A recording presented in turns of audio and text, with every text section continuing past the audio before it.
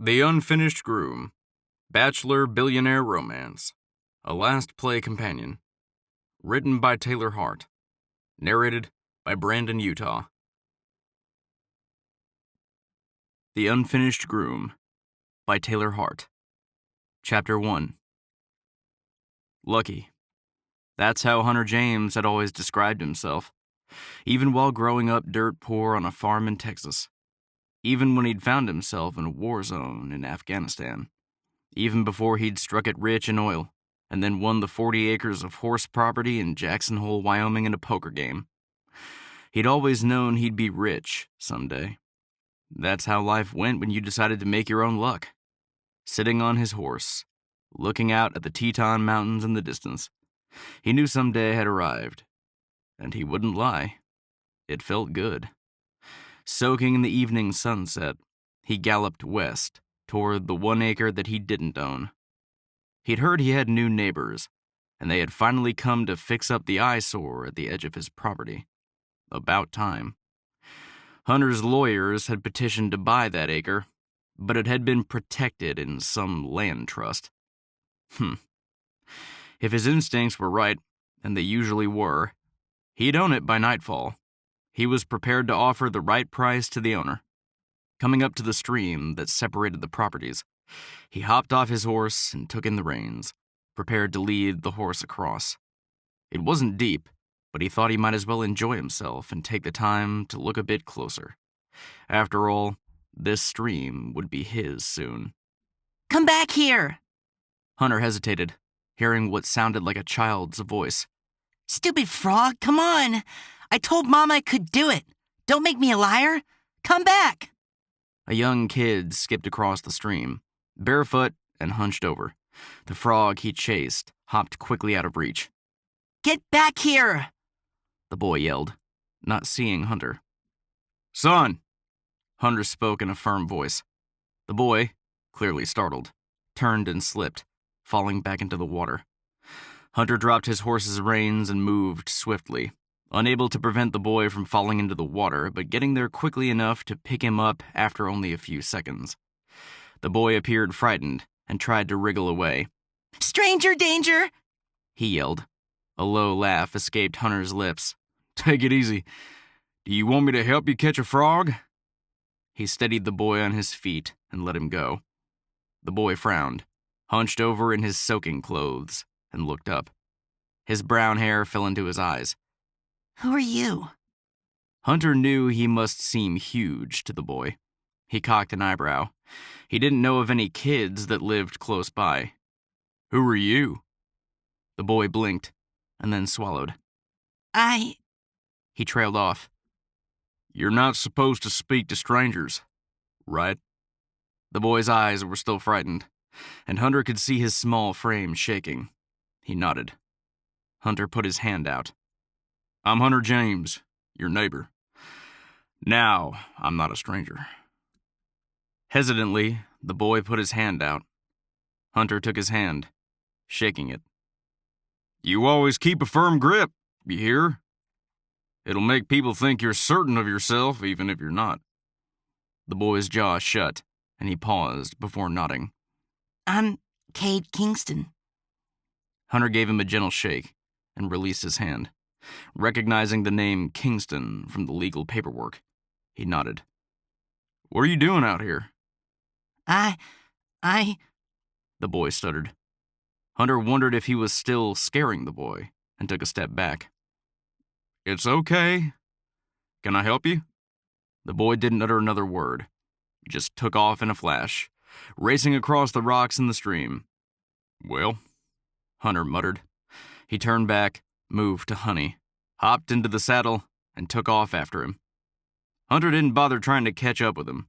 Once the boy got out of the trees next to the stream, Hunter could see him dashing toward the house. The broken-down house had an eyesore of a garden on the west side. He hadn't been in the house, but he'd seen enough from around the outside to know it hadn't been loved in a long time. Clicking his tongue, he signaled Honey to slow as he approached the side of the property. An old white Ford was parked in the weedy driveway in front of the house. A brand new black Ford F-250 was parked right next to it. A couple? None of it made sense. Why would they want this acre, this house? It was so run down, he'd figured he'd mow the house down when he got it. Navigating the slope down to the house, he decided to be polite and go to the front door. He imagined the boy had already told his parents he was coming. Good. Fine. That was all right with Hunter. A lot of work had been done recently. The garden was actually cleaned out, and it looked like they'd done some planting. The trash around the yard was all picked up, and the front porch had 2 white wicker chairs and a small table that brightened the place up. As he got closer, he heard 80s rock pounding out of the windows. He'd always liked 80s rock. Maybe these people would be rational and sane after all. He couldn't figure out why in the world they would want this home. Granted, the front door looked mansion-like, with a wraparound porch, weathered brick, and faded black shutters. Each window had flower boxes underneath. At one time, it had been a fine home. Unfortunately, the outlying buildings of what clearly used to be stables were so old, he was pretty sure if he gave them a firm push, they'd topple over. Stepping onto the porch, he noticed a huge pile of daisies on top of the small table. The smell of fresh paint was strong when he reached the front door. Too bad they'd already done all this work. At least the price he would give them would more than compensate them for their sweat equity. Putting up his hand to knock, he heard an explosion of shouting. Get out of my house! The voice was distinctly female and very ticked off. He held his hand in the air, glad he hadn't knocked yet. The hair on the back of his neck prickled up. The best and worst thing about his time in the military was he was always ready. He no longer had to tell his body to prepare for a confrontation. His senses had been honed during his special ops training. In fact, the only hard part these days for Hunter was convincing himself he didn't need to react, didn't need to prepare. He spent a lot of nights meditating, but not because, as his friend Cooper teased him, he was the new Jedi Master. No, meditation was the only thing that calmed the beast inside of him. Well, that and poker. It was always supposed to be you and me, Summer, always. The other voice was male and calm. Too calm. I'm offering you the whole kingdom. It was the kind of calm tone Hunter instantly recognized as a bluff. For a second, nothing happened. Hunter resisted the urge to rip the screen off its hinges and move into the house. He could barely make out the next words. I don't want the kingdom. I never did, Luke. Hunter got the distinct impression there was a deeper meaning to their conversation, and it was intensely personal. The voice got louder. Our history is tied together, and so is our future. I asked you to come, remember? Her voice was tight, controlled. Silence. Hunter wanted to leave, but he felt like he was reading a novel. No matter how much you wanted to close the book, you had to see what would happen next. You ran before we could work it out with your father. No, she shouted. I left because of my father, but you stayed because of him. Silence. Then her voice. My husband died, and this is the only place I have to go. So I'm here. For Cade. That's all. So please, just leave. Hunter's heart was in his throat. Hearing the vulnerability, the rawness, of her confession made him feel like an interloper. Taking a step back, his hand went to his side, and he was about to dart off the porch. Clearly he shouldn't have come today to visit his new neighbors. But he was too late. The sound of a door opening and feet shuffling and an excited voice. Mama! Mama! Cade, go outside, sweetie. Mama! There's a man at the front door. Chapter 2. Summer Kingston only knew one thing about men showing up unannounced. They never brought good news. Growing up, her father had always been away on business, only coming home at short intervals at a time. When he did, her mother and the servants had been on constant edge. On her 5th birthday, her mother had thrown her a party and invited the whole county. There were clowns and horse rides on their ranch and all of her friends from school. That's when she'd learned the true danger of her father showing up unannounced. He'd walked into the backyard and told everyone the party was over and to get off their property. It wasn't until later that Summer realized he'd been drunk as a skunk. Her mother had begged him to go in the house and go to bed. She tried to add niceties and tell everyone to go back to the party. Without warning, her father turned and slapped her. Summer still vividly remembered that night, still relived it in her dreams. The moment when she'd started crying, feeling horrible for wanting the stupid party. The anger she had felt at her father for hitting her mother, and the shame. Her father left again after hitting her mother. 6 months later, he showed up with armloads of presents, claiming to be a changed man.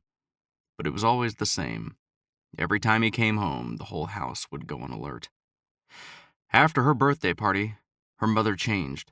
Later, Summer realized a part of her mother died that night. Before then, she'd been able to pretend her husband was a kind, benevolent man who'd given her all the things wealth could buy. But after the night he hit her in front of people, she couldn't pretend any longer. She took to bed more and more often, claiming frequent migraines. Luke was the son of the foreman on their ranch. He'd been her childhood friend, her confidant, and her first boyfriend. When she'd go riding for hours, trying to sort out why her mother lay in bed most of the time and why her father always seemed to come home angry, he'd find her and ride with her. Sometimes talking, sometimes simply just being with her. But when she needed him the most, he refused to leave Jackson with her, so she'd gone alone. Summer moved towards the front door and the unannounced guest. Luke moved with her. He was tall and even more filled out since high school. He got to the door before her and swung it back, a slight frown crossing his face. "It's not enough to steal my land. Now you follow me around, James?" The man came into view, and she saw he was more than a match for Luke. Tall in full cowboy gear and bulkier in the shoulders. He held his cowboy hat in his hand. His blonde hair, shaved on the sides, fell down into his eyes. The look in his green eyes, one of total focus on Luke, told her he wasn't the least bit intimidated. He said, "We all get dealt bad hands, Stonewall. You shouldn't have put up the land as collateral." She had no idea what they were talking about, but she was embarrassed by what Mr. James must have heard while waiting at the door. Luke scoffed. "I'll get it back." Annoyed that he wouldn't get out of her way, she settled for standing next to Luke and focused on the man. She was distracted by his eyes. The bright green in them looked like the forest on a summer day. Watchful, they looked from Luke to her and back. Then they narrowed at Luke. "Excuse me, Mr. Stonewall. I have business with the lady, and I believe she asked you to leave." Summer pushed herself in front of Luke and opened the screen door, taking the opportunity to get away from Luke. She held the door for Cade. "Come out here with me, son." She wasn't leaving him in there with Luke. Cade followed, grinning up at Hunter. "I fell and he helped me up. I hope that's okay. You said not to talk to strangers, but his name is Hunter. He told me we're not strangers anymore." A grin brightened the boy's face. The side of Hunter's lip twitched up, and he nodded at Cade, then flashed a grin to her. "You have a smart boy there, and he's going to be one of the best frog catchers around with all that persistence." It was silly how the compliment about her son and Hunter's warm smile completely disarmed her. She turned to Cade, who now wore a big grin, and saw he was blushing. She patted his head and pulled him to her hip in a protective gesture. "Cade is the most curious boy you'll ever meet," she stated proudly. "Just like his father." Luke walked out of the house and stood between her and Hunter. "What's your business here?" Anger swelled within her chest at the way Luke tried to dominate, acting like he was in charge. Part of Summer wanted to yell at Luke to leave and never come back, but unlike her father, she didn't want to make an unnecessary scene in front of her child. Hunter's grin only widened as he flashed his attention back to Luke and then stood straighter. Every part of him seemed ready for a fight. The center of Summer's chest warmed, and she was confused by the instant attraction she felt for this man. "Luke, I have this handled. Luke stayed in Hunter's face. Lazily, Hunter eyed Luke, keeping the grin on his face. I don't think you heard. He gestured to Summer with his hat. My business is with the lady, he said with an emphasized southern drawl. Turning to Luke, Summer noticed his mouth went from a frown to a quick snarl. I'm not done talking with her, so you'll just have to come back. Clearing her throat, she turned to Luke. We're done here. But, Summer shook her head, giving him a glare. Please, just leave. Luke's nostrils widened, and he let out a long breath. For a second, he held her gaze. Fine. Later. Summer's heart nearly beat out of her chest. She'd known Luke had never married, but she hadn't expected him to come over today and want to pick up where they'd left off 10 years ago. Both of them watched Luke back down the driveway. She felt the tension drain out of her a bit. It put her on edge to have Luke around. She turned to Cade. I have a piece of apple pie in the fridge I said you could have when you got back. Why don't you go eat it at the counter? A smile brightened Cade's face, and he leapt toward the screen door. Okay, Mama. He went inside. She smiled at his exuberance, and then turned back to Hunter. He was watching Cade with a smile, too. He held a hand out to her. Hunter James. She shook his hand. Summer Kingston. He nodded. I don't know if you remember my attorney contacting you over the years. He waited. Hunter James. Hunter James. It all fell into place. The last 4 years, she'd been contacted about selling the 1 acre her grandmother had left her in a land trust. Oh. The side of his lip went up. Obviously, you didn't want to sell the last 4 years, but I wanted to come make an offer in person. Her mind whirled with everything that had just happened between him and Luke. She scoffed. You won the land in a poker game? He nodded. Halfway laughing, she shook her head. No wonder Luke looked like he wanted to rearrange your face. His eyes swiveled back to her, and she noticed a small dimple in his cheek that disappeared as his face sobered. He cleared his throat. Are you interested in selling, ma'am? She let out a sigh. No. Hunter looked around. Well, I was hoping to convince you. Maybe you have a price we could negotiate on? I'm not selling it. I think you might have heard my husband passed. I'm back here to raise my son. Unwanted tears filled her eyes. She cursed them and looked away. He slowly shook his head. I hadn't heard. I'm sorry. She brushed away the emotion and blinked. Thank you. For a moment, neither of them spoke. She turned to him. I do have a question for you. Okay. I saw you have a lot of horses on your property. I need a job. A job? He asked quickly. Licking her lips, she suddenly noticed the dried paint on her hands and realized her ponytail was probably a complete mess after a full day of painting. I'm good with horses. I learned from the best growing up, and I've been doing it part-time for the past 2 years on a ranch in California. I can get references if you'd like. Cocking his eyebrow, Hunter sucked in another long breath, and she got the feeling he was deciding something. I'm sorry. I know that's not why you came. She knew he'd come to offer a lot of money, but she couldn't sell this land.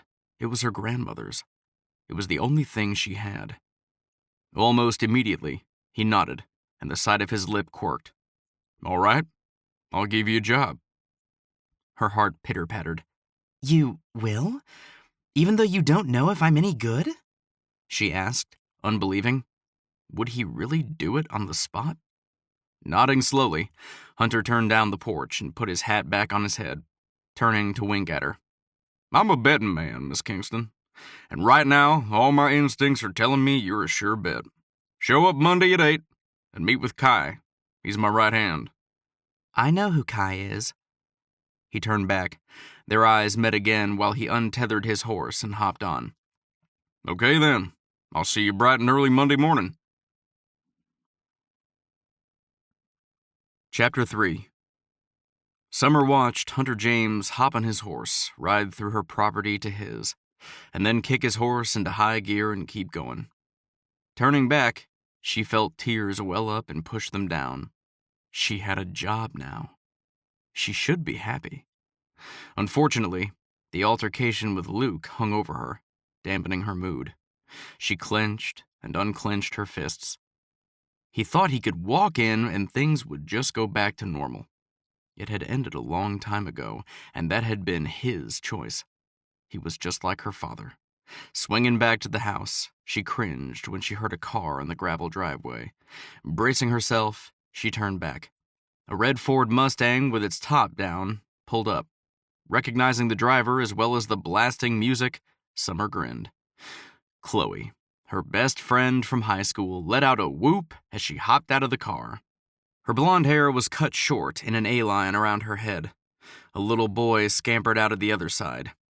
Before Summer knew it, Chloe swallowed her up in a hug. Think you can hide him for me? The little boy leaned against Chloe's side. She ruffled his hair and then put her hand on his shoulder. This is Joey. He had the softest brown eyes and snuggled closer to his mom. Giving her full attention to the boy, Summer bent and put out her hand. Joey, how old are you? Chloe lightly chucked her in the shoulder. Same age as your boy, 7. Summer grinned and hunched down to get a better look. Hello, Joey. But the little boy wouldn't look at her. Chloe bent down too. Remember the eye contact exercises we're trying? Will you please try to look at my friend, Summer? Summer's heart warmed as the boy refused, pushing his face into his mother. No. Chloe sighed, then relented, patting him on the back.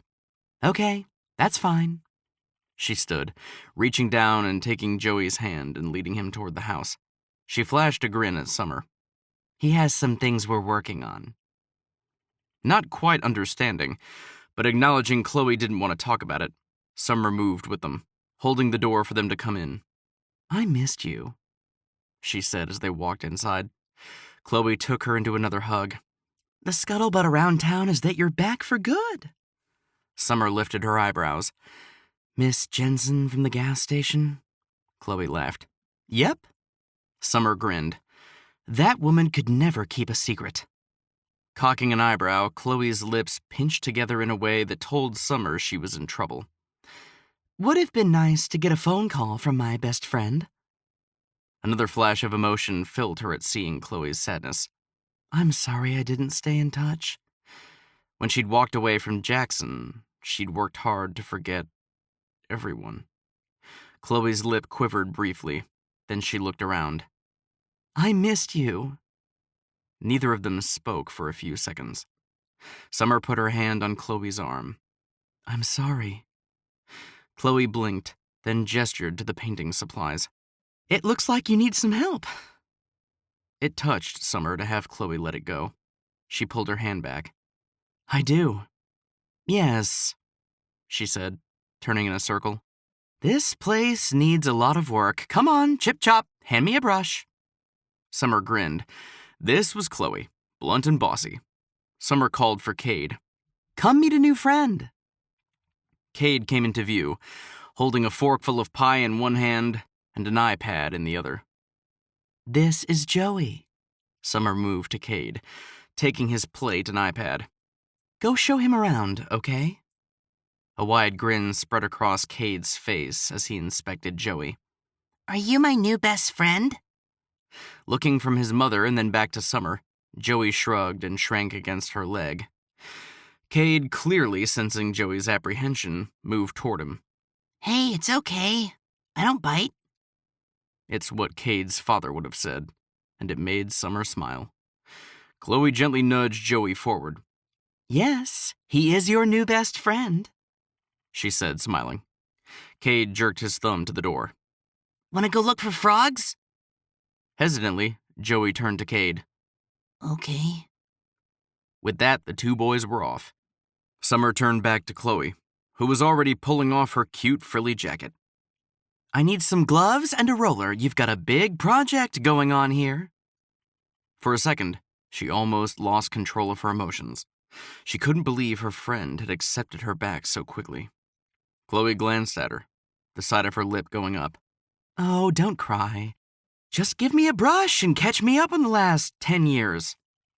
Summer obeyed, giving her the supplies before going back to work. Your boy is so cute. Chloe sighed.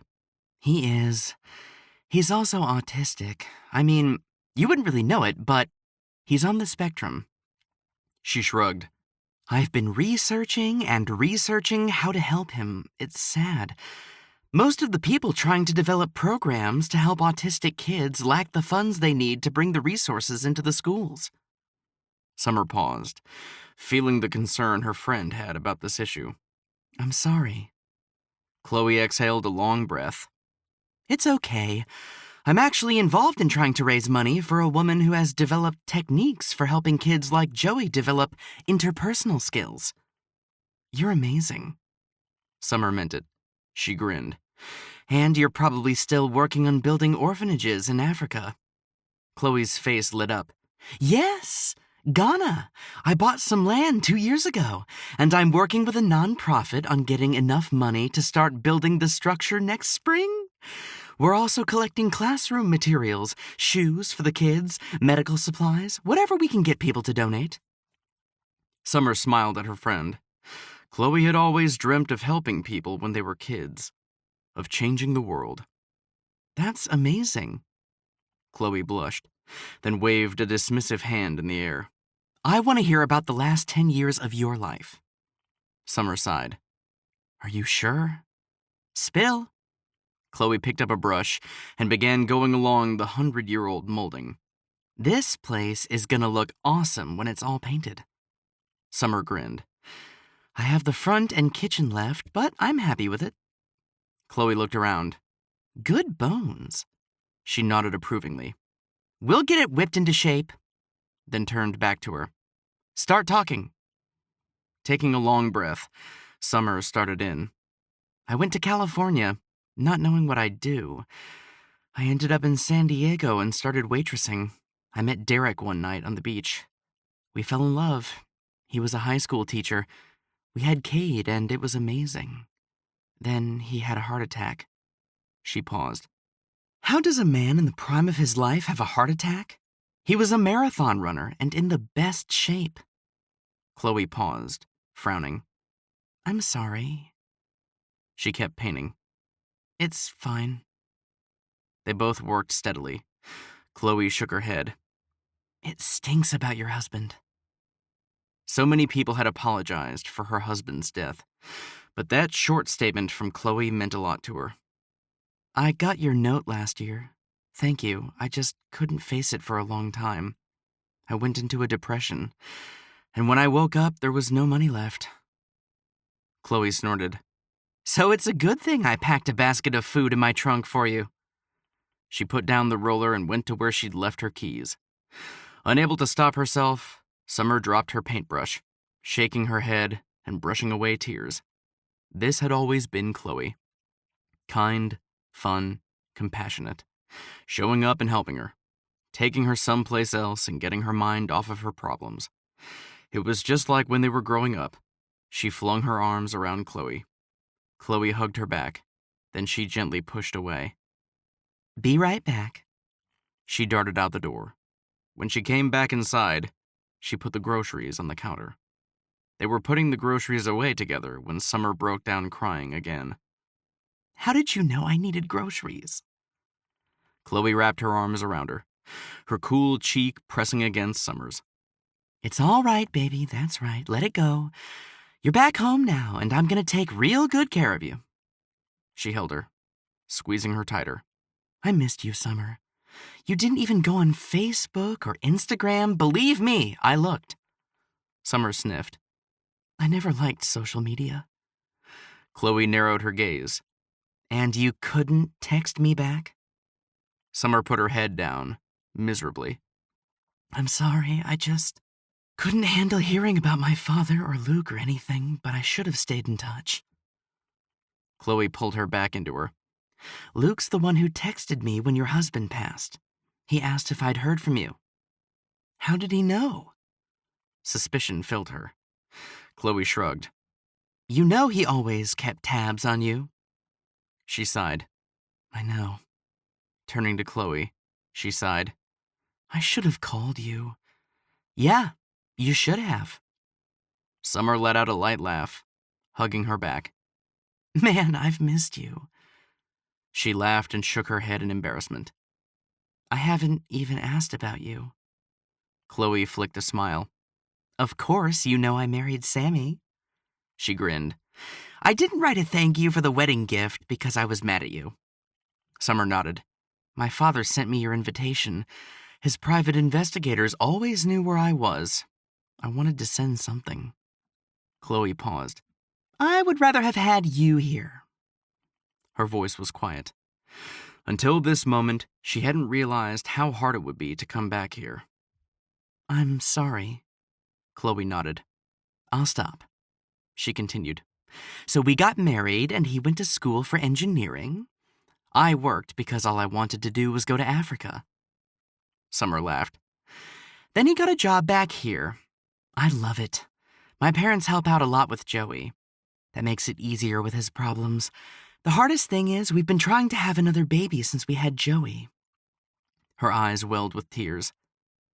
But I haven't been able to get pregnant. Summer touched her hand. I'm so sorry. She waved her hand. It's fine. She stood. But my best friend's back. That's all that matters, right? Man, do I have gossip for you. She laughed and stood. I bet you do. After an hour of intermittently checking on the boys and gossip and more painting, Summer felt herself relax for the first time since coming back to Jackson 2 days ago. Chloe finally asked, I'm dying to know if you've seen Luke yet and how that turned out. Rolling her eyes, Summer focused on painting more trim. He came over here and acted like we could just pick up where we left off. Chloe shook her head and glared at the ruler in her hand. I don't like him. You never have, Summer said sadly. He's a poser. He always sucked up to your dad so bad. Summer shrugged. It worked for him. Yeah, I couldn't believe your dad didn't leave anything to you. I knew this was always your house, but I thought you'd get more. I didn't want it. Chloe stared at her for a moment. I can see that's touchy. Okay, enough for today. Let's talk about Luke. He's never gotten over you. Dated a bit, but never married. I don't care about him. She thought of all the letters she'd gotten from him over the years that she'd thrown away without reading. She'd always blocked his. After marrying Derek, she put up a wall and kept it up. Chloe glanced at her. What happened with Luke before you left? The center of her chest clutched, and she pressed her palm to it. Never mind, Chloe said quickly. It doesn't matter. You tell me when you want. She cleared her throat. Anyway, I saw Hunter James riding on his property before I got here. Have you heard of the guy? He's like awesome. Total playboy, at least that's what the tabloids say about him, but man, he's cute. Appreciating the change of topic, Summer grinned at her friend. She'd always been into the tabloids, news, and rock stars. Anything or anyone famous. He was just here. Shut up! Chloe turned to face her. Summer laughed, and it was the first time she'd laughed in a long time. I asked him for a job. Chloe pushed her shoulder. Shut up! Summer laughed harder. Chloe got closer.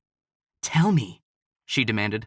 I've been married for 8 years, and I am a happily married woman, but Hunter James? You have to dish. Summer laughed even harder. It was as if a dam had been broken by that first round of laughter, and now she couldn't stop. What? Chloe pushed her harder. Did you know he's been featured in Forbes magazine as the #1 entrepreneur in America? He has no formal training or education past high school. He served in the military, and then he came back and won a big poker tournament. He used the money to invest in oil fields and startups, and he just kept making more and more money. She laughed. Hunter James is like, larger than life. She knew he was rich, but she didn't realize how rich. Then he won this property in another poker game. She couldn't help smiling. I can't help thinking Luke deserved to lose it. She sighed. He shouldn't have been gambling the land. Chloe nodded, grinning. Yep. She clicked her tongue. Huge scandal. Huge. Especially when Hunter showed up to collect. Police had to come and force Luke to get his stuff off the property. Summer's heart beat fast. She shook her head. Luke's just like my father. Chloe didn't respond to the remark as she crouched to paint. Hunter has made a fortune in the horse business. Millions. But truth be told, his billions come from the oil properties he keeps buying up. And the startups. Did you know Ashton Kutcher actually made a visit to Jackson last summer to meet with Hunter and talk about investments? She scoffed. Well, he sounds like a real jerk. She thought of her father. Because he gave you a job? Chloe scoffed. Man, are you still a hater of any man with lots of money? Summer rolled her eyes. It was funny Chloe knew her so well. I've never been a hater of men with money.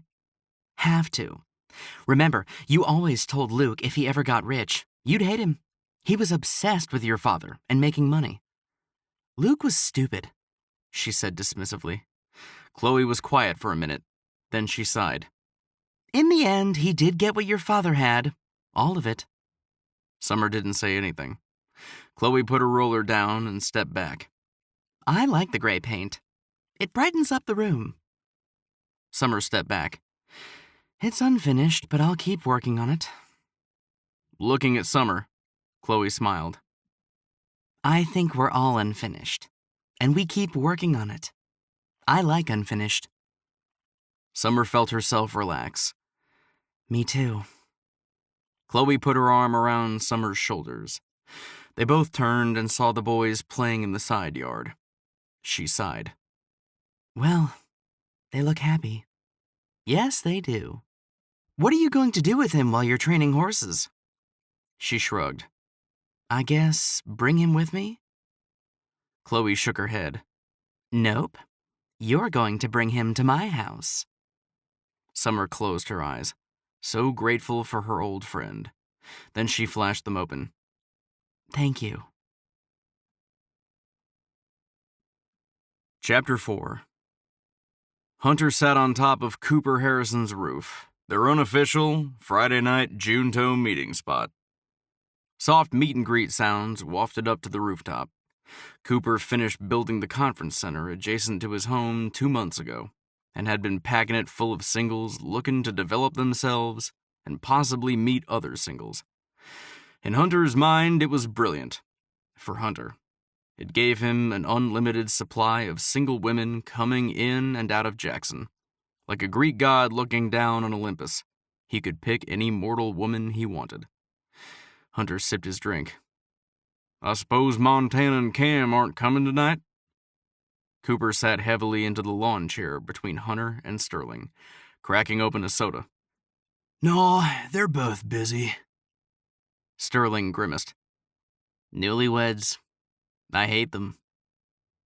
Hunter grimaced too, thinking about how happy Montana and Lily had been at the wedding reception. I hate them too. Cooper chuckled. Man, you two are downers. He turned to Hunter and grinned. I think you're going to be the next one of us bachelors to get married. Hunter snorted, accidentally pulling some water into his nose at the same time, causing him to cough. Cooper and Sterling both laughed. Hunter got a hold of himself. Haven't you guys heard once a groomsman, always a groom? He lifted his drink to them. Fellas, I've been a groomsman way too often. Being a groom isn't in the cards for me. He smiled and sipped. And I can't say it makes me sad. Who wants to be pinned down like that?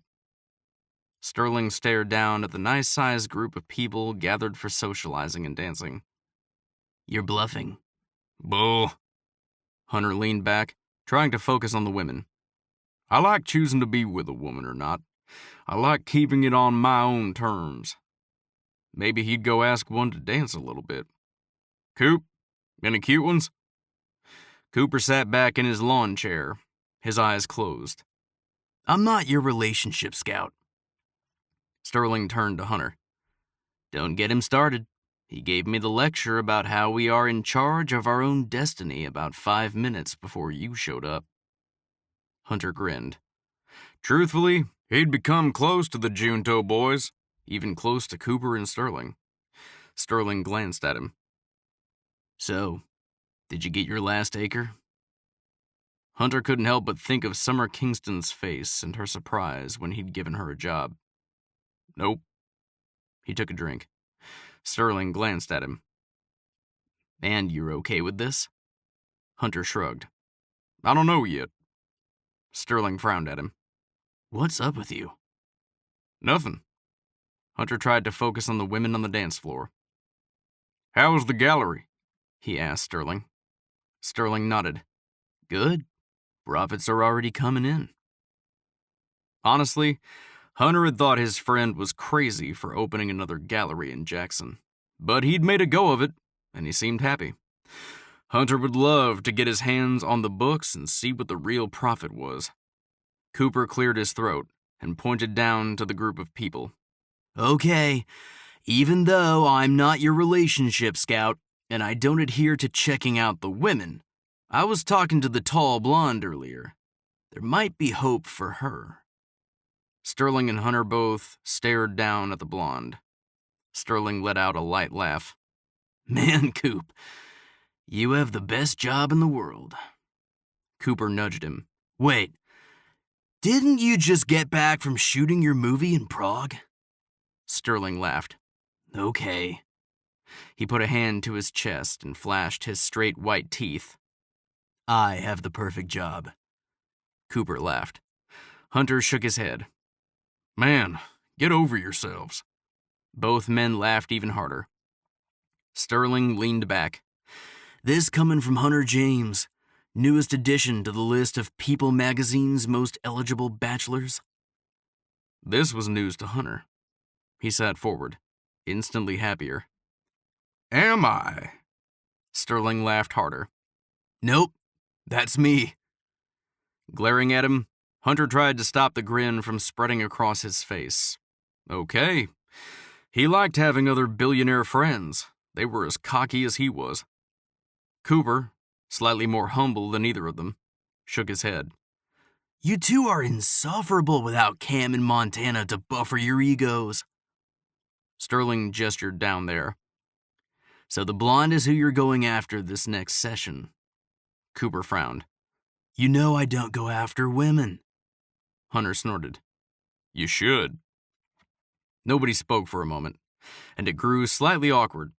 None of them had known Cooper when his wife, Nadia, passed away 3 years ago. Cooper had only spoken of her once, when it was very late. Sterling turned to Cooper. Come on, Coop. Maybe it's time to give it the old college try.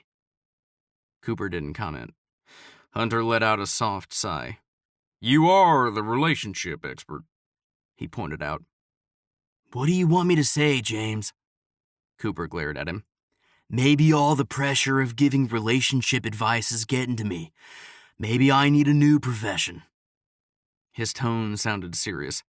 Hunter and Sterling eyed each other. Hunter shook his head. I swear, if you're going to sit here and be broody and start quoting Edgar Allan Poe, I'm leaving. What do you have against Poe? Cooper asked. He's depressing. Sterling flashed a sad smile. Hunter nodded in agreement. Cooper rolled his eyes. You mean as depressing as Hunter's love life? Sterling laughed. That's true.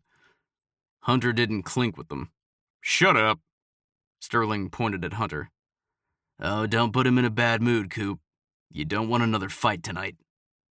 Cooper sighed. No, I don't. I'm still getting letters from attorneys after the last fight you had on the property.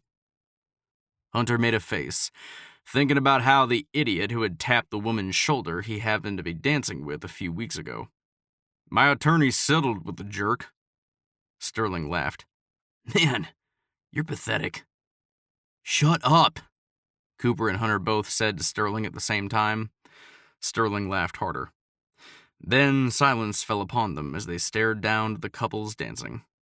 Hunter leaned back into his chair. What's the Junto's next project? What was our last project? Sterling asked, still looking down at the dance floor. Montana's town, Cooper belched. Don't you remember? We gave his hometown a makeover. Sterling leaned back. That's right. That was nice of us. It was nice of us, Hunter agreed.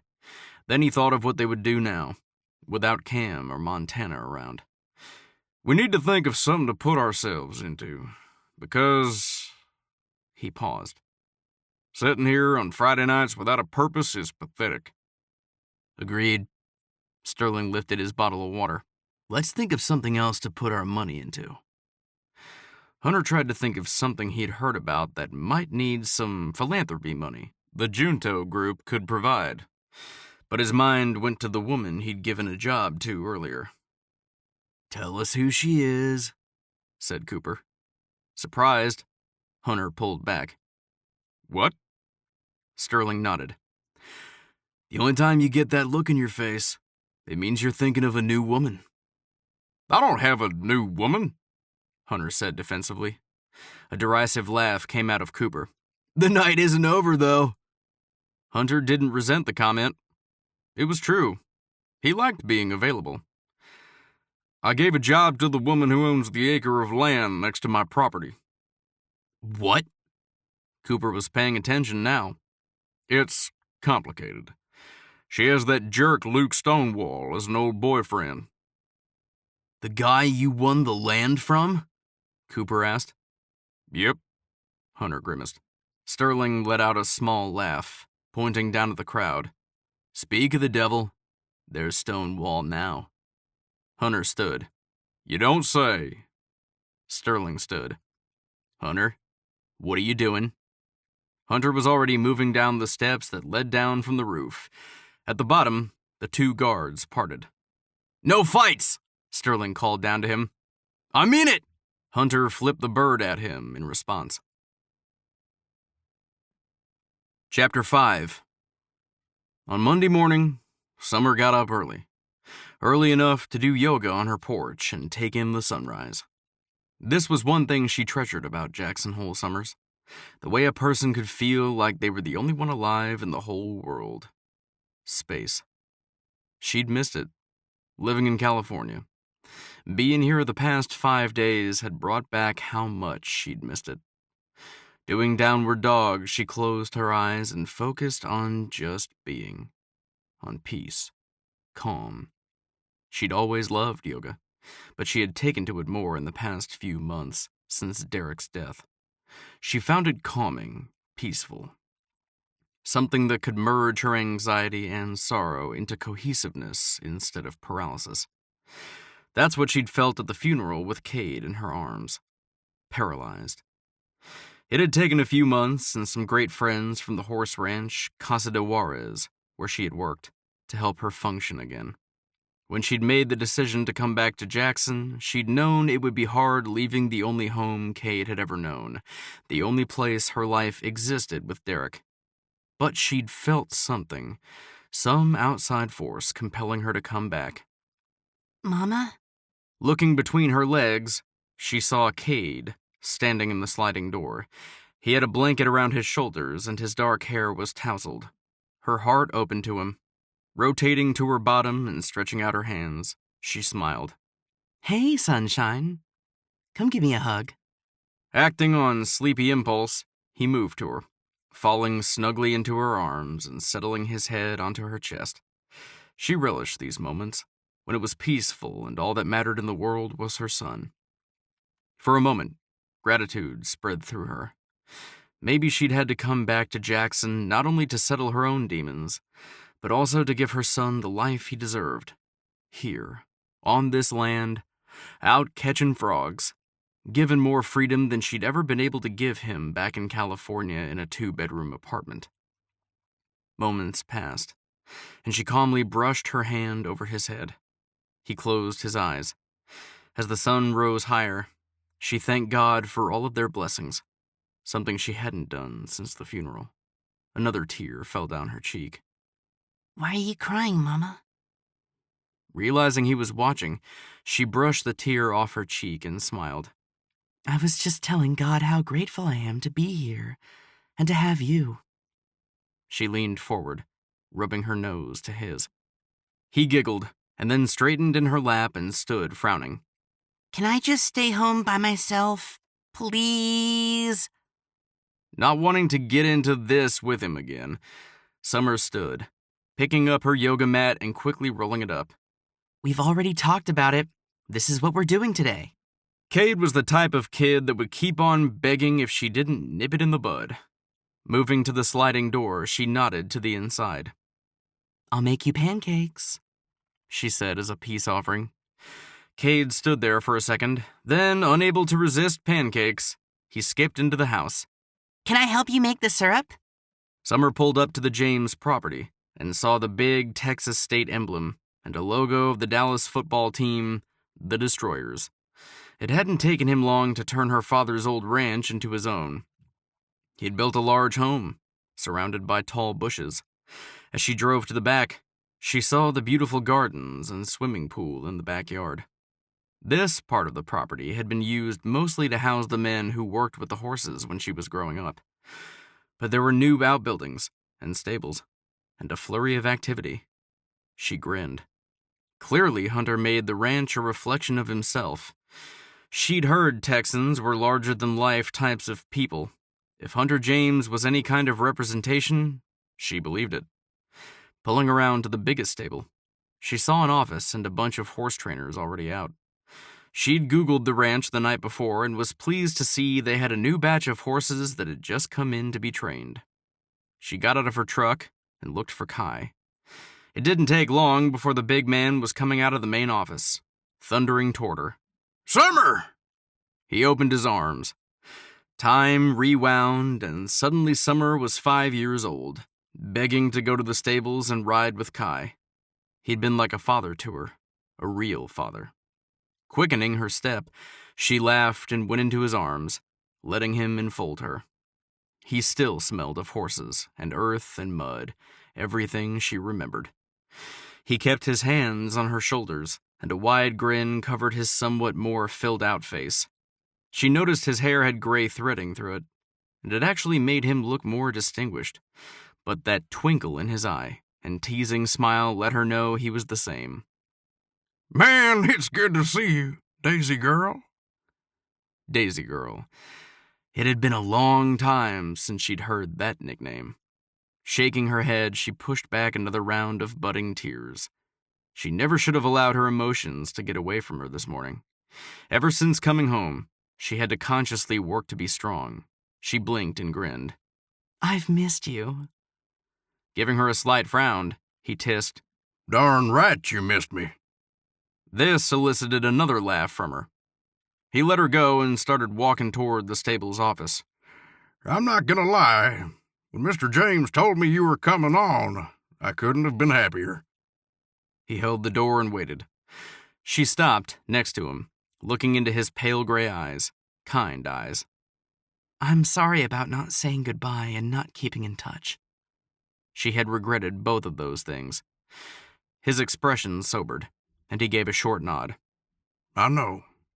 He pointed to a chair. I also know that even though Luke never admitted it, some of that had to do with him, right? Summer hesitated. Kai reached out, patting her shoulder.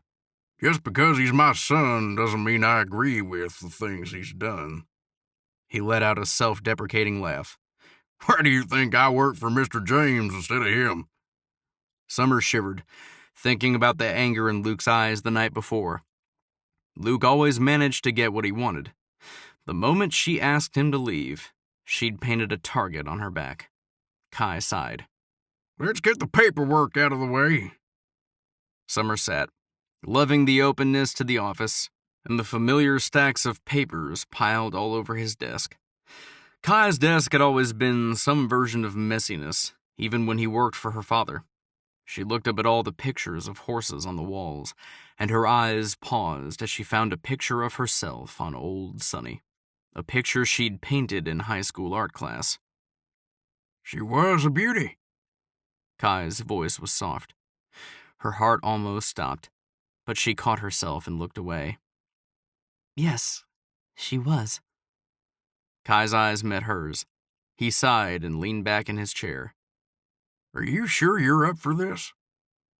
Her heart skipped a beat. Kai, I'll level with you. I need this job. What have you been doing the last 10 years? She sighed, not wanting to do this. I got married and I have a son. A slow smile played at his lips. I heard that. Luke. Kai nodded. He told me about seeing you last night. You made the right choice coming home. She'd briefly doubted that last night. Kai grinned. Luke and I are better not working together. Maybe you two will be better that way, too. Unwillingly, she smiled, remembering all the times Kai had gotten on Luke over the years. Kai sighed, and his face went serious. What experience do you have with horses since you left? Derek taught school and I raised Cade. When Cade started school 2 years ago, I started working at the Casa de Juarez ranch. Then... She let the words trail off. Kai nodded and exhaled. I'm sorry about your loss. Not meeting his eyes, she nodded. There was no way she could talk about that right now. Summer, some of our new horses need a firm hand, and they need it now. Give me a shot, Kai. Please. I won't let you down. Chapter 6. Getting up early hadn't been Hunter's choice when he was a teenager. The mundane chores around the farm and ranch didn't keep his interest. But the military had converted him to the efficiency that came when you got an early start on the day. At this point in his life, he knew getting up early and running your day meant getting the best from your day. And he was all about getting the best. It started with training. Every day started with a 5-mile run, with some weight training every other day. Training was just a part of him. Then business. Morning was also the most effective time to get business done. Hunter believed in working hard and playing hard, so he always tried to get his work done fast. As he sipped a cup of coffee and peered out the window at the stables, he acknowledged that most days, work and play mixed. He relished the business deal as much as a hard ride on one of the horses. He was proud of the way he'd been able to start with nothing and build an empire. He liked being one of the billionaires snuggled away in Jackson, Wyoming. It secretly delighted him. Well, not just secretly. He didn't mind people knowing. The reputation he'd built up made it fun to walk into a poker game with Harvard and Yale-schooled tycoons of business, only to see their nervous glances or sweat breaking out on their foreheads. Let them wonder if he was really smarter than them, or just plain lucky. What they didn't know was that even though he'd never gone to college, he considered himself highly educated. He'd taken his own education upon himself and was a voracious reader. He also hired men of the utmost expertise to help run his business and generate more wealth. That was part of the reason he got along with Cooper Harrison. They were self-taught men making more money and doing more with life than most men who'd been given educations paid for by their families. Of course, Hunter would say he was smarter and luckier. He'd also worked hard and taken risks. Growing up, he knew he couldn't wait for life to get better, so he went out and made it better. It was the reason he didn't mind taking chances on others, like Summer Kingston, when she'd had the guts to ask for a job. This morning, after his run and shower and omelet, he'd taken a second cup of coffee and wandered to the window, wondering if he'd catch a glimpse of her. The last 4 years had been amazing for breeding and training. Sure, profit margins weren't as big as in the oil business. He smiled and took another sip. But nothing was like oil. It was nice to have diversification in assets. A couple of million a year was definitely worth it. Plus, Hunter liked Jackson. He finally spotted her. The long, red, shiny hair hung down her shoulders. She was thin, but not scraggly. Her body was lean and toned. On the horse, Summer looked confident and sort of ethereal. He didn't know why he hadn't been able to get her out of his head last night. After all, she had been married. She had a kid. Those were two reasons she wasn't his type. The way she maneuvered the horse was impressive. Her body was lithe and long. Right then, the horse bucked, and her muscled thighs hugged the horse. Crap. He dropped his cup and went for the kitchen door. What is she doing on that horse? Quickly, he got to the corrals, sweat breaking out on his forehead. He saw Kai on the sidelines. He noticed Summer was bareback, which surprised him. Her brown cowboy boots looked worn. Her skin glistened in the light. He couldn't see her face because of the brown hat she wore. She was hunched close to the horse. It looked like she was whispering something in its ear. The horse started bucking uncontrollably now.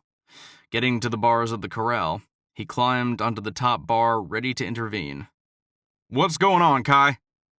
The man turned to him, a half smile on his face, and he went to Hunter's side. His voice was low.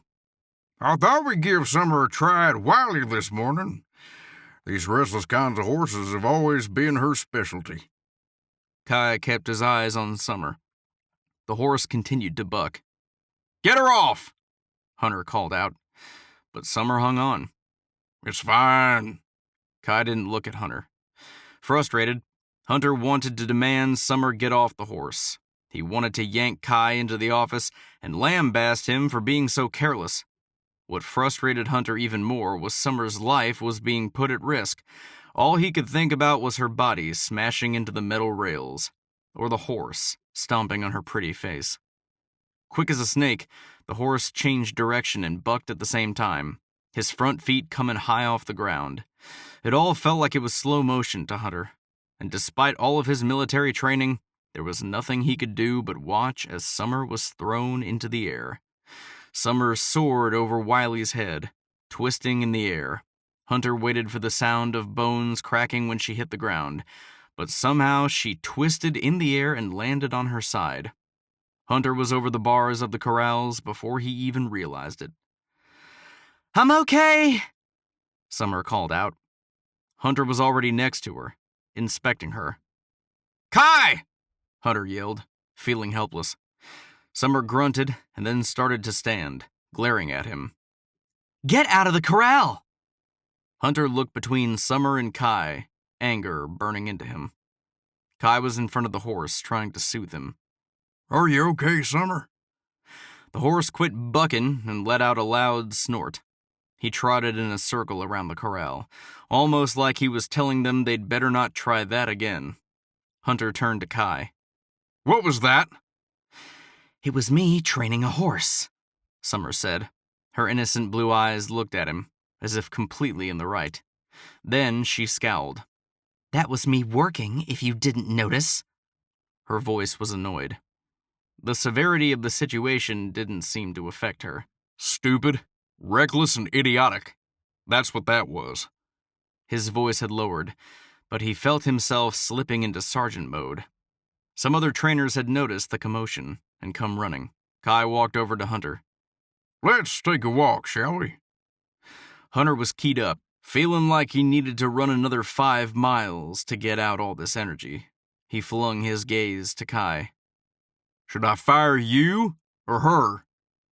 Let's take a walk, Kai ordered, and he and Summer started toward the east side of the corrals. Slightly subdued by the look in Kai's eye, he acquiesced. I can handle it, Summer flung at him when they got out of the corral and began walking. I know how to train a horse like Wiley. I was fine out there. You didn't need to come to my rescue. I know what I'm doing. Not used to hearing this tone from an employee or from anyone, Hunter measured her, thinking about what he knew about her. You've been training horses for a couple of years. Part-time. Incensed would be the word to describe her at this moment. He saw the color of her cheeks rise in color to match her hair. Kai trained me my whole life. She stuck her chin out. Not liking the defiance in her voice, he shook his head and laughed, turning on the heel of his boot and heading back to the house. Guess you're the one getting fired. Get her off the property, Kai. Chapter 7. Who in the world did Hunter James think he was? Summer shifted her truck into gear and blasted down the road to the house, gravel spurting everywhere. Being treated like an imbecile was not something Summer would stand for. She just wished she would have quit before he fired her. In no time, she was in her driveway. The brakes screeched, and Summer flung open the truck door. Every part of her felt pushed to the limit. She rushed inside and changed into her yoga clothes, then put on her gloves. The kickboxing routine was one her husband had taught her when they'd first met. Chloe had helped her hang the bag the other night. She should go get Cade. Guilt hit her for a second, but she pushed it aside. She was supposed to be at work for another 6 hours, and she couldn't show up there an emotional wreck. It wouldn't be good for Cade. He tuned into her emotions too well. Already huffing, she finished getting the ties around her hands and walked over to an old cassette player she'd found in the attic. She'd even found a whole bunch of old cassette tapes of 80s music. Smiling, she put in the Rocky soundtrack. Burning Heart blasted through the room. She danced like a boxer, weaving and bobbing and warming up. Hunter's face flashed through her mind as she placed the first hard punch to the bag. Some freaking rich billionaire, all high and mighty, acting like a king. He was definitely military, bossy, barking out orders. She slammed a second fist into the bag. Obviously, Hunter did whatever he wanted. Just like Luke, just like her father. She planted a spin kick on the bag and started into a punching routine. No, no, no. This was not how coming back to Jackson Hole was supposed to be. Sweat started to butt against her forehead, and a trickle went into her eye. With irritation, she brushed it off with her shoulder, stepping back and beginning a series of kicks to the bag.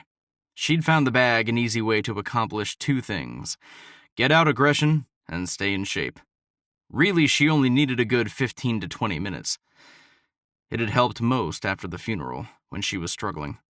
At first, she'd barely managed to pick up Cade from school and get him a microwave dinner. Then she'd noticed she'd forgotten to make him bathe for a couple of days. For some reason, this jolted her, and she knew she needed to get herself together. She'd started going to her room and punching the bag for a good 15 minutes after work. One time, Cade had walked in and thrown himself on the bed and said, I'm proud of you for getting the demons out, Mommy. What do you mean, sweetie? He'd closed his eyes. Daddy says everyone has demons inside, and sometimes punching something's the only way they come out. It was true. It had made her cry, but she'd let him continue sleeping on her bed and continued slamming her fist into the bag. It was therapy for sure, and much cheaper than counseling, so she'd used it. It felt like Derek was telling her from his grave, "You're doing good. Yes, hit the bag. Yes, get it out. Keep on going." She'd been to group grief sessions a few times. Some people said they felt close to their husbands when they were in their gardens or in certain room. Summer felt closest to him, standing here and beating the tar out of the bag. Derek had loved being a high school teacher, loved teaching the inner city kids. This had been something else he taught them. He had spent long hours after school working on a boxing program. The song ended, and she fell into the rhythm with "No Way Out." The tops of her feet burned from the repeated kicks, but it didn't matter. None of it mattered. Tears streamed down her face, and she collapsed onto the floor, letting a moment of grief and worry and self-loathing wash over her. She was alone. She had to do this. By herself. All of it. She couldn't be weak, not even by herself.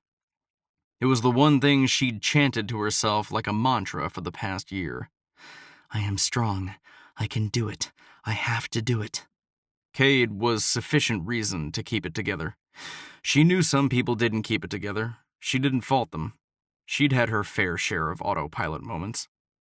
But she'd kept moving forward.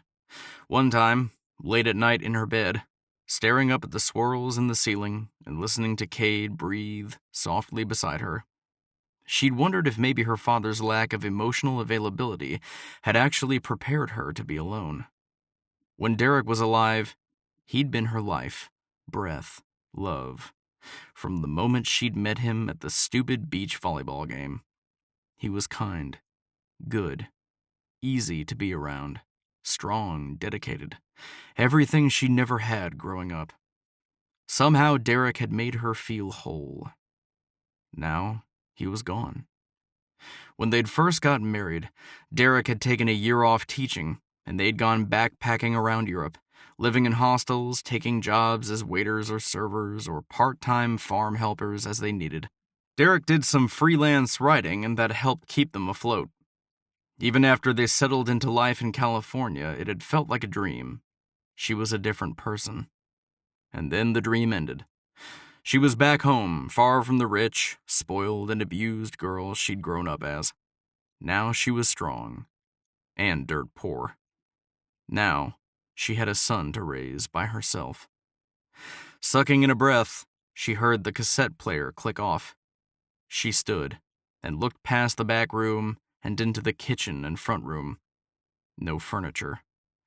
Empty, except for a couple of boxes in the corner with sheets over them. Like her, reduced to hidden memories in the corners of her mind. Tugging off her gloves, she pulled the wraps off her hands and moved to the boxes. One of the sheets hid something tall and narrow, unlike the bulky boxes that surrounded it. Summer pulled the sheet off and stepped back from the cloud of dust misting through the air. Grandma's easel. After her grandmother had passed when she was in 10th grade, she'd thrown herself into painting. She'd come down here to paint countless times. And painting was the thing she'd done almost every day. Derek had ceremoniously hung her art all over their apartment and taken it to school and hung it in his classroom. He tried to convince her to try to sell it, but the only painting she'd ever sold was to her friends who ran the ranch she'd worked at in California. After Derek died, she'd felt empty, unable to paint. Yanking back the sheet the rest of the way, she pulled the easel up. 3 blank canvases wrapped in plastic fell flat at her feet. Yes. An idea formed in her mind. What was the saying? Ingenuity comes out of need. She took a canvas and went closer to the window. The scene outside was more than picturesque. It was beautiful. Probably the whole stinking reason Hunter wanted this land. It had the best view, with the stream going through the backyard and the mountains behind it. The soft colors of Jackson in the summer. Green, brown, gold, and blue. Going back to the messiness on the floor, she lifted some more sheets and found a box marked Paints. The old tape tore away easily, and Summer inspected the contents. Even after 10 years, the paints appeared to be in decent condition. Maybe all things happened for a reason, she surmised, a smile forming on her lips. Maybe Hunter James had given her something more than a bad, rotten, awful first day. Maybe he had given her possibilities. Chapter 8. A week later, Hunter stared out at his property from his breakfast table. A plate full of uneaten eggs sat in front of him. Slowly, he brought the coffee to his lips and sipped. Nothing had flavor. Hadn't, since he'd fired her. Since he'd watched her Ford scream down his driveway. Flustered, he'd gone to Cooper's again last night. He'd sat through one of his lectures on how relationships start with acknowledging your own crap in your own life. Usually, he found some of the tidbits useful. But it had been muck. The kind of muck you get out of horse stalls, and he'd told Cooper so, too. In a mood? Cooper had guessed. They'd sat on top of the roof, neither saying too much until Hunter decided to take advantage of the single women at the retreat. But even after he'd approached the blonde and taken her for a spin on the dance floor, all he could see was her face.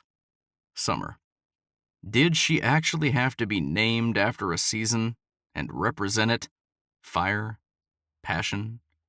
When the blonde asked if he'd like to join her in her hotel room, he'd declined, his mood growing worse and worse.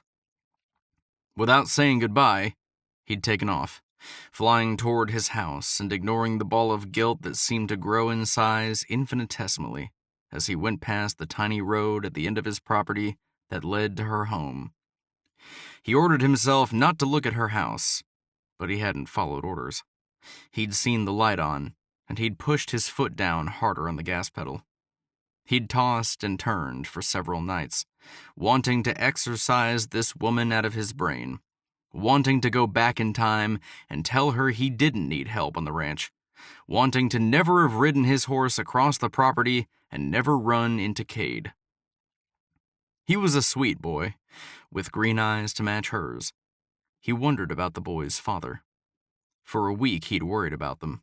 Unable to take it anymore, he got up, grabbed his Mac, and opened it. Then he Googled her name. What he found was her husband's obituary. He had been a beloved high school teacher who died of a heart attack. It was awful. What was happening to him? He'd fought in a war. He knew the risk of getting distracted. One mistake and kaboom. He'd always had a reason to distance himself from women, it seemed. Growing up, it had been the farm and the mounds of work it required of him and his father and sister. Then he joined the military, and he never wanted to be tied down. He'd witnessed his buddies pining endlessly. No way, not him. After he'd started building his businesses, they never seemed to be the time or need. Of course, he liked women, he just never needed one. Now, as he sipped the coffee and stared out the window, he thought of her on the horse, how certain and beautiful she looked. Why exactly had he fired her? For her insolence? For her lippiness? Yep. What else could he do? All night he'd been thinking about the scene. He took another sip and watched Kai and Tim try to calm Wiley. Neither of them had gotten on him. It was a feat for Summer to have gotten on the spirited horse yesterday. She had talent. He could see that, sitting at the kitchen table. No, it wasn't that he didn't trust she could do the job. Honestly, it wasn't even the way she spoke to him. Hunter stood up and walked to the window. The reason he'd fired her, the reason he'd never admit, was fear. He was scared. Fear had struck the center of his heart, and he'd wanted to protect her. His sister had always said he had a God complex, and he'd never really known what that meant until she died. Sadness washed over him, and he gently put his cup down. Storm, why'd you have to die on me? You were the only woman who ever got me. Storm had been right. He did like control. Even in his service in the military, he not only liked it, he needed it. He'd been the youngest, least experienced in his troop, and he'd been promoted to sergeant. Why? Because he demanded excellence from himself and everyone around him. Yeah, most people saw him coming and thought he was the Spitfire who liked to gamble and got lucky. What they didn't know was he made his own luck. He'd studied gambling and successful gamblers like a doctor would study anatomy. He'd studied personalities and psychology probably longer and harder than most people practicing as professional counselors. It was his obsession. He didn't just read people. No, he knew people. How certain personality types would react if he pushed, if he taunted, if he complimented. Needless to say, he never asked a question he didn't know the answer to. When she'd asked him for a job, it had taken him off guard. Maybe it was because the Neanderthal Luke had just left, and Hunter had been all geared up for a battle. When he saw her on Wiley, he'd been afraid for the first time since he'd held his sister Storm's hand and bawled his eyes out, watching her fight for her life against the cancer, watching Storm be buried. He'd vowed to himself he'd never love anybody else as much, because watching her die had almost broken him, and not being able to do anything about it had been the worst thing. In Afghanistan, He'd watched his friends die. He'd been prepared for it, every day, every battle. It kept him sharp, knowing he might see his baby sister again. From that perspective, could death be that terrible? He fought guns a-blazing every time, fearless. His men murmured that he was either brave or stupid. When he'd come back, he'd approached business the same way. What did he have to lose? Nothing. He let out a breath. He didn't need Summer Kingston's land. He didn't need to worry if she'd gotten a job. And he really didn't need to worry if her son had caught a frog or not. He didn't need any of it. In fact, he would go to downtown Jackson Hole today and mingle with the tourists. Their happiness always rubbed off on him. Many times he'd invited whole groups of vacationers he'd met back to his ranch and thrown an impromptu dinner party. He loved people, and he loved mingling, so he wouldn't sit here and think about that woman for one more second. Taking his hat off the hook, he grinned. First stop, Sterling's new hoity-toity gallery. Chapter 9. The day Summer had been fired, she'd picked up Cade from Chloe's and reluctantly let the awful story of getting fired spill out of her, grateful for her old friend. The friend who seemed to be her lifeline at the moment. She'd told Chloe she wanted to sell her art, and she'd been letting her emotion go into the painting. Chloe had immediately told her about Sterling Pennington's new art gallery, and how he wanted local artists. Now, a week later, as she lugged the canvas under her armpit down Jackson Hole Main Street, it seemed odd to her that a famous movie star would open a gallery in Jackson Hole. Wasn't he busy flying around making movies? But it had given her a reason to paint like a maniac all week. She'd only finished the painting when the sun first crested over the sky. It had even inspired her to add a touch of light. The painting could be seen as a sunset scene or a morning scene, whichever the buyer preferred. As she looked up at the gallery, nervous butterflies spread through her. Could she do it? Really? She'd worn the heels to give her confidence. Derek had always commented she stood straighter in heels. Heels were really the only feminine thing she'd allowed herself to splurge on, given the meager teacher income. They lasted forever, and she loved them. Sucking in a breath, she took another step. "We meet again, Miss Kingston." She whirled back. Hunter stood there in full cowboy gear. Black hat, Wranglers, fancy boots, flashy belt buckle. The picture nearly fell out of her hands. She caught it, looking at the belt buckle and laughing even more. Ridiculous. Was he some high school rodeo champion walking around wanting to brag? In 3 steps, Hunter was next to her, taking her canvas. "Wet paint, caveman?" She shouted. "Sorry, ma'am," he answered in his southern drawl. Quickly, she got a better grip on the canvas. "It's fine." Her voice was tight. Immediately, he put his hands up and took a step back, surrendering. "I'm sorry." The previous laughter had dried up like some kind of evaporated water in the desert, barely on the ground and already gone. She narrowed her eyes at him, remembering the way he'd dismissed her with a superior attitude. Inhaling, she tightened her grip and straightened her head, pushing back her shoulders. She reached for the door and pulled it open. Hunter took the door out of her hand, pulling it wide for her. Not wanting to acknowledge the gesture, but with manners too deeply ingrained, she kept her head forward as she said, "Thank you."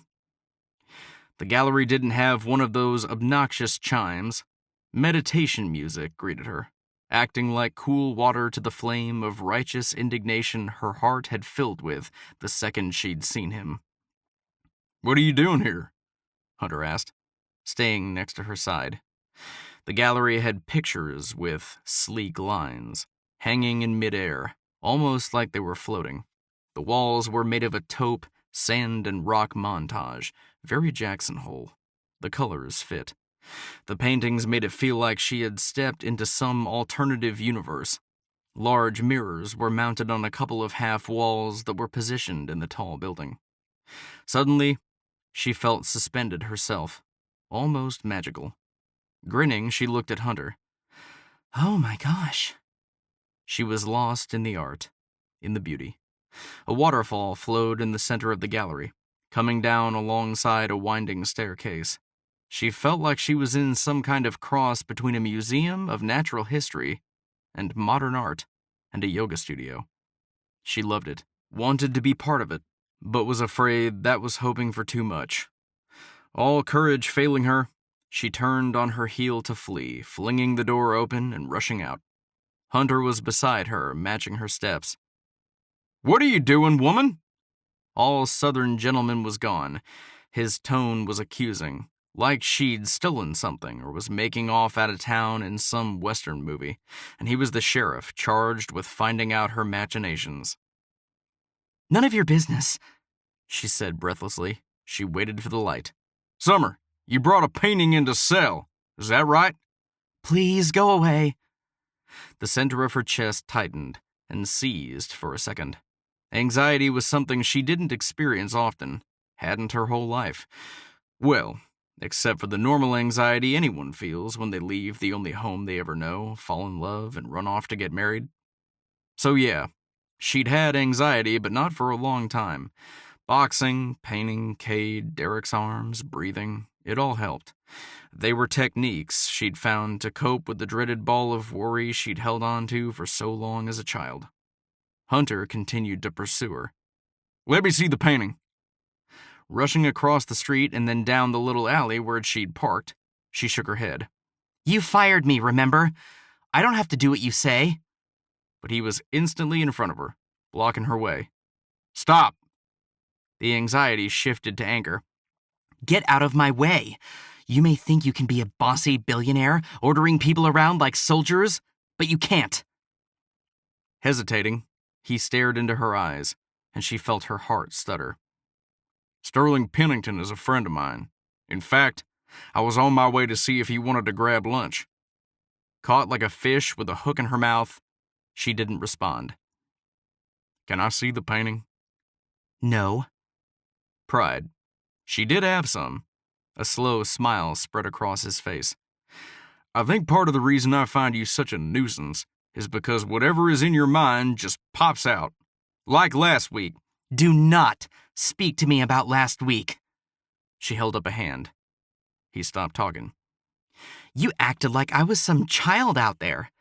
But you couldn't see you had one of the best horse trainers in the Western United States in front of you. It doesn't matter, though, because like my late husband used to say, I don't need anybody but the good Lord to guide me, and He will take care of what needs taken care of. So please, Mr. Hunter, step out of my way." Cocking an eyebrow, slowly, he moved. Pushing past him, she turned back and flashed him a grin. Nice to see you can take orders. Sometimes. Chapter 10. He liked her. Man, she was sassy and beautiful and witty, bossy as a mare and clearly ingenious. She wanted to sell a painting to make money. He liked it. Never give up, never say die. His heart thrummed in his chest, and he felt like he was about to call at the poker table. "I don't believe in anything but my own good fortune and luck." He followed her. "And honey, today's the day you could have both if you'd listen for a second." Getting to her truck, she tried to juggle the painting in the open door, but the painting fell, right into Hunter's hands. Their eyes met, and he saw the startled chaos in her eyes. Oh my gosh.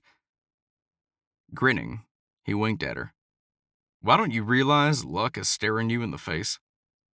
Clearly taken off guard, her pinched expression fell away, and she took the picture, examining the edges where he'd touched. He looked at the edges.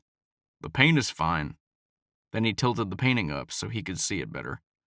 What are you doing? She cried out, but he was already lost. In a sunset, staring off her porch, warm chills rushed over him. The deep blue of the sky, with gentle clouds in the far-off distance. The thing that struck him most was a horse in the distance. A horse he couldn't quite see, but he could imagine. No, he knew it was Honey. There was a man on the horse in a black hat just like his own. All his breath left him. It's me. He couldn't be more stunned if he'd found a bullet in his side. It had happened once, after a battle late at night in the desert. His adrenaline had been going so high he hadn't noticed the bullet lodged there until blood was seeping through his clothes. It's not you, She said adamantly, before reaching for the canvas. He yanked it up out of her reach, spinning on one boot heel. He turned for the sidewalk, keeping it firmly in hand. What are you doing? She ran behind him, trying to catch up. Excitement coursed through him like he was about to beat her in a race. He just needed to cross the last hurdle, and then he'd be home free. Taking this to Sterling. He needs to see it. He'll want it. Can't have it, of course, because I'm buying it. I don't care about the cost, but he needs to see your work. He continued across the road, not waiting for her to yell at him. She'd appreciate what he'd done after he'd done it. He got to the door and flung it open, then raced up the stairs to Sterling's office, not pausing in front of his double doors. Sir? Sterling's secretary called out. He's not to be disturbed. Too bad. Thrusting apart the doors, Hunter rushed in, squinting at the increase of light from the floor-to-ceiling window in the office. The rest of the gallery reminded him of being in the Arctic Ocean, or what he imagined it would be like. Clear. Peaceful. Sterling faced the window with his hands behind his back, not even turning. Hunter, he said in a bored tone, you've got to see this. He stopped next to Sterling, holding the painting up. Sterling flicked him a look of interest and then peered back to the painting. Reaching up, he didn't touch the painting. Hovering above the lines, he traced it and let out an expression of appreciation. Who's the artist? I am, came the hard reply behind them. Both men turned and Hunter's eyes ran up and down Summer. She looked just as wild at this moment as she had last week on the horse. Her pretty sundress, tall shoes, and white sweater were slightly disheveled. Her silky red hair swept across her face, and a strand stuck in her lipstick. Seeing her scowling at him, his heart spiked with adrenaline. Come on in. I was just showing Sterling. She glared at him. Summer turned to Sterling, chest out and head held high. That's right, he thought. Face your firing squad. Pride coursed through him. Sterling, ever cool and charming, moved toward her slowly, giving the room a sweeping gesture and pointing to the couch. Please, come in. He hesitated. Miss... She crossed the space between them and stuck her hand out. Kingston, Summer Kingston. There was a slight lift of Sterling's brow. Hunter didn't like it. He'd seen Sterling work the singles scene. Please sit, Miss Kingston. She moved to the couch and sat. Summer, please. Casually, Sterling moved and sat beside her. Not too close. Those movie star looks and soft demeanor put Hunter on edge. The kicker was that Summer smiled. A real smile. Nice to meet you. She seemed breathless, taken off guard and slightly out of sorts. Hunter rolled his eyes and moved to sit with them. Casually, Sterling reached across the coffee table, holding out his hands for the painting. Hunter knew he wanted to inspect the painting, but he didn't want to give it up. Sterling tugged back his hands, rolling his eyes at Hunter. Turning back to Summer, he gave her another one of those soft, sultry smiles. Wait, was he really thinking about soft, sultry smiles? The realization that he was jealous of Sterling, of his effect on women, didn't sit well with Hunter. Summer Kingston. Excuse me, are you new to town? She lives on my property. Hunter growled possessively. Glaring at him, she cleared her throat. No, the corner acre is mine. Sterling looked confused. Hunter knew that, but he wanted Sterling to know she was his. He was feeling out of sorts enough without Sterling and his charm muddying the waters. Sterling glanced at him in question. The land grant, he explained roughly. Oh, right. So you own the parcel of land Hunter is dying to get. Sterling smiled, and Hunter wanted to put a fist into his pretty face. The edges of her mouth started up. Yes, my grandmother put it into a trust for me. Sterling nodded. So you grew up here? Born and bred. Flicking his gaze back to Hunter, he gave the picture a once-over. I won't beat around the bush.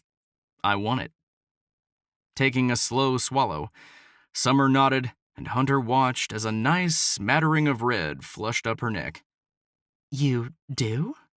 Spreading his hands, he let them rest on the couch between them, leaning forward. His hand was inches from her thigh. I do, and if you have any more, I want them too. Anger surged through Hunter, but he tried to keep a neutral face. What did Sterling think this was? Some audition, and they were playing the role as leads in the next blockbuster movie? I don't have any more at the moment, but I'm in the process of painting more. Summer smiled back. Great. Sterling's hand went closer to her. And I'm buying this one. Hunter quickly filled in. Sterling frowned, ignoring Hunter, keeping his eyes on her. Are you freelancing, or did you want to be exclusive with my gallery? What does being exclusive entail? She asked.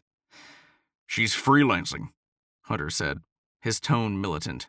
The thought of her giving away a percentage ticked him off. It's her creativity and her talent. Why should she give you a cut? Sterling hesitated, a flicker of irritation sweeping over his face. Well, you did bring her to me, Hunter. He said it like he was announcing checkmate. I wanted you to see her stuff, so you'd know it was good. And I do. His look told Hunter to back off. What is the percentage? Summer interjected, her face going back to its normal color. 50-50. I hang the art in my gallery and put your work on my website to generate sales from all over the world. Of course, I'd like to sign a contract with a year guaranteeing me as many paintings as you can get me. But you'd have to think about it and see what you could do. A talk would be happening between Hunter and Sterling after this meeting. Hunter trusted she'd think about it and not give up her cards in one sitting. 60-40? She fired back. Sterling squinted his head, then stuck out his hand to shake on it. Done. Perfect. She stood. A smile filled her whole face, a smile that made him think of her as a season again. She shook his hand. No, she won't, Hunter butted in. He turned to her. I told you I'll buy it right now. Why would you do that? No. She flashed him a warning look. Hunter shook his head. What's your problem? Sterling kept her hand in his. Would you like to go out to dinner tonight to celebrate our partnership? Slamming his fist into Sterling's pretty cheek would be a bonus of their little discussion later. Summer's lip turned down. I can't, but thank you for the offer. I promise I won't let you down. I'll get more paintings to you as fast as I can. Releasing his hand, she moved to the double doors and then turned back. The smile on her face changed from innocent to wicked. Oh, and Mr. Pennington? Yes? The only stipulation in my contract with you is none of my paintings are to be sold to Mr. James. Complete bewilderment filled him.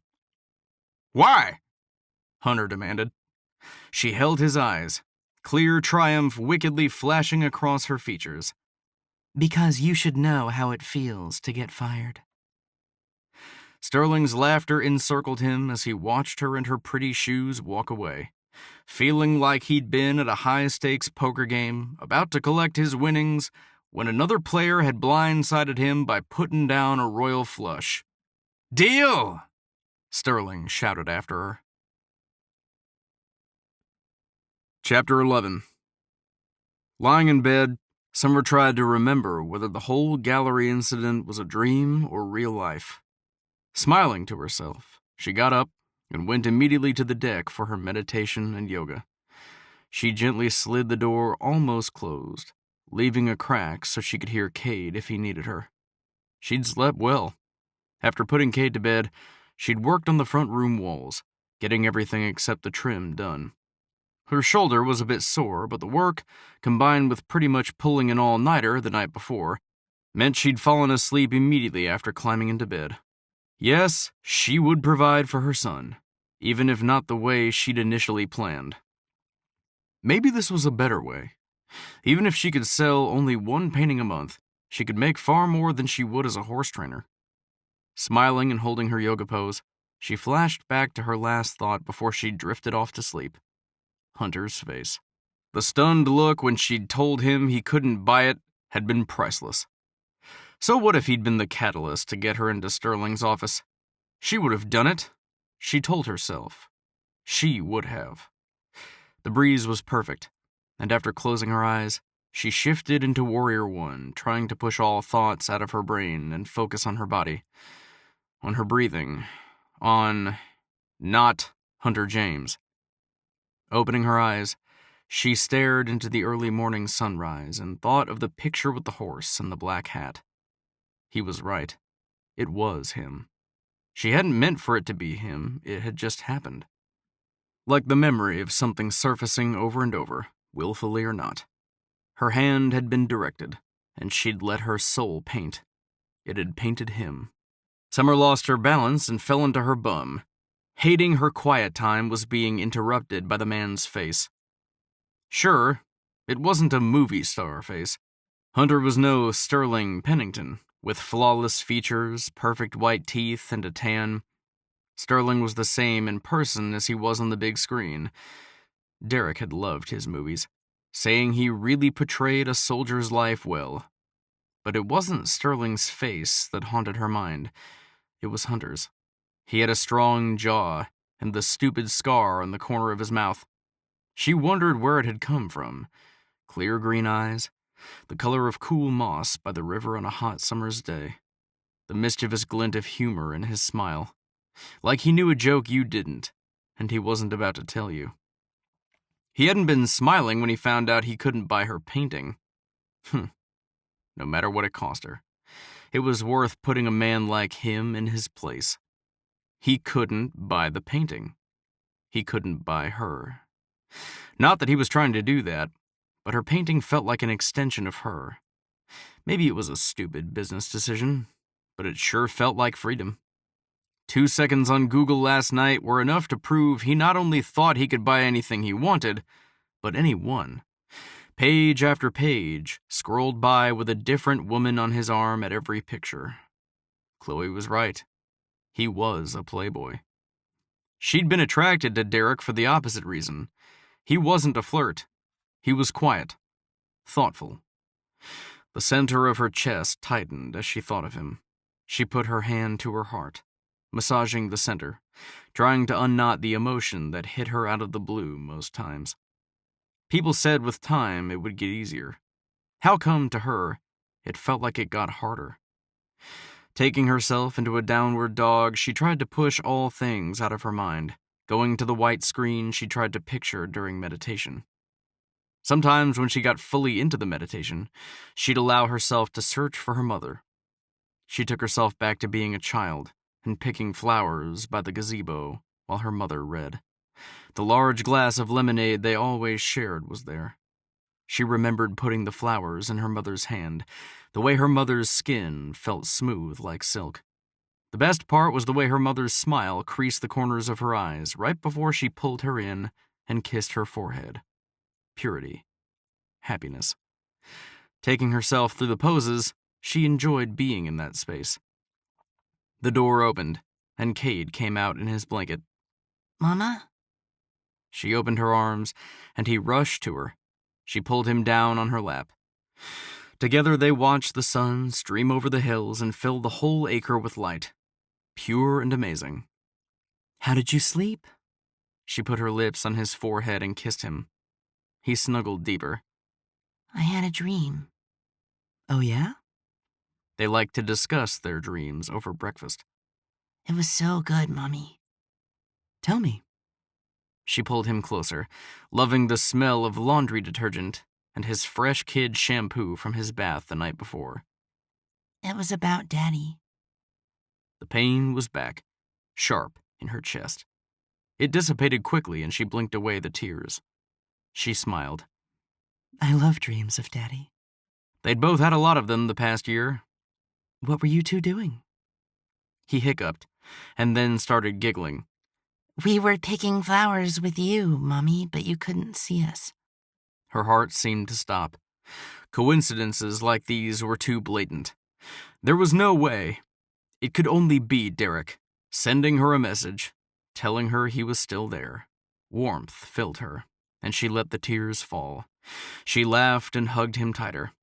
I have an idea. Let's go pick real flowers today.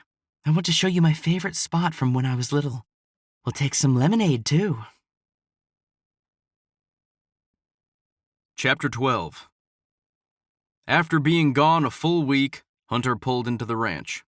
He couldn't deny he'd missed it. There was always business meetings in Texas. A lot of them. With all his oil companies, he had to go there once a month to meet with the board and go out to the properties. Well, he didn't have to, but he liked to. He enjoyed seeing the fruits of his labors. He enjoyed seeing how the operations were running, and how the men were getting along. He'd promised himself he wouldn't be one of those billionaires that went bankrupt because they took their eye off the ball when they won the prize. No, he wasn't a take his eye off the ball kind of person. As he got out of the truck and pulled his bag out of the back, he felt calm, peaceful, and happy to be in Jackson. Happy to be back home. This place really had become home. His mother had passed 2 years ago. His father was still stubbornly clinging to his place in Texas. He loved his father, went to visit every time he was in Texas. He made it a habit to help out with projects when he was there. But he didn't understand why his dad wouldn't let him buy him a better place. Strike that. He did understand. Pride. His mama used to say it ran deep in the James men. Heck, Hunter knew he had enough of it. Yes, he did.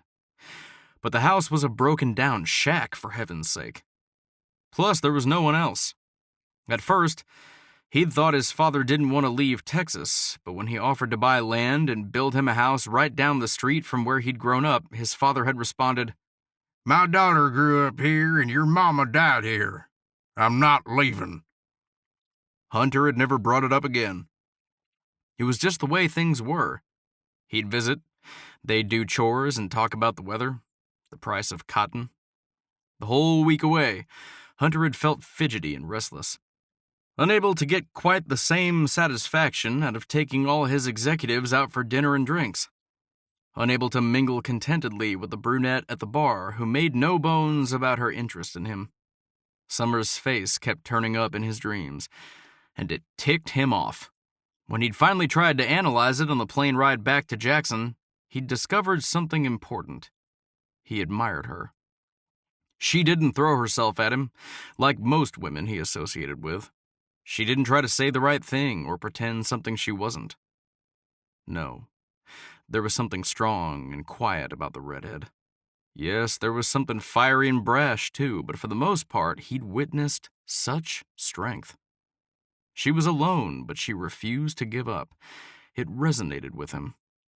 Opening his front door, he put a hand up to his housekeeper and chef, Sheila, as she rushed out of the kitchen to greet him.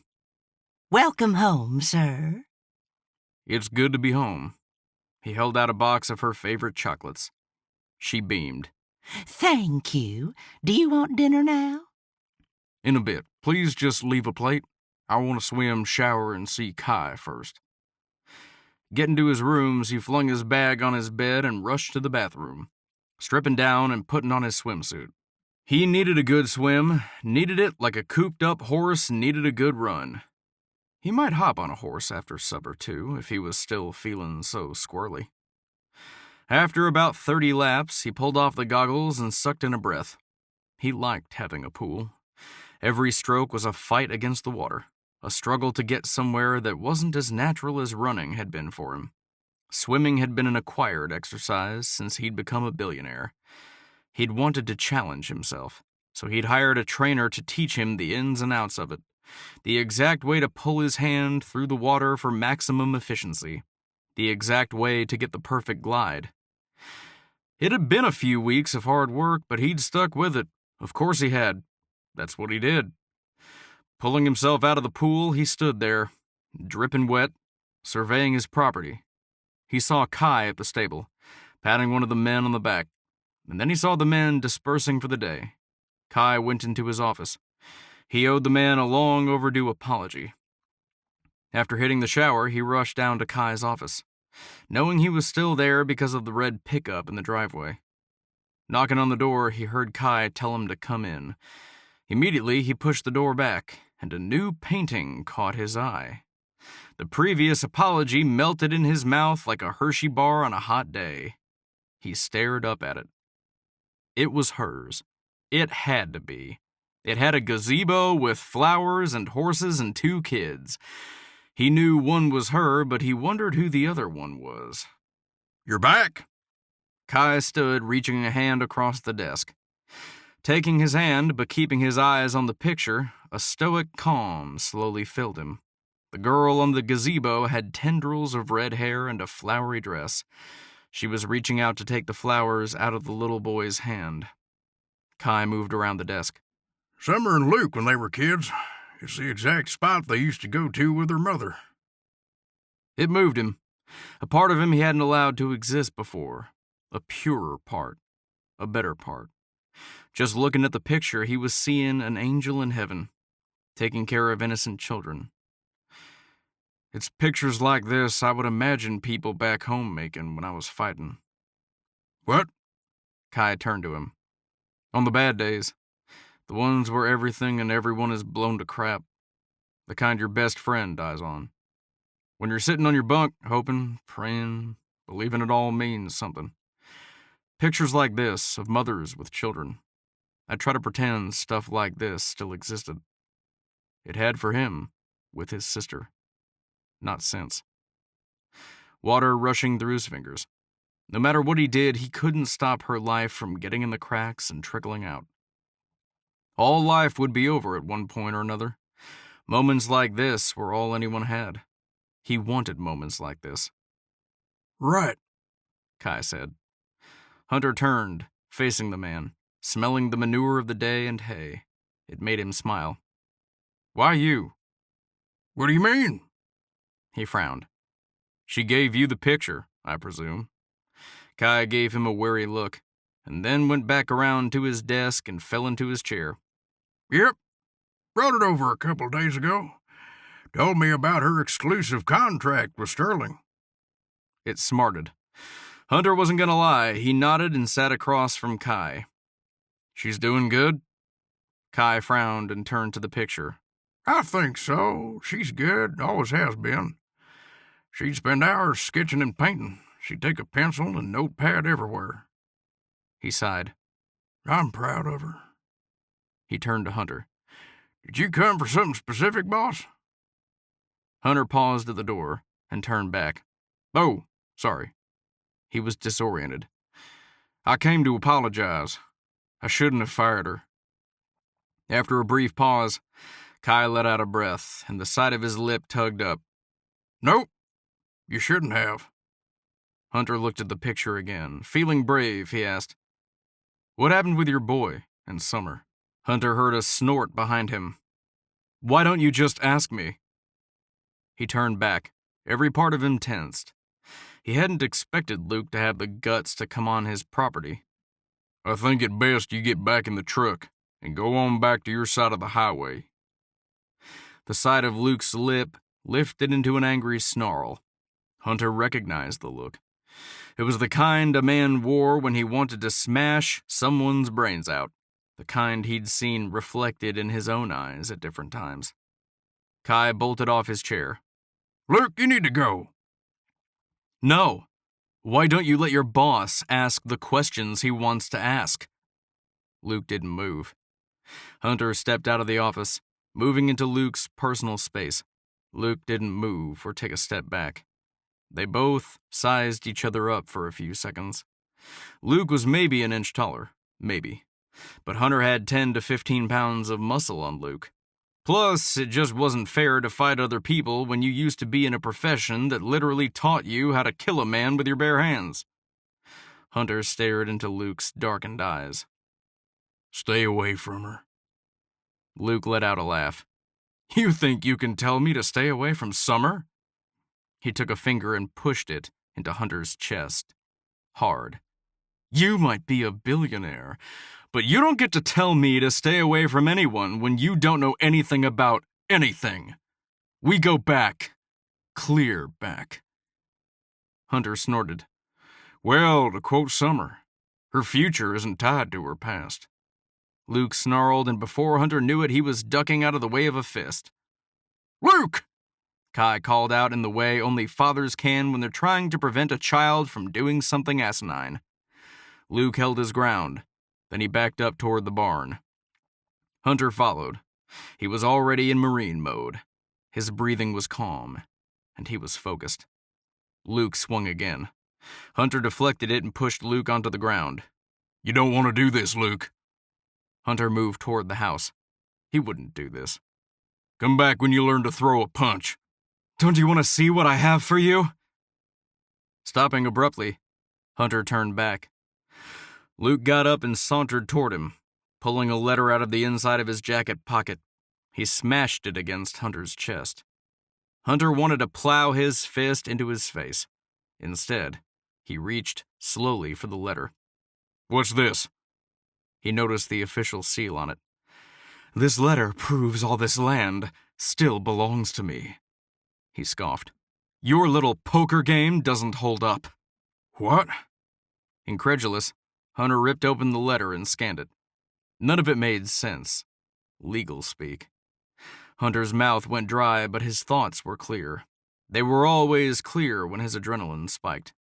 He'd trained himself to have clarity in military, in business, in life. The thing that set him apart from others was that when things got harder, or he was more worried, he didn't respond by making rash decisions. No, he responded by mentally taking the whole situation apart, breaking it down, finding the hole, and then putting it all back together. His mind rushed through 5 different strategies or possibilities to fight this. He whipped out his phone. What are you doing? Luke growled at him. Calling the cops. There's a trespasser on my property. Luke shook his head, the venom growing on his face. You're an idiot. Hunter put the phone to his ear. It's my land. That letter proves it. Luke's voice got louder. You get off my land. Yes, said Hunter into the phone. There's an intruder on my property. I need a cop dispatched. The center of Hunter's chest got very still. He imagined the days he took his turn being the sniper for his troop. He'd spend long hours watching for enemy invaders, the bird's eye view of the scope in his eye and the gun over his shoulder, searching for prey. Luke Stonewall reminded him of a yappy dog, not even worthy of his attention, but getting it because he'd niggled him one too many times. Deep down in the marrow of his bones, he could feel the burning desire to fight, to win, to protect and defend. It rushed through him, and he was ready as ever. He spoke into the phone. Thank you. He ended the call and glared at Luke. Ever hear the expression, possession is 9/10 of the law?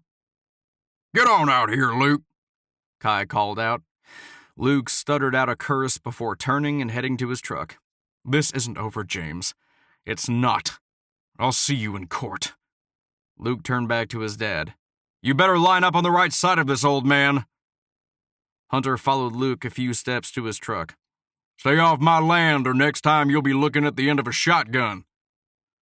Luke slammed his truck door as he got inside and sped off, flinging gravel everywhere.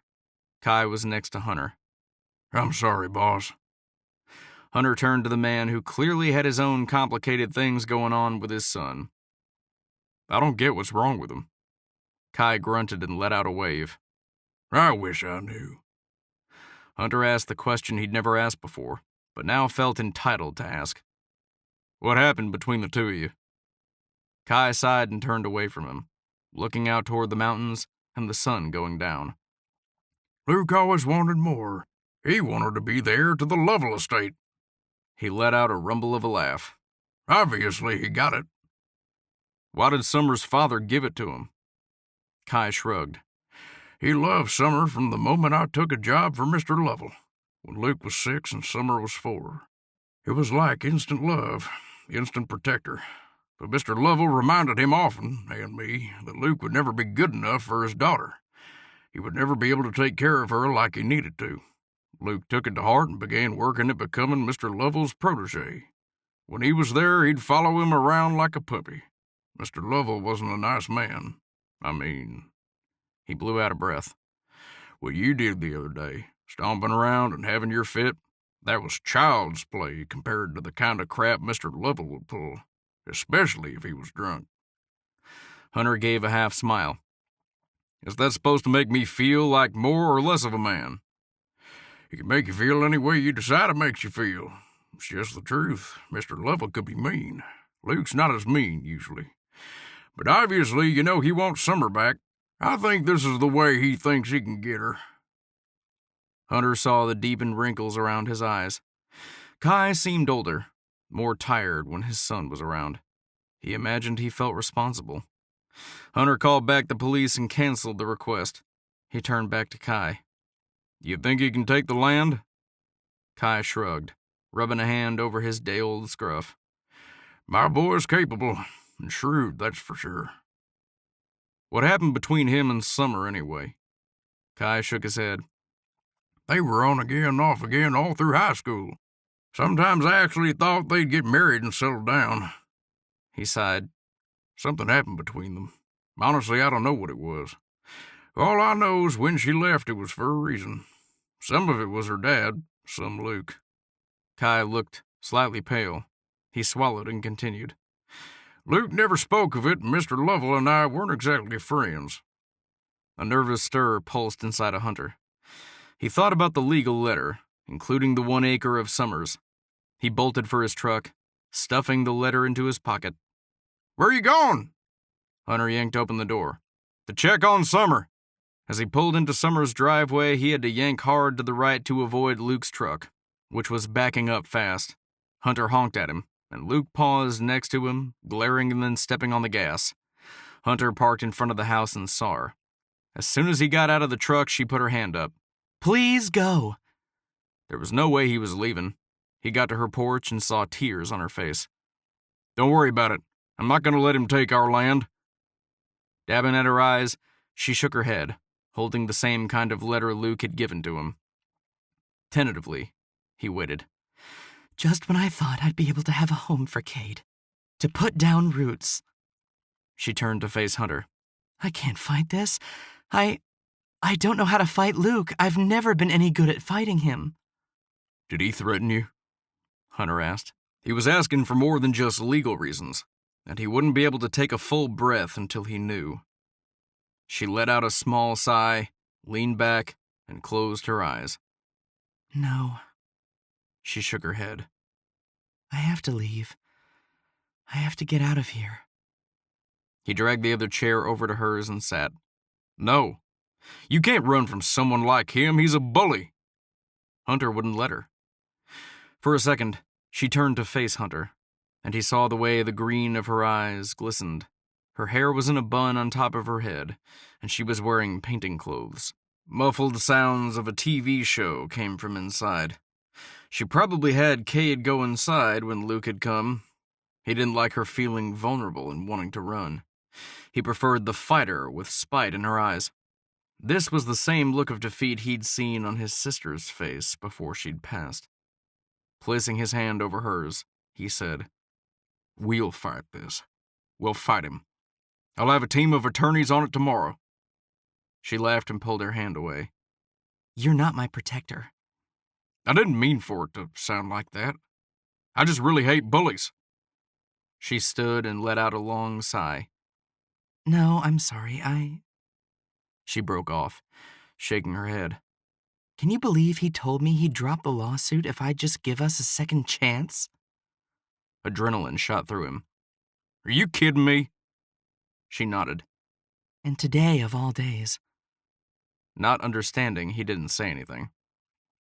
She shook her head and wiped at the tears. Today's the day my husband passed away. I'm so sorry, he offered again lamely. Tears moved down her face, and she wiped at them. I can't believe I'm doing this right now. I told myself today I would be strong. I wouldn't think about it, but... I'll take care of it. The words came out rough. She gave him a perplexed look. You don't need to worry. He moved to the front steps, wanting more than anything he'd wanted in a long time to take this woman into his arms, which confused him. No, you can't fight my battles. I don't want you to. Hunter paused and turned back. It's my battle, too. He wants my land, too. Their eyes met, and she looked away, shaking her head. Mama? Kate opened the screen door. Furiously, she blinked. Hey, baby. Her voice was soft. She opened the screen door and pulled Kate into her arms. Let's get you to bed.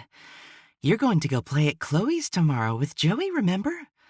You need some sleep. If you come without complaining, I'll sing you a song. Suspiciously, he eyed Hunter. Hi. Hunter smiled. Have you caught a frog yet? His face brightened. My friend Joey and I caught one 2 days ago. He frowned. But Mama made me let him go. Hunter chuckled. I'm proud of you, but your mama's right. You have to let them go. Why? He demanded. Hunter squatted down in front of Cade. Think of it this way. If you let him go, then you can catch him again. The boy scrunched up his face and giggled. That's silly. He ruffled his hair. Mr. Hunter was just going home. Hunter pulled back. Night, bud. He could take a hint. He moved for the porch steps. Thanks for coming over, but I'll work it out. You want your job back? The words came out before he knew what he was asking. She closed her eyes. Then the side of her lip tugged up into the start of a smile. Shut up. Reflexively, he laughed, loving that she was stubborn even when she thought she was weak. Guess I blew that. Guess so. She went into the house. Good night. We're fighting this summer. I'll come back tomorrow. Oh, well, I'll be out some of the day. He turned back. Okay. I'm taking some paintings to Sterling around noon, but I'll be home after that. Flashing her a grin, he nodded. Sounds good. Chapter 13. The next day, after dropping her son off at Chloe's, Summer headed to the gallery. Her hands squeezed the wheel tighter. She regretted ever dating Luke, regretted everything in her life about Luke. Why did he think it would make her come running to him if he threatened to take away her land? Why would he use the exact tactics her father had always used on her? Didn't he see that she ran from being manipulated? She resisted the urge to give in to tears and worry. Instead, she focused on Hunter. Hunter James, the military man with a plan. She'd seen the fire in his eyes. It was funny how different she felt about him today. No one greeted her at the front desk of the gallery, so Summer climbed the stairs, holding both of her paintings. Sterling suddenly came out of his office double doors, gently taking both pieces out of her hands when she got to the top. Good morning. My assistant is out today, and I wanted to be waiting for you when you got here. Step into my office. Pulling in a breath, Summer looked around, the stunning view of Jackson Hole Main Street making her smile. It's breathtaking, she said, evaluating the way the mountains stood out in the background like cardboard cutouts on a movie set. This morning, clouds hovered around the edges of them, but it was still sunny. A perfect reflection of life, she thought. Even though Luke tried to take away all her joy, she wouldn't let him. Too bad Jackson would soon be in her rearview mirror again. She'd get the money from selling these and leave. She had to. Good news, Sterling smiled. I sold your first painting. He leaned the paintings against the wall, then reached across his desk for a check. Here you go. Staring down at the check, she felt her knees go weak. Summer took a step backward and fell into the couch. What? The check was for $10,000. Sterling grinned. Your painting was up for less than a week, and it was just snapped up. She knew she might be mad about the answer, but she still had to know. You didn't let Hunter buy it, did you? Giving her a placating smile, he spread his hands wide. No. Sudden joy pierced her. She couldn't believe it. A laugh escaped her, a laugh of release. I can't believe it. Sterling winked at her. Believe it. He turned to look at the new ones on his desk. He took the wrapping off them and sucked in a breath as he evaluated the flower piece. You have an eye, don't you, Summer? She didn't respond, feeling a little heady about the money in her hand and the way he was looking at her painting. I love the feeling of this, the way the mother looks at the daughter. He reached out like he'd done a few days ago, not touching but air tracing the mountains behind it. I like your use of this teal color. It's very soothing, mixed in with the sky and the dresses and the flowers. He turned back to her. It's beautiful. I'll take it. Her mouth had gone dry. She couldn't believe it. Okay. He focused on the next painting, the one she'd done for the Snake River. She'd taken a chance and gone early in the morning with Cade, watching while Cade played at the river's edge, taking bucket after bucket of sand. She'd included people in the painting, a family on a river raft, facing the rapids coming ahead. The looks on their faces showed anticipation. A little girl was pointing. A dog sat next to them. It wasn't as classy, but it had been the picture chiseled into her heart, waiting to come out. Sterling frowned. I'm sorry, this isn't the style I'm going for. He picked up the painting, wrapped it quickly, and returned it to her.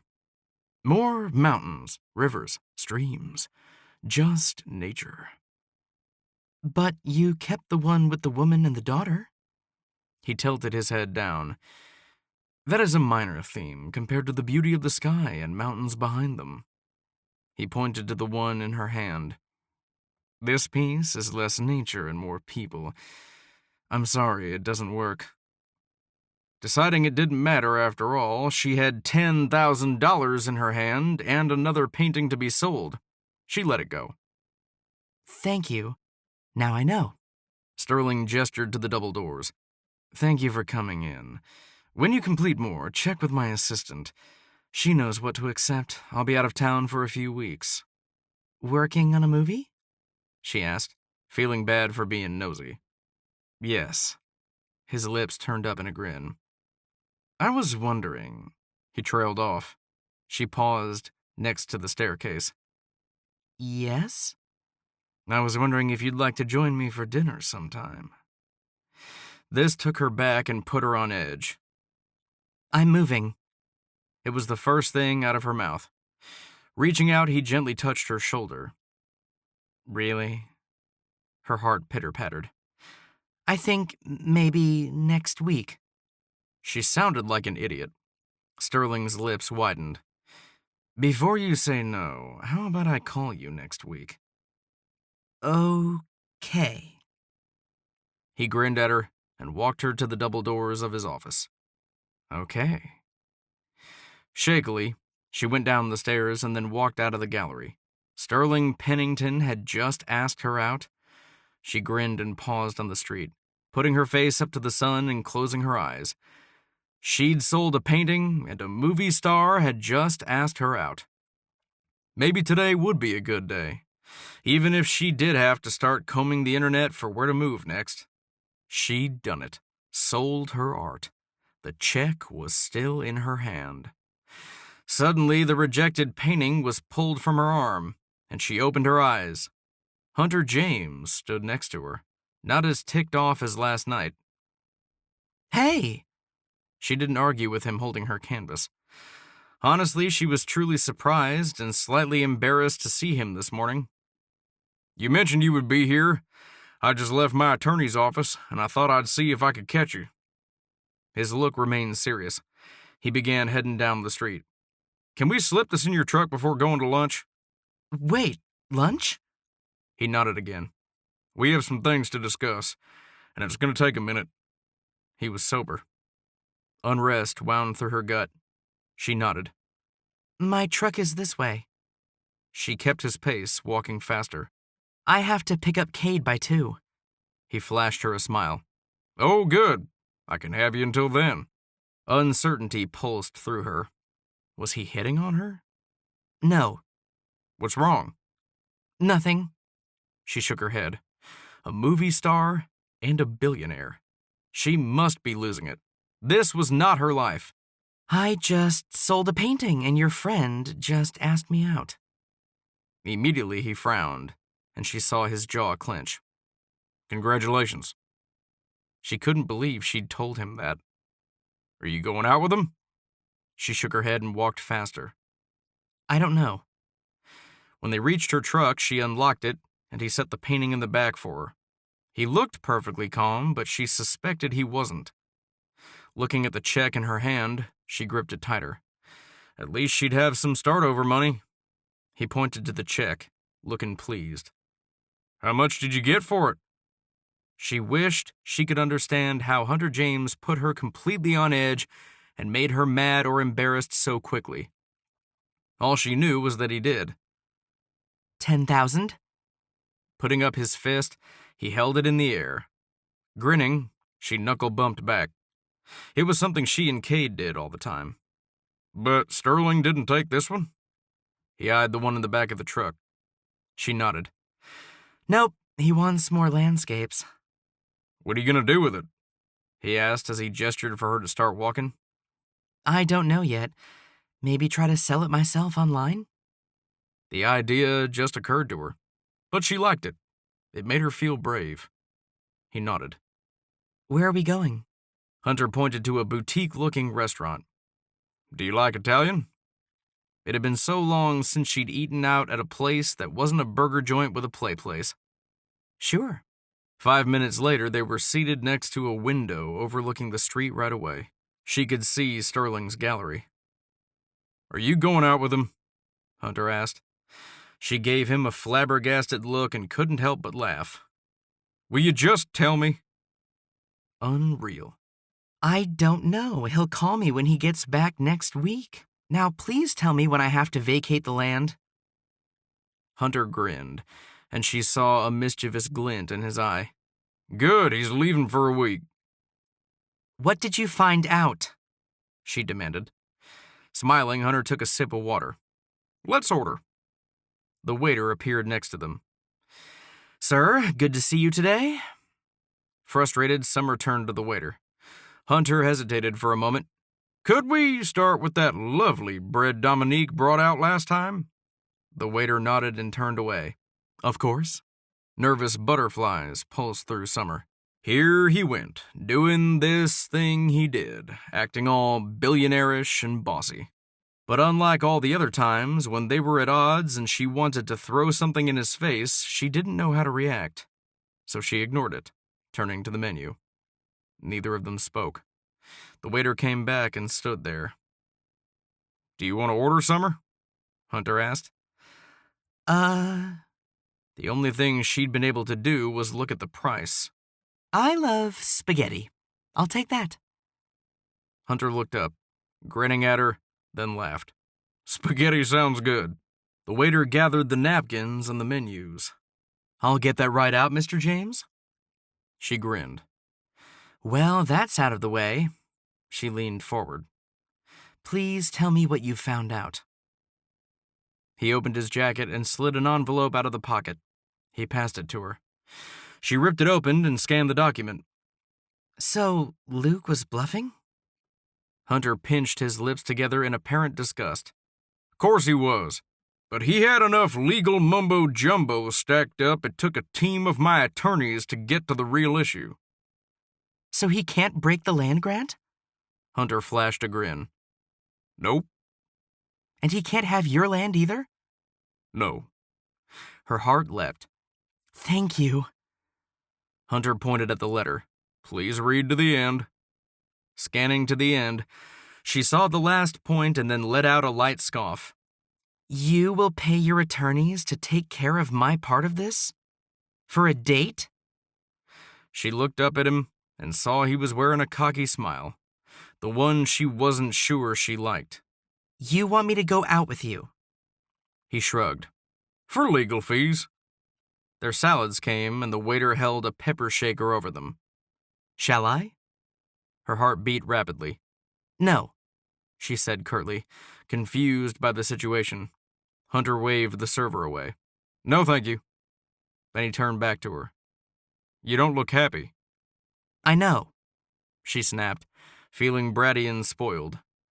Reaching across the table, he snagged the letter out of her hands. She saw the red creeping up his neck and realized he was nervous. Hunter James was nervous. Why? Her mouth went dry, and her palms felt clammy. Dang, she was nervous too. It was like the first time she realized Luke was about to kiss her when she was 16. His lips flattened into a straight line as he stared at her. Then he scrunched up his nose and tilted his head to the side. He pulled his eyes away. Never mind. He waved a hand through the air in dismissal. I guess you can go with Sterling. But the look he gave her said he would have a talk with Sterling. She laughed. Well, at least I have your permission. His eyes flashed back to her. I didn't mean it like that. Sure. She laughed again. Never mind, never mind. For some reason, she found herself eating quickly, stuffing salad into her mouth. This is crazy. Before she knew it, he was doing the same thing, looking determined. Then it was a face-off. Chomp, chew, swallow, chomp. They did it like they were competing for a prize at a sporting event. When the server came and dropped off their entrees, both of them shoved their salad plates out of the way and began doing the same thing again. It was a spaghetti face-off, and it didn't work well. It dripped and splattered on her face. Hunter paused mid-chew. The side of his lip quirked. His own face covered with sauce. She couldn't stop herself from laughing. It just bubbled up and came out of her. How ridiculous this moment was with him. Twisting the spaghetti on her fork, she shoved it into her mouth. It spurted all over the place. She grabbed a napkin and began dabbing her face. Then he started laughing. She realized how relieved she was. Luke can't touch the land. He nodded. Nope. She took another bite. It got stuck in her throat, and she snorted by accident. She coughed, and then met his eyes. More peals of laughter. She sucked down a drink, and he did the same. Suddenly, as she stared at him, it felt different. Everything seemed different. She wasn't sure how long they both sat there. He had a stupid grin on his face. Taking a long breath, she stared out the window, then pushed the plate back. Well, I guess a $40 plate of spaghetti was wasted on the speed of how fast we ate it. Turning to her, he smiled. I don't think it was wasted. You don't?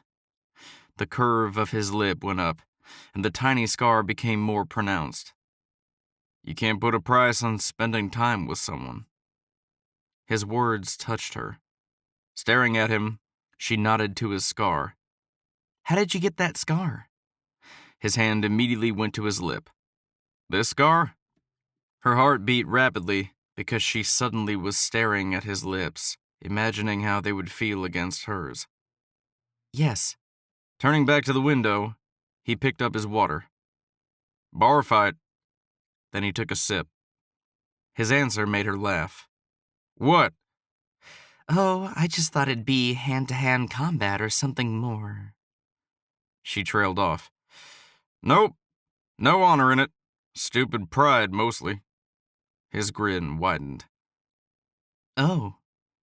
She didn't know what else to say or ask. For a second, he didn't say anything. Then he started unbuttoning the cuff of his shirt and rolled up his sleeve, pointing to a large scar above his elbow that ran in a horizontal 3-inch jagged pattern up his bicep. Now, that scar was caused in combat. First tour, clearing some buildings, and a guy popped out on me with a knife. Got a good one. The blunt way he said it, without any teasing or anger, surprised her. She frowned, leaning closer to inspect it. But he was already rolling his sleeve back down. He didn't look at her. It unnerved her. She was suddenly seeing this man in a whole new light. Not the cocky billionaire, the soldier. And she didn't know why, but she asked, Were you scared? He nodded. Terrified. Turning back to the window, his brow furrowed. This had not been the turn in conversation she'd expected. I'm sorry. Hunter let out a sigh. Me too. It was hard to explain why this conversation felt so intimate now. And it unnerved her that his admission actually made her like him more. Honesty was important. She didn't know how to react. The waiter came back and handed him the check. Hunter pulled out a wallet and handed him a credit card. The waiter left. His eyes moved back to her. Throwing up her hands, she had no idea why she was agreeing to this. Let's go on a date. His eyes measured her. You don't have to. She pointed to his jacket pocket. You put it in writing. Hesitating for a moment, he grinned. I know it's unmanly to take a date this way, but I don't care. They both stared at each other, and she wasn't sure what was happening. She wasn't sure if she liked it or not. Hunter James was different, not her father, or Luke, or Derek. She didn't know if it was a good or bad thing yet.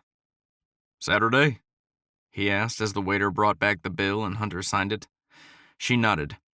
Since I'm not moving anymore, I guess that works. He frowned. Were you moving? If I didn't own the land. Oh. His eyebrows lifted. Then I'm glad you are keeping the land. Me too. A sudden grin filled his face. I thought you might like to bring Cade, too. It would be mild to say it was like an explosion went off in her gut. No, this would be like an atomic bomb at Hiroshima. You want me to bring Cade? She asked skeptically. Hunter shrugged. I think he'll like where we're going. Oh, and bring your swimsuits. An excited stir went through her, thinking of how Cade would react. Okay. What? She decided to be frank. You're, as Chloe puts it, a playboy. Why would you want to go on a date with me? That description didn't seem to make him happy. That's not true. She pointed at him. I Googled you. Now his lips stretched into a grin. I guess I'm flattered. Rolling her eyes, she looked away. Whatever. Summer. He said it like a patient parent. She refused to look at him, taking a drink of her water and biting on the ice. Summer, he insisted. Finally, she turned back to him. He grinned. I want to date you. Is that okay? The butterflies were back, and she couldn't help but think of Derek. Her friends in California had stopped trying to set her up when they realized she was still grieving. I can't promise I'll be a good date, but I will go out with you. One time. Winking at her, he stood. One shot is all I need. Half an hour later, as she gave Chloe fresh flowers, she told her the news. Hunter James blackmailed you into a date? She asked unbelievingly. Summer laughed. Crazy, right? And Sterling Pennington asked you out? She giggled more. I don't know what's happening. Chloe snapped in a zigzag pattern around her. You're on fire, girl. That's what happened. Summer hugged her friend. Then they both stood in front of the big backyard window, watching the boys run in the backyard. Cade leapt up the steps to the treehouse and then fired the Nerf gun at Joey and the other boys from the neighborhood. It had been so easy for him to adjust. Cade was getting used to coming to Chloe's, and the boys got along so well. I can't tell Joey is autistic at all. Chloe sighed. He's totally comfortable with Cade, and you. It's amazing. It's been such a blessing to have Cade around. No, it's been a blessing for us. Chloe watched them, cocking her head to the side. You can't tell about Joey too much until he's at school, around people he doesn't know. Does the school offer help? Chloe sighed. Yes, but they don't offer a new program that helps with social skills. They need it so badly. I've been trying to figure out how to apply for grants for the necessary funds it takes to hire people. I'm sorry. Chloe shrugged. It's just the way it is. Let's talk about your date instead. Summer turned to face her. I have no idea how to date anymore. Chloe rushed to her kitchen table, put the flowers down, and turned back. Oh my gosh, I know exactly what we'll do. What? An excited gleam came into Chloe's eye. Do you remember me telling you about Cooper Harris, the relationship guru who does all the mini retreats and helps singles figure out their lives? Or sometimes he does marriage weekends or host companies or whatever. This felt rigged. Sure.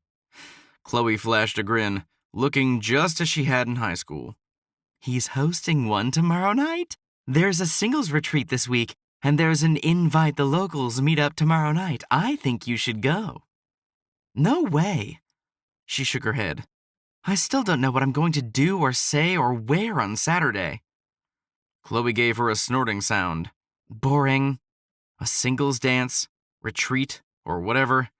There was no way this was happening. Chloe walked over to her and took her hand, shaking it.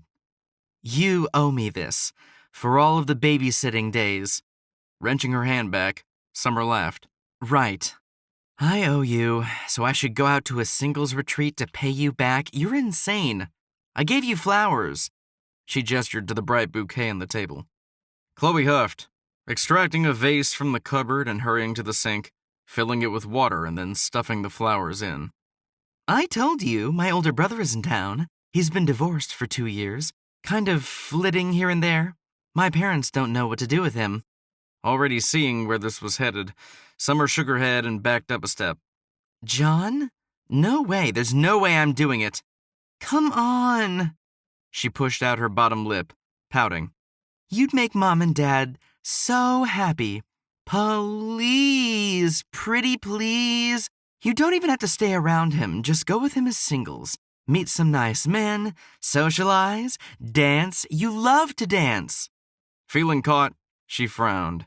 She did love to dance. Disconcerted, she shook her head again. No. I haven't gone out dancing since Derek. Chloe's face turned fierce. The kind of fierce that enabled her to take on the whole football team one year when they were misbehaving inappropriately toward the cheerleading squad. Exactly. You need this. Plus, don't forget you ignored me for 10 years. She played the trump card coolly, folding her arms. And when my best friend came back to town, did I ignore you? Did I tell you to shove off? Did I send you away because I was angry? No. She looked angry right now. Actually, Summer could sense the deep hurt beneath this veneer of anger. So she did something she'd done already once today. She gave in to her guilt. Fine. I'll go out with your brother tomorrow night. Chapter 14. Hunter, Cooper, and Sterling lounged on Cooper's deck on top of his home. The light was fading in the sky. Hunter would never get sick of Jackson's sunsets. They didn't have mountains like this in Texas, painted pink and orange every night as the sun left the sky. Below them were tiki torches and noisy people talking and light rock music playing softly. It was still the social part of the night. The dancing wouldn't start for about half an hour. Then the music would get louder, and it'd get a bit crazy. Hunter took a long sip from his water bottle, feeling more optimistic than he had in as long as he could remember.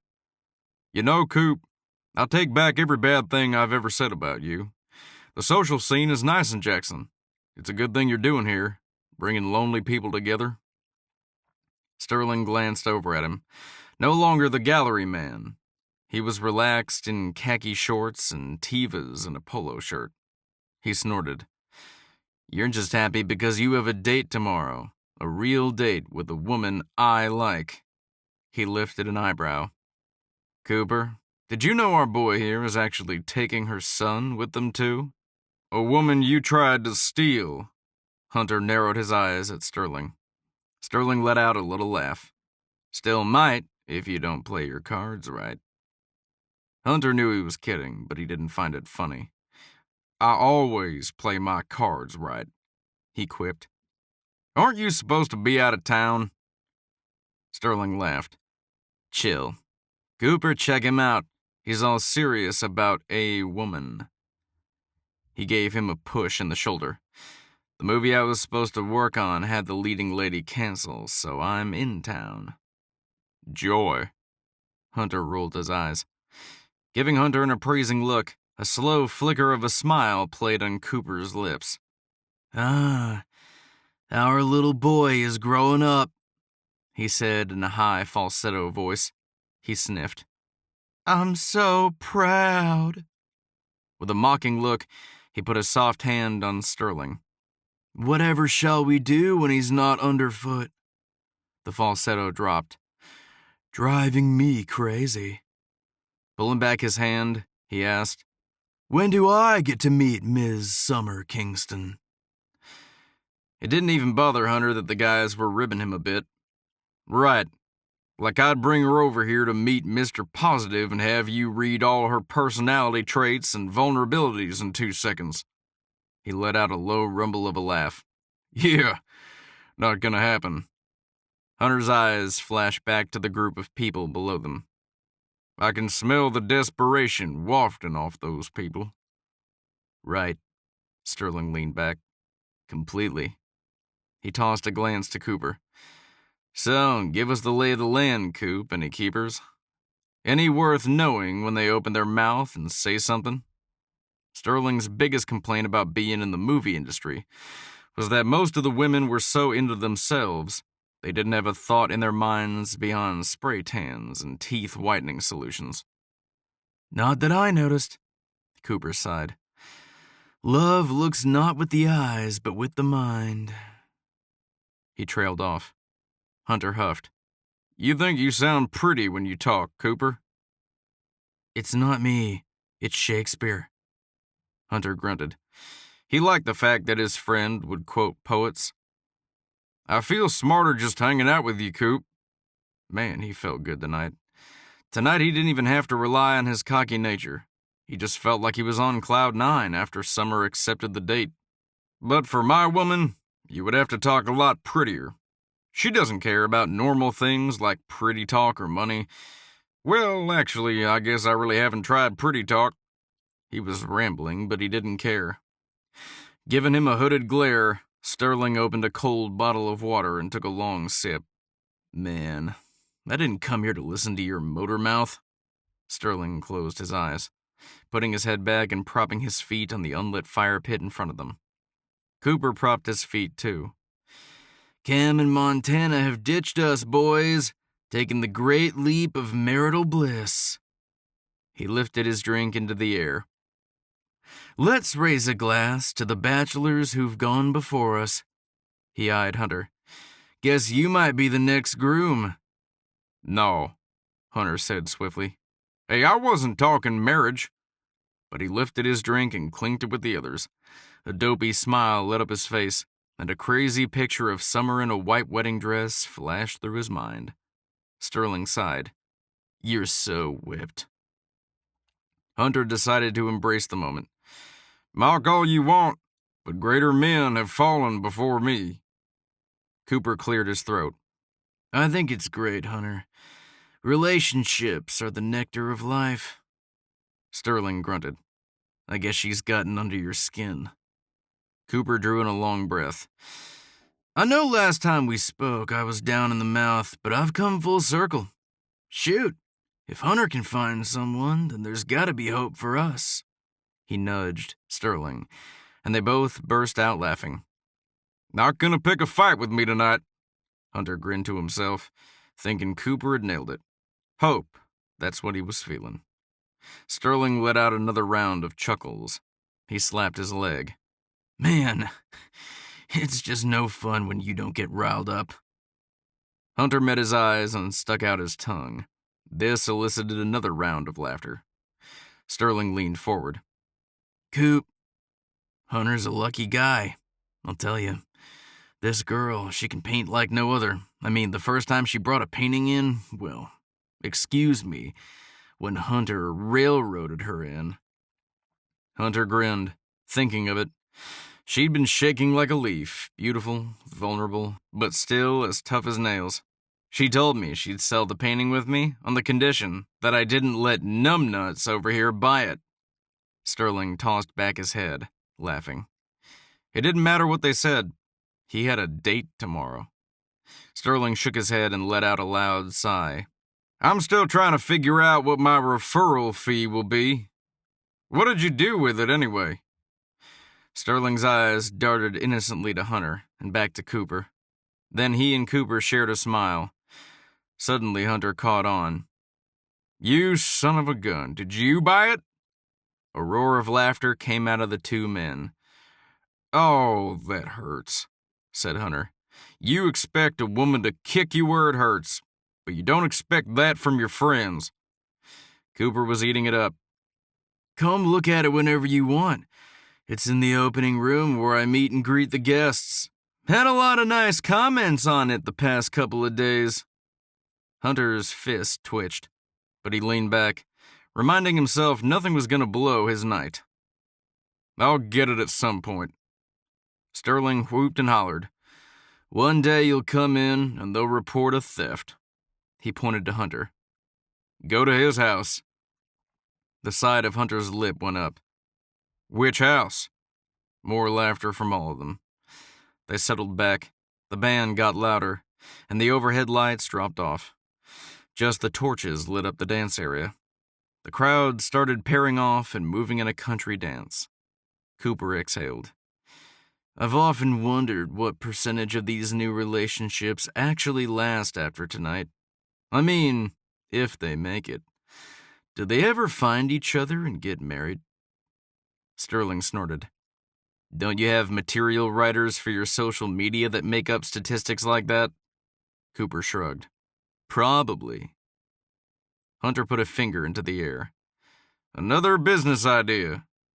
They all laughed. Cooper turned to Hunter. Let's hold off on the business talk. I want to know more about this woman. Hunter leaned back, propping up his feet, not opposed to sharing. You want us to sit around and talk like schoolgirls? You said it. Cooper nodded to him. All right. She has the most gorgeous red hair. He started, her image coming vividly to his mind.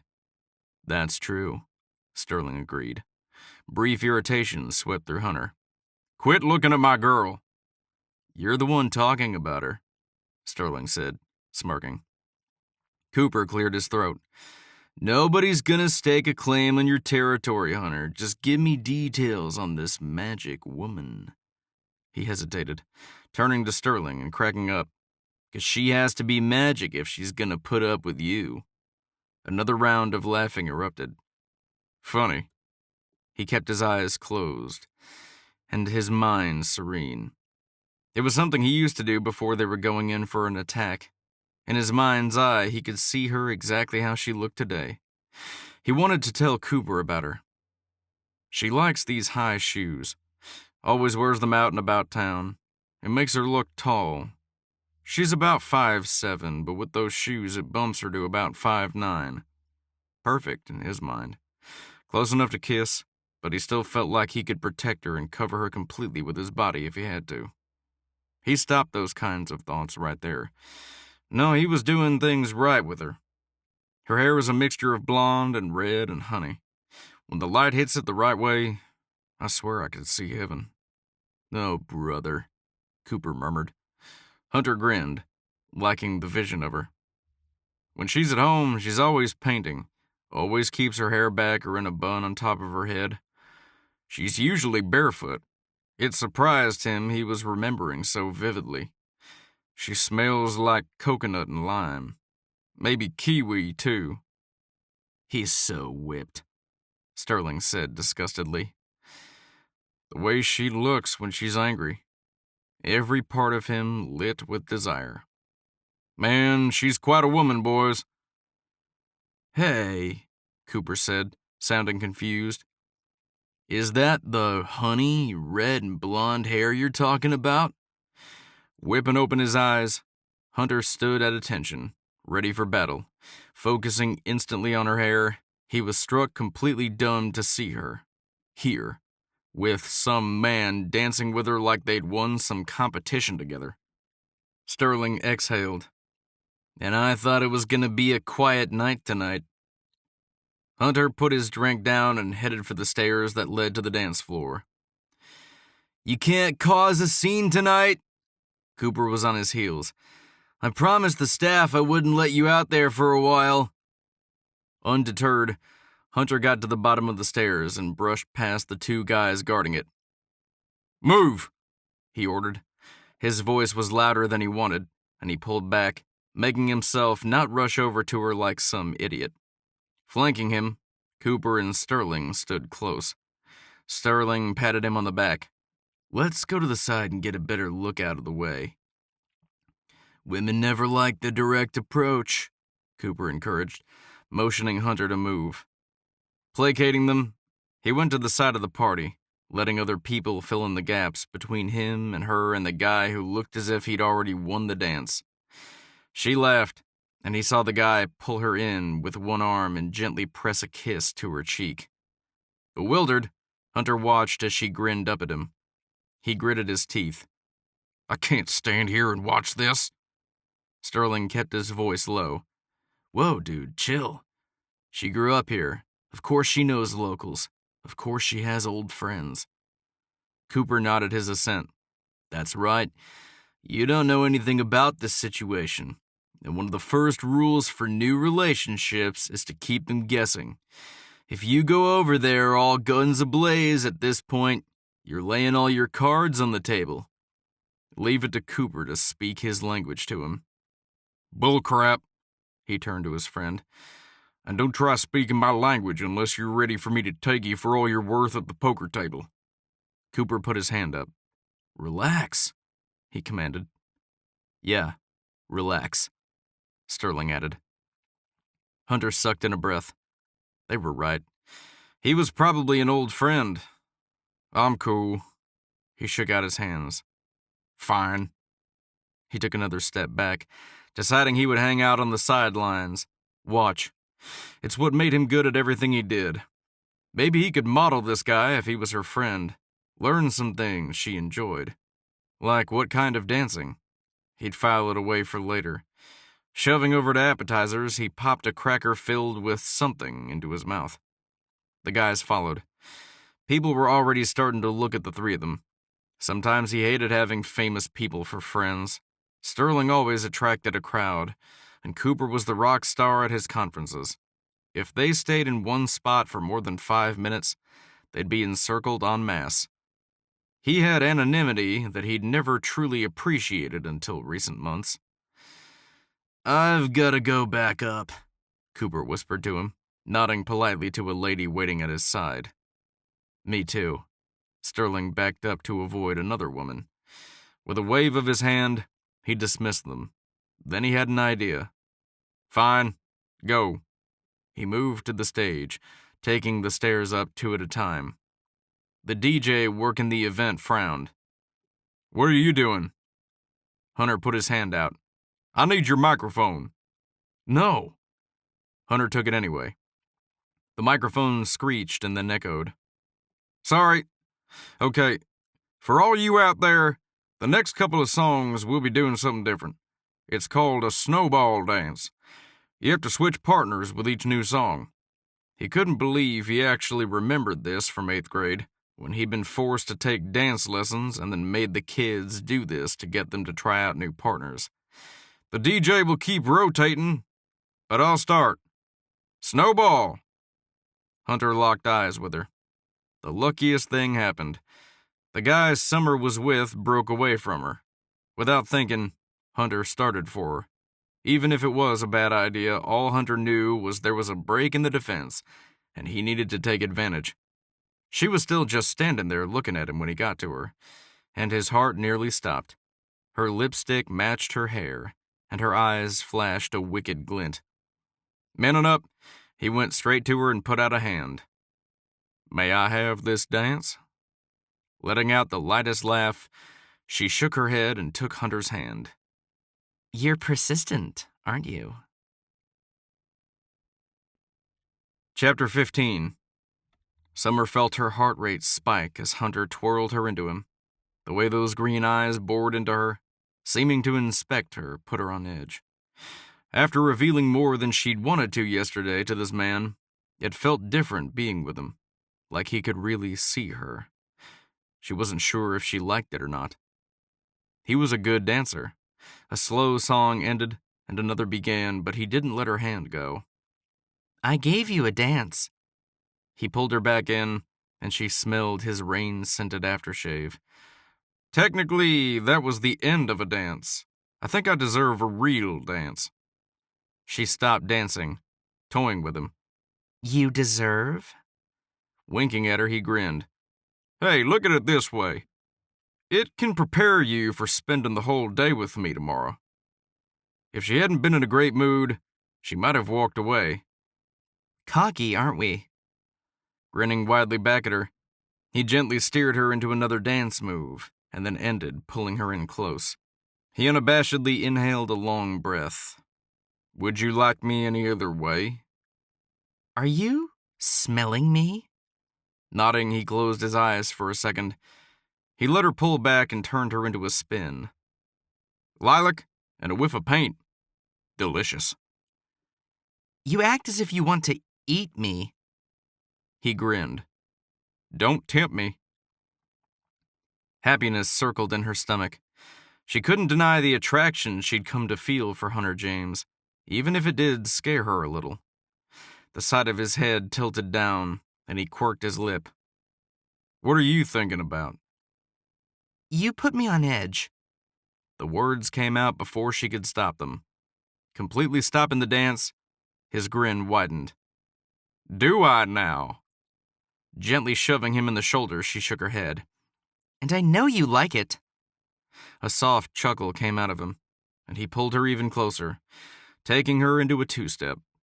If I haven't made my intentions clear, let it be known I plan to get to know you a whole lot better, so you can quit acting like a skittish horse around me, okay?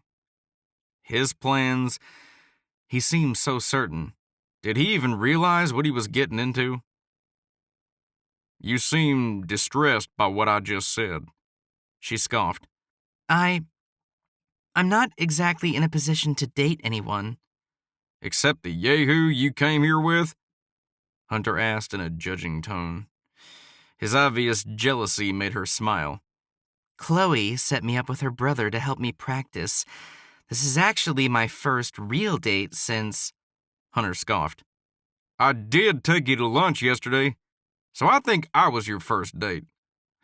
It was completely ridiculous that a famous billionaire stood in front of her, arguing about whether or not he was her first date. A light chuckle slipped out of her. You know, the amount of dates you've been on and I've been on are vastly different. In like, add 3 zeros kind of different. What? His brow creased in the center. You. Me? You're a playboy billionaire. She hated to think of all the women she'd seen in the pictures when she'd taken a peek at his Twitter account. He frowned. You say it with such distaste. A jumble of emotions whirled inside of her. I've never been fond of men with money. They act like they can do anything, and they're often men who like lots of women. The side of his lip went down, and he narrowed his eyes. Just because I've dated lots of women doesn't mean I don't want to date just one woman. Right. Isn't that what every cheater says right before they cheat again? He frowned. Did your husband cheat on you? No, she said quickly. He stared at her, and then it clicked. Ah, your father. She decided to be honest. My father tried to make it up to my mother by giving her all the worldly possessions she could ever want. But all she really ever wanted was just him, and he couldn't give her that. Hunter held her gaze for a bit, and then took her into some complicated dance moves. She let herself get lost in the music and his arms. He was so strong. It surprised her a bit, but she felt safe, like she had in Derek's arms. He slowed and cocked an eyebrow at her. Be careful. You actually look like you might be enjoying the dance. She cocked an eyebrow back. Remember, I came with someone else tonight. She didn't know why, but she wanted to tease him. You mean the harmless best friend fix-up? She flashed a smile. Who knows? Sometimes seemingly harmless things end up being more than you ever thought. He gazed down at her, and she felt the electricity crackling between them. Yeah, sometimes they do. It was apparent neither of them was actually saying what they were really talking about. The DJ yelled out, "Snowball!" and someone tapped her shoulder. She turned and, honestly, Luke Stonewall was the last man on Earth she wanted to see tonight or dance with. I don't think so, Hunter interrupted her thoughts. Luke's jaw clenched, and Summer recognized the look that said he wanted to fight. I just want to apologize. Too late. Hunter crossed his arms, and she recognized the militant look in his eyes. The man said snowball, Luke insisted, turning to Hunter. Wasn't that your rule? You have to trade partners. I guess some rules are made to be broken. She couldn't do this. Not now. Plus, she could handle Luke. Certainly she didn't need Hunter to fight all her battles. Gently putting a hand on Hunter's arm, she pushed him back. It's okay, Hunter snorted. Luke didn't move, but simply flicked his gaze to her and held out his hand. The song had just started. It took her a minute to notice what song it was, their song from junior high. Hunter took a step back, but folded his arms and stood all Marine-ish. Tentatively, she took Luke's hand, and they started slow dancing. Did you plan this song? Taking her into an easy two-step, he shrugged and smiled. Maybe. Calming her inner self, trying to dive through space and time and go to the inner quiet inside of her, she grimaced, hating all the negative energy Luke put out. You said your piece 2 nights ago. He let out a sordid laugh. And your friend Hunter James dared put his boots in my doorway this morning. He brought his little posse of attorneys, too. I was put on notice that I was wrong. He owns the land. She knew this controlled version of Luke meant he was waiting and hankering to put a boot in Hunter James's butt. Still, she couldn't stop an amused twitch of her lips as she imagined the dramatics Hunter had used to let Luke know in no uncertain terms he wouldn't be getting the property. He hadn't told her about going to Luke's house, though. She found that interesting. It's always been my land, and it's your own fault for gambling those acres to Hunter. His eyes softened, his pale blue eyes. Summer, I've regretted not going with you since the day you left. Her heartbeat picked up. You chose him, she said softly. Slowly he shook his head from side to side. I thought you'd come back. You wouldn't defy my father, not even after we found those letters. Your father loved you, Summer. He was mad at you when he died, but he always hoped you'd come back and we could have everything together. Summer had been haunted by her father for too long. I could deal with his drinking, but when he cheated on my mother, he broke her spirit. When I found out that night and asked you to come and you wouldn't. He held her hand tighter. I told you I've regretted it ever since. I've been waiting for you to come back all these years. Didn't you get my letters?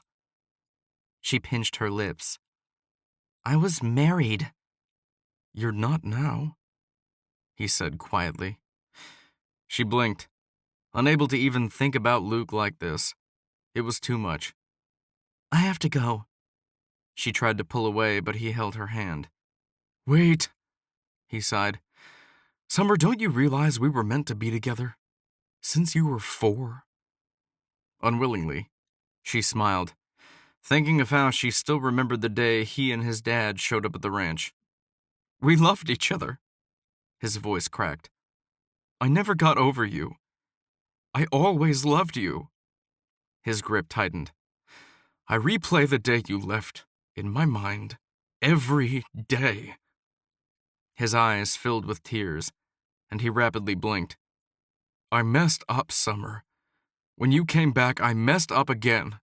But don't you remember everything we shared?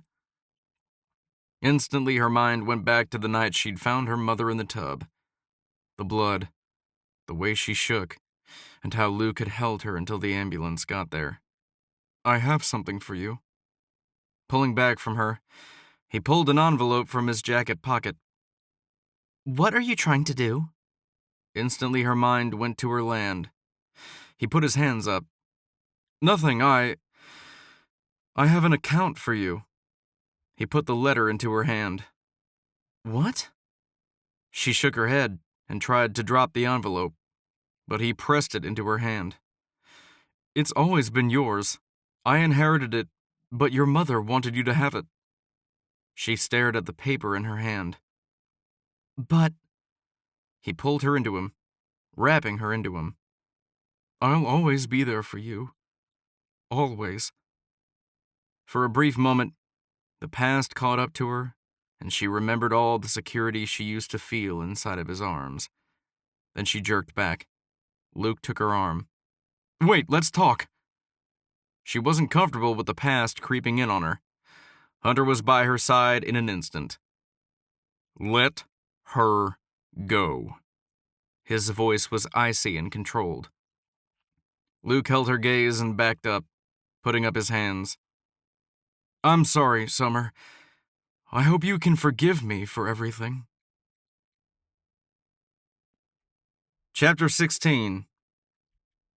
All Hunter knew at that moment was he wanted to break something, preferably Luke Stonewall's face. Sure, it had been pleasurable to see him squirm this morning on the front steps of the old Lovell Ranch with his attorneys in tow, but right now, nothing would have made him happier than to give him a good beatdown. Clearly shaken, Summer backed away from him. I have to leave. Hunter held Luke's gaze for a second. Luke shook his head, actually looking somewhat remorseful. I'm sorry. Hunter refrained from slugging the guy, even though he did owe him from the other day. When he turned around, she was gone. Hunter rushed through the crowd, searching for her. It was like she'd completely disappeared. He heard a whistle and looked up to the roof. Cooper and Sterling were both pointing toward the parking lot. Taking off, he gave them a thumbs up. When he got there, she was out of breath and stomping her foot. Are you okay? He asked as he approached. She shook her head, and he thought about how beautiful she looked in the moonlight with her skirt and red cowboy boots. Chloe's brother left. She sighed, looking at her phone. Texted me that he hooked up with someone and took off. As Hunter saw all the vulnerability on her face, he knew he wanted to be the person whose number she pressed when she needed something. I'll take you home. Hesitating, she blinked. No, I'll call Chloe. He moved toward his truck. Come on, let a neighbor help out a friend. Happy she came along, he tried not to give her too much attention. She didn't seem to like it, plus she'd just dealt with Jerkface.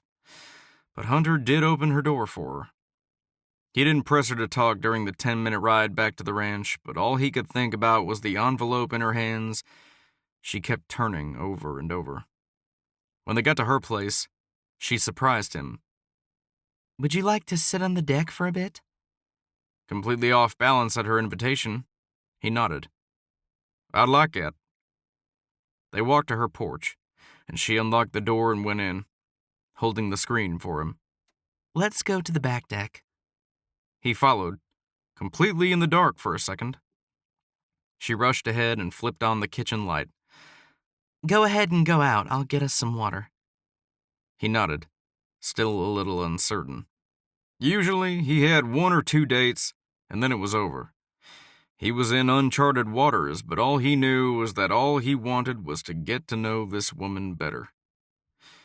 Unlatching the sliding deck door, he noticed it stuck when he opened it. Then he realized the deck needed some work too, since it felt like it was shifting beneath him. He felt back for the light switch and couldn't find one. Don't worry about it. It doesn't work. She spoke softly behind him as she came out and handed him a water bottle. In her other hand, She held a small candle in a glass jar and a lighter. Those chairs, She pointed. The deck creaked under him as he moved toward the 2 wicker rocking chairs and carefully lowered himself on one. Thankfully, it seemed sturdier than the deck. I found them at an antique place over in Boise and had to have them. I plopped them in the back of the truck on all our stuff. She smiled. We look like the Beverly Hillbillies, but the chairs are worth it. I like them. He leaned back, listening to the crickets, taking in the smell of manure mixed with fresh hay and earth. He realized how much he did love being in Jackson. The peace reminded him of Texas, but somehow it was even better. This was his home now. Her home. He frowned. Don't let Luke put you in a bad mood. Hunter turned to her. I couldn't care less about him. And he hated the way it sounded like a blatant lie. We have a past, She sighed, letting out a light laugh. He actually gave me an account with money in it. Whoa! What? Hunter felt sucker punched. Throwing up her hands, she sighed. He says my mother left it for me. He saw the tears in her eyes, and he leaned back into the chair. Dealing with emotions and complications wasn't his thing. How much is in it? Lifting her eyebrows, she opened the envelope and stared at it. $1 million? Another sucker punch. Wow. He knew Stonewall had inherited her father's fortune, but he didn't know how much it was. Nice chunk of change. Letting out a derisive laugh, she put the envelope on her lap. I'm not taking it. He didn't respond. She turned to him. I don't want the money. Putting up his hands in surrender, he shook his head. Technically, it's kind of your money, right? Your father? A father I left. She bit off the last word and looked down. Hey, I'm not telling you what to do. She sighed. I know. Looking her over, he didn't say anything. Then he shook her head, not able to believe he was slightly jealous of Luke Stonewall. It just seems he's just played a good card. Money isn't my card. Hunter inhaled sharply. No, I think he knows that. He was playing a different card. What? She asked petulantly. The card to your heart. What? She looked genuinely surprised. He tapped his fingers on his knee. A good poker player knows how to read the players. I suspect he knows you don't want the money, but giving you the money makes him sure look like a definite player. She looked away. Luke went through some hard things with me. She sighed. My family was crazy. All families are crazy. No, she said with ferocity.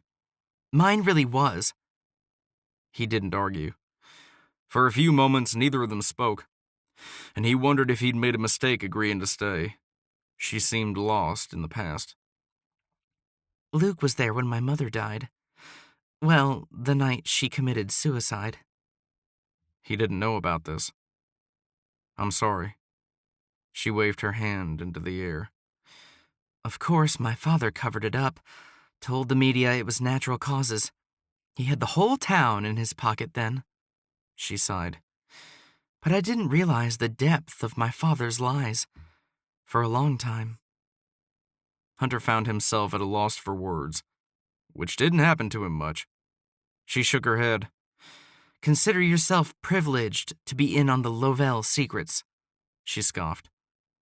Realizing she was her own kind of soldier, his respect for her grew even more. I do. Just what you wanted to hear about tonight. Someone's messed up childhood. Cry for the rich girl. She stood. I'm sorry.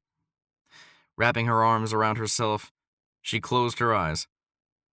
I don't like thinking about it all. It's just too much, you know?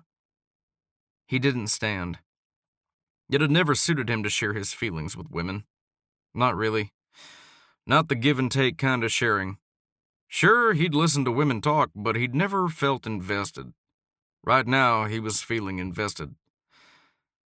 I'm not afraid of the past. He met her eyes. And I'm definitely not a stranger to crazy. Remember, I served in the military. The definition of crazy. This got him a laugh. And all he wanted to do was wrap this woman into his arms and slay whatever dragon she needed slain. Will you sit and talk for a bit? He asked, not even recognizing the sweetness in his voice. Hesitating, she sat. Okay, but you've been warned. He didn't want to ask the question, but he had to. I don't understand why your dad gave Luke everything. She was quiet for a minute, and then sighed. The year Cade was born, I got a letter demanding I come home or I wouldn't inherit anything. 2 months later, I got a call from Luke saying my dad had passed. I refused to come to the funeral. We parted on bad terms. Hunter sighed. I'm sorry. She waved a hand of dismissal in the air. I didn't want the money. I know, I'm sorry about what you've been through. She searched his eyes. Thank you. She bit the side of her lip. Even though we had nothing, Derek supported me in the decision. It meant a lot to me. He sounds like a good man. Not moving, she met his eyes, looking like a skittish fool. Sometimes she was fierce, and sometimes she was so vulnerable and fragile. It seemed like if he pressed too hard, she might shatter into a million pieces. He was a great man. And all he wanted was to reach out and soothe her. She wasn't like any woman he'd ever known. Sure, he'd had intellectuals, but he'd never been truly interested in their life, their pain, their wants, their dreams. But now he was, and it rocked him. Reaching out, he put his hand over hers. She tugged her hand back for a second to wipe beneath her eyes, clearly dismissing the topic. Don't. Sorry. But she held his eyes, and then frowned. I'm sorry, I'm just... It's fine, he answered quickly. It wasn't his intention to make her uncomfortable. She stared at him. You're not who I thought you were. He could barely breathe. Is that good or bad? You're good, too. Not in a Derek way. In your own bossy way. He laughed. I guess I'll take the compliment.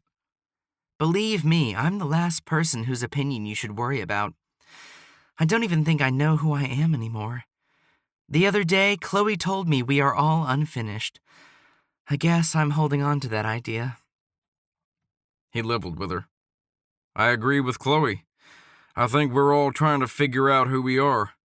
From all accounts, you're doing a good job. You're a great mother, an amazing painter. You're stubborn and hard-headed, and I think you'll be just fine. A sudden laugh came out of her. Hunter James, I don't know what to make of you. He grinned, for some reason liking that she'd used his whole name. She sighed. You want your job back? He offered again. She closed her eyes, keeping her hand in his. Oh my gosh, shut up. He laughed. Fine. Feeling the chill of the night, he looked up at the stars. Finally, he said, I'm sorry about your husband. She didn't say anything. After a minute, she turned to face him. I miss him. So much. More tears leaked out. Taking a chance, Hunter said, I know, but it gets better. Does it? My sister, though he never spoke about this, he found it easy to tell her. I had a sister named Storm. Yes, he cleared his throat. Like the X-Men, she smiled. We were close. Grew up working hard, picking cotton, mucking the stalls. My father leased to own the land. He owns it now, but it took decades of hard work. Part of the reason I joined the military was to get off the farm. She watched, both eyes steady on him in the dark. She got cancer. Lymphoma, stage 4. When she was at the end, I took leave and held her hand as she slipped from our world to the next. He could feel tears on his own cheeks. The day she died, I went home and ripped out all the rose bushes next to her bedroom window, because those were her favorite, and I couldn't take it. He sniffed and wiped beneath his eyes. I don't think I've ever told anyone that. She nodded. I'm sorry. Really, she was the only woman I've ever loved. Of course, I love my mama. She passed a year ago. I think she's probably happier being with Storm. She was never the same after my sister passed. I'm so sorry. The sincerity in her voice made it all feel real. I've never told a woman that. He blinked. Taking him completely off guard, she reached out and put her hand over his. Thank you for trusting me. And he discovered he did trust her. Unsteady from this realization, he stood. He didn't want to be friends with this woman. He wanted more. He moved down the steps toward the side of the house. More than he'd ever wanted anything. He hesitated. I'll see you at 8 tomorrow. Hunter? She called out, following him around the side of the house. He stopped as he got to his truck. Her skin was shimmery in the moonlight, her cheekbones hollowed with the contours of shadow. She was beautiful. She walked toward him, taking his hand when she reached him. I don't know when it happened, but I guess I don't hate you anymore. He let out a light laugh. I guess that's good. The side of her lip turned up. His heart thudded in his chest. I really want to kiss you. Slowly her lips curved all the way up. I said I didn't hate you. I didn't say I wanted your lips on mine. Recognizing the spirit of a true poker player, he wanted to call her bluff, but he didn't think it was the right time yet. I guess that's a no. Pulling her hand back, she winked at him. So I can be another one of your women? So I can have my 15 seconds of fame on Twitter with the Playboy Hunter James? No thanks. The beating of his heart increased. Denied? Seriously? He hadn't been denied since he was a sophomore in high school, and his prom date told him she was in love with his best friend. I don't have women. Thank you for the ride home. She turned back, clearly happy she was sufficiently torturing him. You'll want to kiss me soon, Miss Kingston. Lifting her eyebrows, she put her chin up. Is this some kind of Hunter James bet? Getting into his truck, he turned it on and rolled down his window. Oh no! It's a Hunter James guarantee. Tilting her head to the side and smirking, she said, We'll see. Chapter 17. The next morning was a whirlwind as she and Cade were picked up by Hunter at 8, and then whisked off to the airport and onto his private jet. Cade could hardly contain his joy, asking Hunter 1,000,001 questions. Hunter patiently answered every single one. Cade insisted on sitting across from her so he could be next to Hunter, and they chatted happily. Every time she asked Hunter where they were going, he winked and said, "Oh, it's part of the guarantee." Butterflies hammered into her stomach like the first time she'd left Jackson Hole and driven across the country, not knowing where she would end up. When Hunter left her house the night before, she hadn't been able to sleep well, imagining Hunter leaning down and kissing her in her dreams, but the day was off to a good start. Reluctantly, she admitted to herself that the dream had been so good she hadn't wanted to wake from it. She actually felt guilty about it. Now, as the pilot announced they were landing in Raleigh, North Carolina, she was shocked. What are we doing here? Hunter happily told them they were going boating and then to the beach. Later that afternoon, as she watched Cade bury Hunter in the sand, squealing with delight when Hunter lifted himself out of the sand like a zombie and pretended like he was going to eat him, a deep pang of regret passed through her. It should be Derek here with them, playing in the sand. Boating had been more than amazing. Even though they hadn't done any water skiing, they'd all taken turns riding on the tube behind the boat. Hunter was an excellent boatman, but he'd brought someone with them so he could get on the tube with them. He looked good in a swimsuit, farmer's tan and all. It made him seem more like a real person and less of a playboy. Their day would seem perfectly normal to others looking in. A father playing with his son, a mother sitting on the towel, pretending to read but really just delighting in their joy. Derek's face flashed in her mind again. It felt like she was betraying him somehow, being here and having so much fun. But she knew Derek wouldn't want her just sitting around feeling sorry for herself. He wouldn't.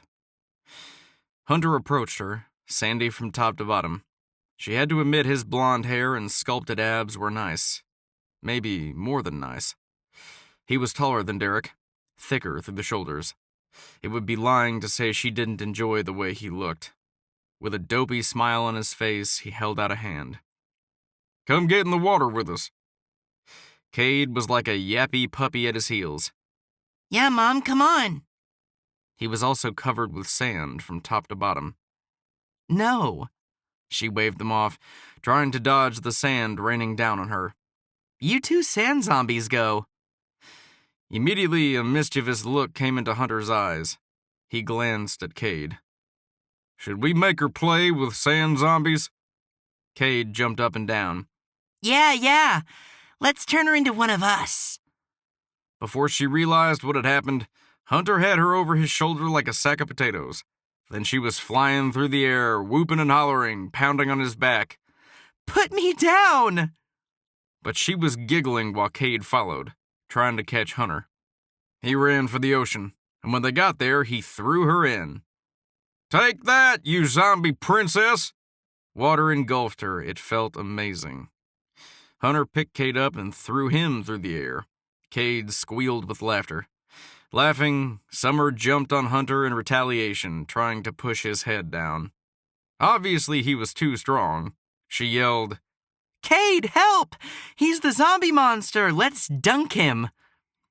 Cade grabbed Hunter around his waist and tried, without success, to pull him down. Hunter played along, making roaring sounds. "I eat you!" He pretended to bite her shoulder. She threw her weight as she squeezed his neck, using one of the MMA fight moves Derek had taught her. It took him slightly off balance. "Whoa!" She yanked again. Cade pushed at the same time, and Hunter lost his balance, falling into the water. He laughed and made a big commotion, taking her and Cade with him. When they surfaced, Hunter kept his arms around her. Suddenly, it was just them, staring into each other's eyes. His breath was on her face. His lips were close. Cade tugged at his waist. Zombie monster is going down! Hunter released her, grinning and picking up Cade and throwing him in the water again. She watched them, her heart beating at a speed she knew was faster than any horse at the Kentucky Derby. It was magnificent, seamless. She couldn't believe Cade was bonding so easily with Hunter. He wasn't a shy kid by any means, but she'd seen him blossoming the past few weeks, going over to Chloe's, being friends with Joey, and now being with Hunter. It was beautiful. Hunter told Cade to go get the snorkeling gear on and look for seashells. After he ran off, Hunter started toward her. It didn't help slow her heart rate. She took in his broad, thick shoulders and piercing green eyes. The side of his lip tugged up, and she noticed a little scar in the corner of the right side of his mouth. "You look like you're having a good time." Salt water filled her mouth and splashed him. It's all a ruse.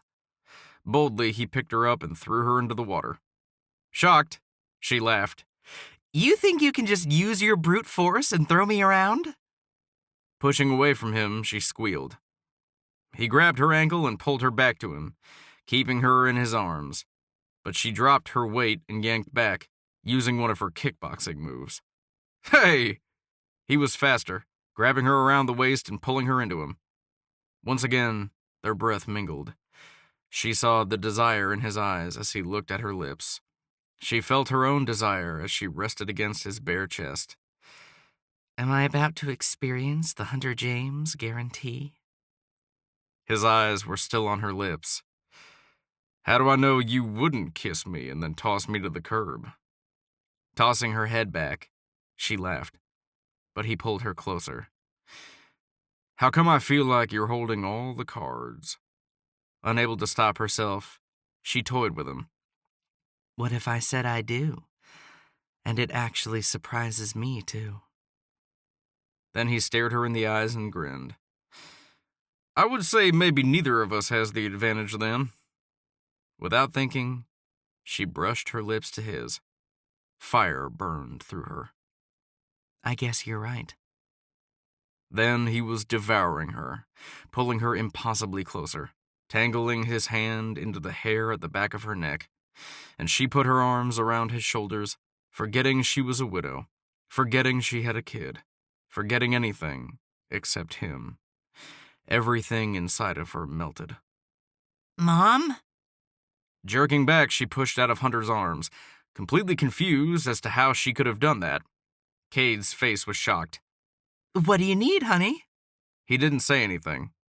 He was sitting on the beach, putting on his flippers. The snorkeling mask was perched on top of his head. She went to him, coming out of the water, feeling a little self-conscious about how she looked in her bathing suit. Cade narrowed his eyes. Mom, are you going to marry him? No. She moved toward Cade, knowing she was blushing. What had she just done? Kissing a man in front of her child. Unacceptable. Turning back, she frowned at Hunter. He put up his hands in surrender. Hunter James guarantee, ma'am. She shook her head and closed her eyes, wondering what had just happened. Chapter 18. It was 5 o'clock and Hunter was waiting outside of the dressing rooms at the beach for summer to come out. Cade stood next to the ocean, all clean and dressed. Hunter had tried to keep him away from the beach, but he kept going out to the ocean and dipping his feet in the water. Hunter hadn't had the heart to make the kid obey. After all, it was the ocean. Why take away the fun?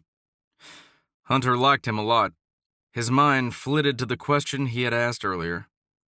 Are you going to marry him? Then his mind turned to the kiss. Just thinking about the feel of her in his arms, the way her soft lips had pressed to his, and the feel of her curves against him affected him. He noticed his hand was in a fist. He'd never wanted a woman like he wanted her. Never. Kind of funny considering there had been quite a few women. And why had he gone to such extreme measures for this date? He didn't know, but he wanted today to be memorable for her and Cade. Well, he grinned to himself. The kiss had been memorable. He'd made plans to go to a restaurant on the pier with amazing lobster and shrimp. The reservation was for 5, and he wondered if he needed to call and change it. Just then, Summer emerged from the dressing room. She wore a yellow dress, tall clog heels, and a white cardigan. She'd taken time with her long red hair, and it curled softly down her shoulders. Her makeup was light, lip gloss, and mascara. His heart stopped. She was definitely the most arrestingly beautiful woman he'd ever seen. He was a goner. She smiled. Sorry I took so long. Reaching out for her hand, he said, I don't mind waiting. The moment went sticky, and they stared into each other's eyes. She turned and saw Cade by the ocean.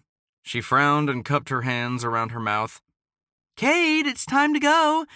Be careful not to mess up your clean clothes.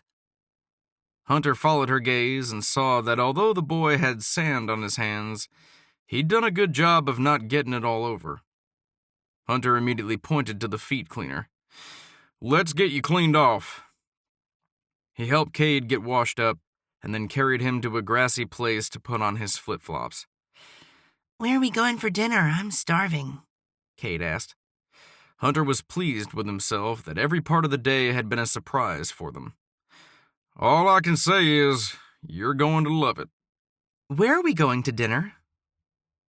Hunter glanced up, ready to give her a hard time for asking the exact same question he'd just deflected, and once again his breath was taken away.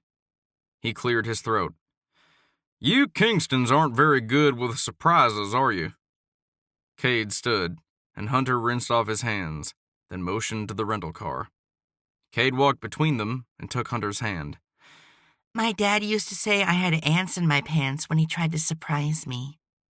For a second, all Hunter could think about was the fact that this boy trusted him enough to put his hand in his and then talk about someone very important to him. The center of his chest filled with warmth. Well, it sounds like your dad was right. Could he do this? Be another important person in Cade's life? Feeling Summer's eyes on him, he glanced at her. She blinked, clearly affected by Cade talking about his father. 20 minutes later, they got to the restaurant. He went around the car, hitting the key fob to keep her locked in so he could open her door. She laughed. "What are you doing?" He opened the door and took her hand, helping her out, inhaling the light coconut smell of suntan lotion wafting off of her. Treating you like a lady. Get used to it. She smiled at him. Feeling brave, he put his hand out for her. She took it. Without missing a beat, Cade moved to his other side and took his hand, chatting away. "I think it's cruel to eat lobster." Deciding it was nice to have Cade there to take the pressure off of having to drive the conversation or talk of things she may not be ready to talk about, he launched into the pros and cons of eating animals. Do you like hamburgers? "Yeah? Chicken nuggets? Only in Happy Meals." Hunter smiled and released Cade's hand, opening the door for all of them. Then you're eating animals. So why can you eat those animals and not a lobster? Cade put a finger into the air and looked pensive. "Good question." Summer moved past him into the lobby and gave him a helpless look. "This is just how he is, sorry." Hunter shook his head. I was a lot like him. He ruffled Cade's hair.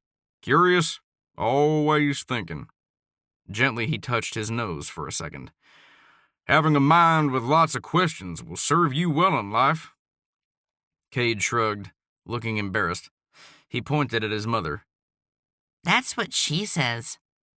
Hunter grinned, loving the feel of her hand in his. He wished they could freeze this moment in time. She's right.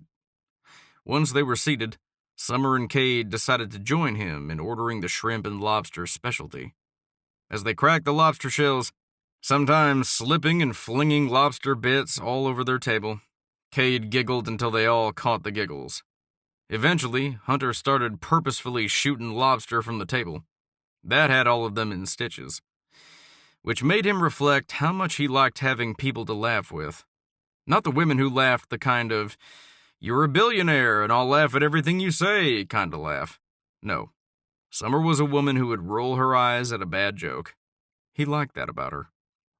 Finally, Summer put a hand on his arm and laughed, saying, "Stop, we're being rude."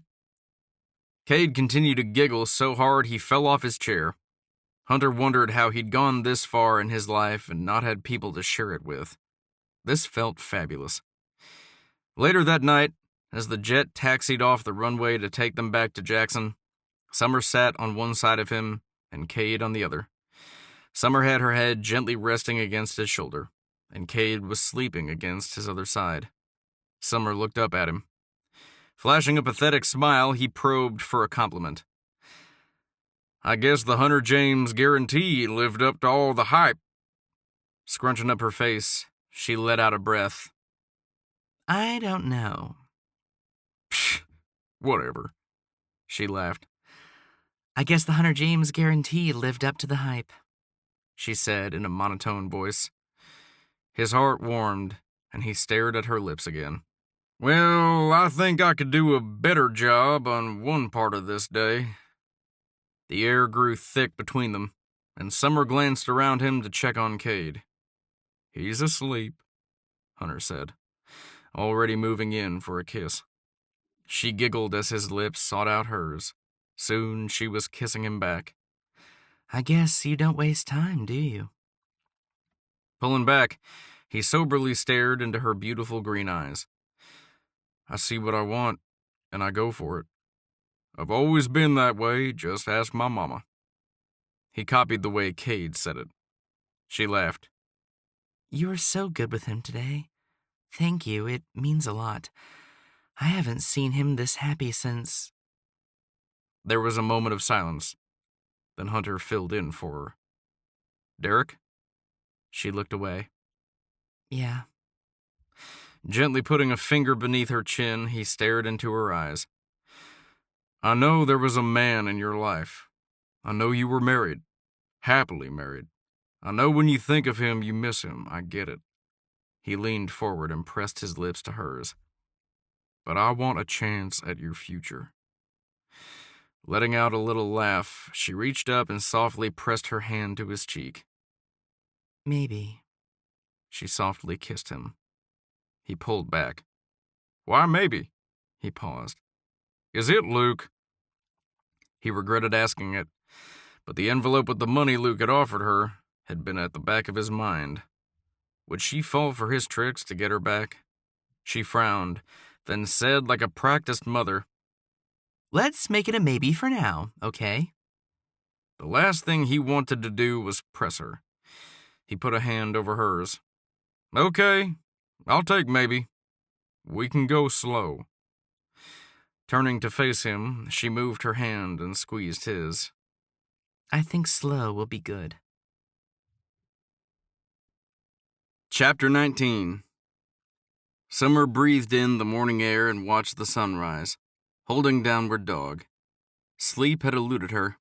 Somewhere between 1 and 2 in the morning, she'd finally drifted off after thinking about that kiss over and over.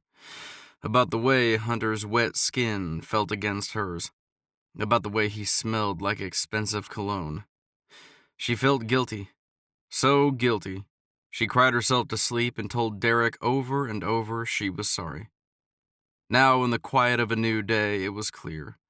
Hunter's face, the desire in his eyes, the kindness in his touch, the way he interacted with Cade. He was a good man. It hadn't been what she thought she would find in Jackson, but like her grandma used to say, when the good Lord shuts a door, he opens a window. Take from life the gifts it gives and leave the rest behind. Flowing into cobra pose, she lifted her head to the sunshine and closed her eyes. Light and love and truth, her mantra. Turning to her side, she transitioned into a sideways lunge, breathing deeply. Breath and movement. At some point, she thought she might like to become a yoga instructor. Lunging to the other side, she opened her eyes and flipped back her head, putting on a smile as she thought of Hunter and Cade burying each other in the sand yesterday. It had been like a fairy tale, like they were a family. Coming down into a push-up position, she gently pushed her chest up and stretched her abs, doing upward-facing dog. Nice! Toppling over, her heart soared. Whoa!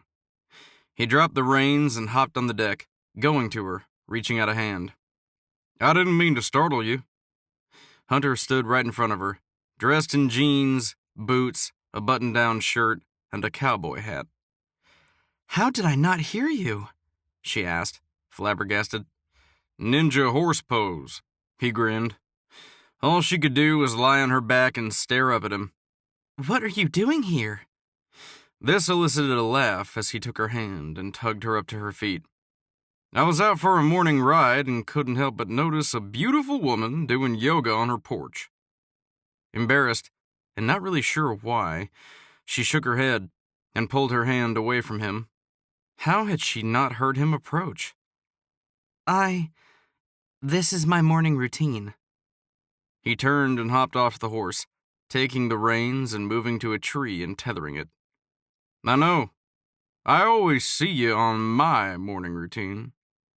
What? You've been watching me. Hunter nodded, and she could swear he was blushing. No, I've seen you from far off. Obviously, I haven't been brave enough to approach until now. She heard the familiar sound of the sliding door unsticking. Then Cade popped his head out. Mama? He asked sleepily. Not knowing how to respond, she bent and rolled up her yoga mat. Coming, baby. Hunter? Cade's sleepy voice suddenly sounded awake. Hey! Hunter stood next to his horse, petting her nose. Cade emerged from the door. Did you just ride over? Yep. Can I ride her? Sure, if it's okay with your mama. What was happening? He'd barely been gone, and now he was here again. Her hands were clammy, and her mouth felt dry. You need to eat breakfast, she said, hedging. Cade rushed off the porch and to Hunter's side, immediately putting his hand on the horse. That's Honey, Hunter offered. Hey, honey. Cade continued to pet her. He glanced up at Hunter. Mama taught me to ride a horse at La Casa de Juarez when she was a horse trainer there. I'm pretty good, he said in a matter-of-fact tone. He shrugged. But I don't have any horses. Hunter snorted. Well, I have a lot. Come on over, partner, and ride them any time. Hunter turned his gaze to her. Your mama can come ride any time, too. He winked at Cade and ruffled his hair. Cade jumped up and down and turned to his mom. Can we go ride them today, Mama? Can we? Please? A pang of anger, albeit faded anger, touched the center of her, and she blew it off. Yes, Hunter had fired her, but she reminded herself he had offered to give her the job back twice already. Hunter grinned at her. What do you say? Riding today? Every part of her itched to get back on a horse. She hadn't been riding since that day. She'd been too busy painting. Her mind came back to the pressing needs of the day. I have to paint today. She needed to get this painting done soon and over to Sterling. She'd used some of the other money to get caught up on some credit card payments. She had $2,000 left, but she liked having a cushion, and honestly, she liked painting too. A short ride, Mama? Cade begged. Knowing she couldn't say no to Cade, she glanced up at the smiling Hunter. He looked proud of himself, like he'd put Cade up to the whole scene. She narrowed her eyes. All right, but we have to be home by noon, get you fed, and get you to Chloe's. I need to get my painting finished today. Pumping a fist like he'd just won a big game, Cade grinned. Yes! You're going to come in and have pancakes with us, right? Hunter allowed himself to be led, his eyes widening. Of course. He shrugged his shoulders in question at her. She shook her head. I guess so. 20 minutes later, she put hot pancakes under their plates. Mama's pancakes are the best, Cade said. My great-grandmother taught her how to make them when she was little, and when I am 8, she's going to teach me. He took a big bite and grinned. Now I just get to enjoy them. Hunter took a bite and then nodded his agreement. She stared at Cade. He had syrup on the bottom of his lip as he stuffed in another bite. Yummy. Hunter had taken his hat off, and she could still smell his cologne even over the smell of the pancakes. Nervous energy pumped through her as she prepared more pancakes. Cade chattered happily, telling Hunter about the Roman Empire and its aqueduct system. She sat at the table and took a bite of pancake. Butter and sugar exploded in her mouth. She grinned at Hunter. Cade put up a finger and wiped his mouth with the back of his arm. Did you know the Romans put together a battle force mightier than all the earth? Of course they didn't have modern warfare like we have today. The side of Cade's lip tugged down. She took a sip of water and gave Hunter an apologetic look. Cade, sweetie, maybe Mr. James wants to talk about something else. Deterred for only a couple of seconds, Cade turned to Hunter as if this were a big revelation. What would you like to talk about, Mr. James? Taking a minute, Hunter turned to her. Cade, I think I'd like to find out more about your mother. Cade stuffed in another bite, leaning forward and propping a fist beneath his chin. What do you want to know about her? I'll tell you. Giving Cade a look like he'd won the lottery, Hunter turned back to him and propped his own fist beneath his chin. Okay, what's your mother's favorite color? Scrunching up his face, he turned to her. Red, but sometimes blue. Blue is my favorite color, too. Hunter thought for a second. What is your mother's favorite thing to do? Her heart fluttered. Cade laughed. That's easy. Ride horses. He shook his head. Give me a harder one next time. Hunter's eyes met hers. It felt like he was apologizing with his gaze. He frowned and then turned to Cade. What's another thing she likes to do? That's easy. Punch the bag. What? She reddened.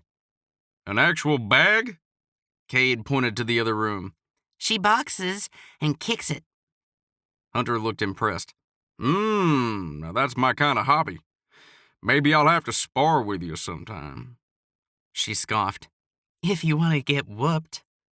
He grinned and turned back to Cade. What's her favorite holiday? Cade grimaced. He turned to his mother, his face reddening. Well, it used to be Christmas, but Mama wasn't so happy last Christmas. Standing, she picked up her plate and Cade's plate. That's enough. She moved into the kitchen, hoping she wasn't wearing her emotions so blatantly on her face. Let's get ready and go riding, so we have time before you go to Chloe's. Okay. Immediately, Cade jumped up. I'll go change. He turned back, halfway out of the kitchen. Can I ride behind you back to your house, Mr. James? Cade, she said, her voice thick with disapproval. Hunter waved his hand in dismissal. You betcha. Cade scampered off, and Hunter picked up his plate and brought it over to the counter. Nervously, she rinsed the plates. She would do the dishes later. She just wanted to get the food off now. You don't have a dishwasher? Hunter walked around the counter, inspecting it. This made her more nervous. She loved this house, but it was old. She couldn't imagine what it looked like compared to his new house. Well, yes, she could. She'd grown up with maids and everything. This was nothing compared to that. She didn't care, though. She loved her nothing. Loved being a mother and having a home with Cade. His arms were around her, and he pulled her into him. The feel of strong arms and the smell of him made her weak in the knees. Hey. He nuzzled her neck. I could hardly sleep last night. Then he kissed the spot of flesh between her ear and cheekbone. She giggled, feeling completely different from the dishwashing mother only 2 seconds ago. Remember the taking it slow part? He did it again. This is slow. She giggled. Turning in his arms, her heart raced, and she didn't know why she was putting her lips on his, drinking him in as much as he was drinking her in. His hands gripped her tighter and pulled her closer. He deepened the kiss, and all thoughts fled from her head like someone playing trouble, pushing the center of the game, scrambling her mind with each kiss. Pulling back, he stared into her eyes.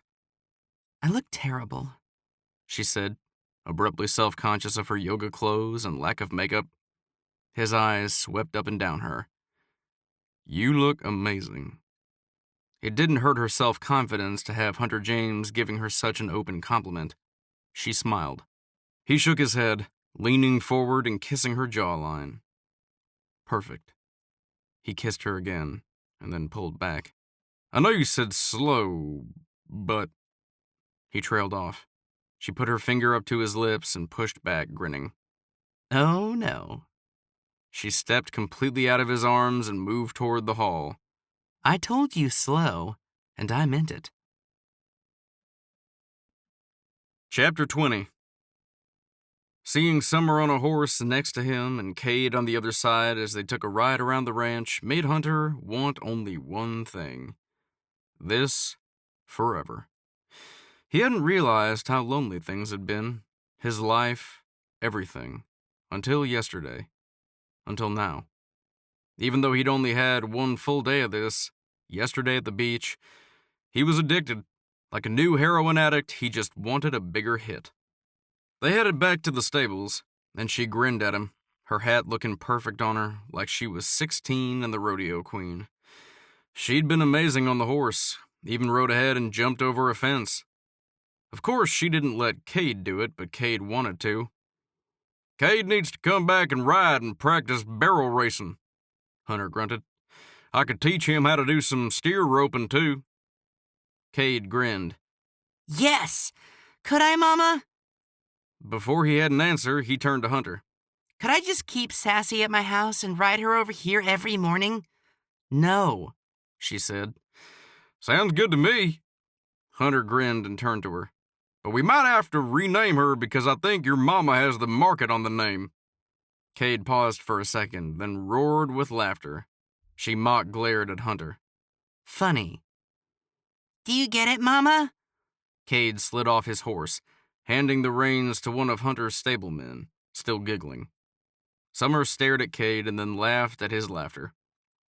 Hunter dismounted, then put out his hand to help her off, happy he was making them happy. "See, your mama thinks we're funny." Taking his hand, she shook her head. You know I can get on and off horses all by myself. Hunter pulled her closer. "But I wouldn't have you right next to me if I wasn't a gentleman, would I?" It was a moment of palpable attraction. But Summer was more than that to him. She was pure attraction plus. Yes, if she were a product he was advertising, that's what he'd call her. Looking around, she shrugged out of his grasp. Hunter, she scolded. He just laughed and took her hand, unable to let her be. "So you guys are coming back for dinner tonight, right? Then we can swim in the pool?" Turning on Hunter, she ignored Cade's pleadings and she swiped at his shoulder. Seriously, you're using your swimming pool to woo my kid back? Can we, Mama? Please? Hunter tugged her closer, a light laugh escaping as he stared at her lips. "Hey, you should know a guy like me does whatever it takes." Feeling this attraction between them, she almost forgot where they were. She was that distracted by his lips being mere inches away, until she heard someone clear his throat. Kai. Oh. She dropped Hunter's hand as if she'd been caught making out behind the barn when she was 17. Kai only smiled, holding out a clipboard for Hunter. "I need your approval on these, sir." He half smiled at her. "Good to see you, Summer." I'm Cade. Cade waved. Kai made a big commotion about meeting the boy, shaking his hand and telling Cade how he knew his mother when she was his age. Was she curious? Cade asked Kai. His eyebrows tugged together, then he grinned. "Drove me almost batty, that child did, asking so many questions." Cade shook his head. Well, then I'd drive you even more crazy. Kai laughed. "I think you should come over more, hang out here with us, and do some more riding. In fact," he tousled his hair, "I'd even give you chores for fun." Hunter laughed, signed the papers, and handed the clipboard back to Kai. "I like that idea." He flexed his arm. "Chores will give you guns like these." Cade turned to his mother, flexing like Hunter. Can we come back? Shaking her head, she grinned at Hunter. Only if he feeds us fresh fish like last night. "Done!" Hunter scooped her up and lifted her into the air, whooping. "Woohoo! You're coming for dinner, Cade!" Cade shouted, Yay! Chapter 21. Summer stood in her living room in her painting clothes, staring at the canvas in front of her, mad at herself. This picture was supposed to be a scenic picture, one she could take to Sterling and sell for another 10 grand. Instead, it was pale sand, soft teal waves, and warm sunshine. She was edging in a couple burying a little boy, trying to capture in color the giggling in her mind as Hunter cracked jokes and they dumped sand on the happy Cade. Closing her eyes, she felt the sun on her face, and she could smell Hunter, feel him next to her, see the barbed wire tattoo around his bicep and the small rose on the side of it. She hadn't wanted to look too closely. When she saw it, she couldn't help thinking of the way he'd mentioned his sister had loved the rose bushes by the bedroom. She remembered him saying he'd yanked them all out after her death and then felt miserable. Without thinking, she began etching in the tattoo on the man in the picture. This time, she couldn't deny he was the man in the picture. It was ridiculous. She felt like she was blushing right now, without him even there, just thinking about him and the stupid tattoo. Shoving away from the painting, she put her paintbrush in the water can and hissed out a breath. She had to focus. She took down the unfinished canvas and propped it next to the window. Determinedly, she put a blank canvas up and went to the kitchen sink to wash her hands. The other day, she'd taken a bunch of landscape pictures. She went to her phone and scrolled through the photos. She chose a picture of the mountains as seen from the ski resort. Mountains and valley. It was beautiful. She went back to the canvas and began etching in mountain peaks, but her thoughts went back to the morning when Hunter had put his arms around her and pulled her back into him. It had felt insanely good to have him against her. Solid, sure, strong. She blinked, feeling guilty. Derek's face flashed into her mind. With short strokes of the brush and light tapping on her phone to keep it from going dim, Summer continued blocking. Reaching for another brush, she mixed blues and greens and worked on getting the perfect color for the sky. The swirling colors started to look the same as Hunter's eyes. Smiling to herself, she laughed and focused again on the sky. A sharp thump, repeated 3 times, jerked her completely out of her thoughts, and she sent the paintbrush careening across the canvas. The sound pounded again. A hammer, maybe? Completely confused, she rushed to the sound coming from her back deck. Then she saw him. He was wearing the same clothes from riding earlier, and had added leather work gloves. His face was that of a man intent on his task. Pushing back the door, she threw her hands out and laughed. "What are you doing?" Stopping only for a second, he gave her the same astonished face she was probably giving him. "Working. Get back inside and paint, woman." He took one of the planks and used a tool to pry it up. "Hey!" she called out. Easily pulling the plank off, he pointed inside. "You need to paint, remember?" She laughed. "Hunter!" she exclaimed, hopping off the deck and moving next to him. He had a stack of wood on the ground, along with cans of stain, brushes, and tools. For a second, Hunter simply held the plank of wood he'd pulled off, grinning at her. Then, moving fast, he dropped the plank to the side, and in 3 steps he grabbed her. Picking her up and putting her over his shoulder, he spun her around. "Oh, you want to play?" She laughingly struggled. "Put me down!" He did another spin. "That'll teach you, Summer Kingston, for not minding me." She laughed harder. When he finally put her down, she was laughing so hard she could hardly stand straight. It had been so long since anyone had played with her like a man plays with a woman he loves. He kept her in his arms, grinning like a fool. She got quiet, seeing the intent way he looked at her. "What are you doing?" He grinned. "Fixing your deck." "Why?" "Because it needs fixing." "I didn't ask you to." "I wanted to." "Why?" Slowly he leaned forward, gently pressing his lips to hers. Fire went through her as she inhaled the loveliness of him. He pulled back. "I guess I kind of wanted to interrupt you, too." "I guess I kind of liked it." Without thinking, she pressed her lips back to his. His arms pulled her tighter against him. She could feel the rock hardness of his muscles. Her hands moved up his waist, and she thought of the beach yesterday and what the abs under his shirt felt like. She let her hands move up his chest. Deepening the kiss, she felt herself go weak, and Hunter held her tighter. This man was all male, and his scent? Right now, she could smell his cologne and horses and the fresh wood he carried to fix her deck. Quickly, she pulled back. "I don't know what's happening." Loosening his grip on her, he stared into her eyes. "I think my friend Cooper would tell me I'm starting something like a meaningful relationship." This warmed her. Meaningful? Kissing her cheek, he relaxed. For me, it's a big deal. She laughed and pulled back. Wow, you have a way with words. She moved out of his grasp and jogged up the steps and into the house. Can I come take a peek? Poking her head back out, she frowned and wagged her finger. No, I'm creating. Work, man. He laughed. I'll get you some ice water.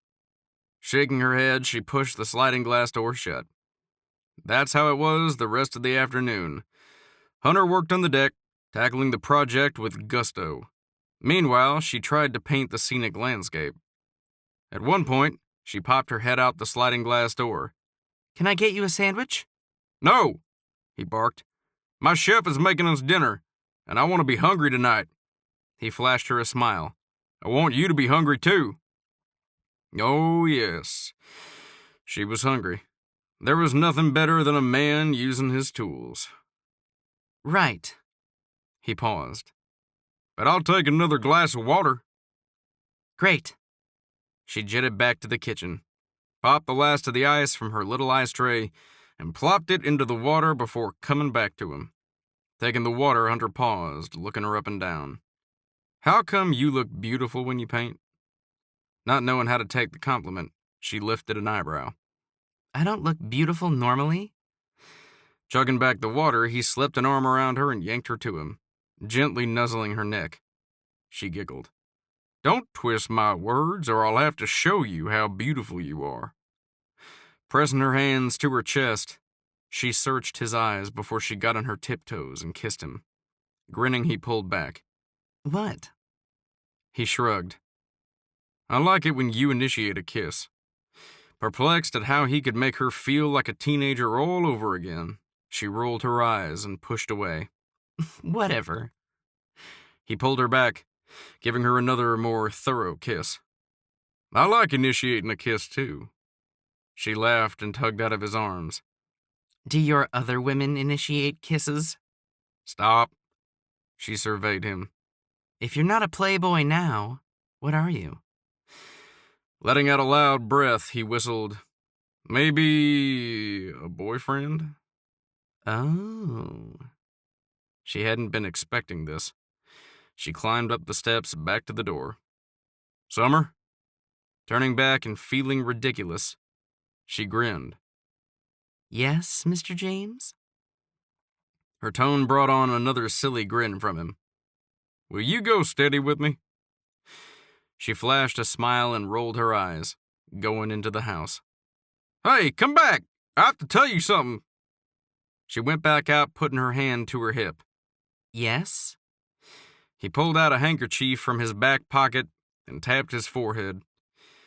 I have to leave town the day after tomorrow for a week. A week? She blurted before thinking. Another grin, and then he grimaced. Meetings with my oil guys in Dallas. Want to come? He offered. She immediately shook her head. No. He frowned. Thought you'd say that. She was glad he wanted her to go, but she knew she couldn't do that. She had Cade, and they didn't even know each other that well. What would Grandma have said about her traipsing off for a week with a man who wasn't her husband?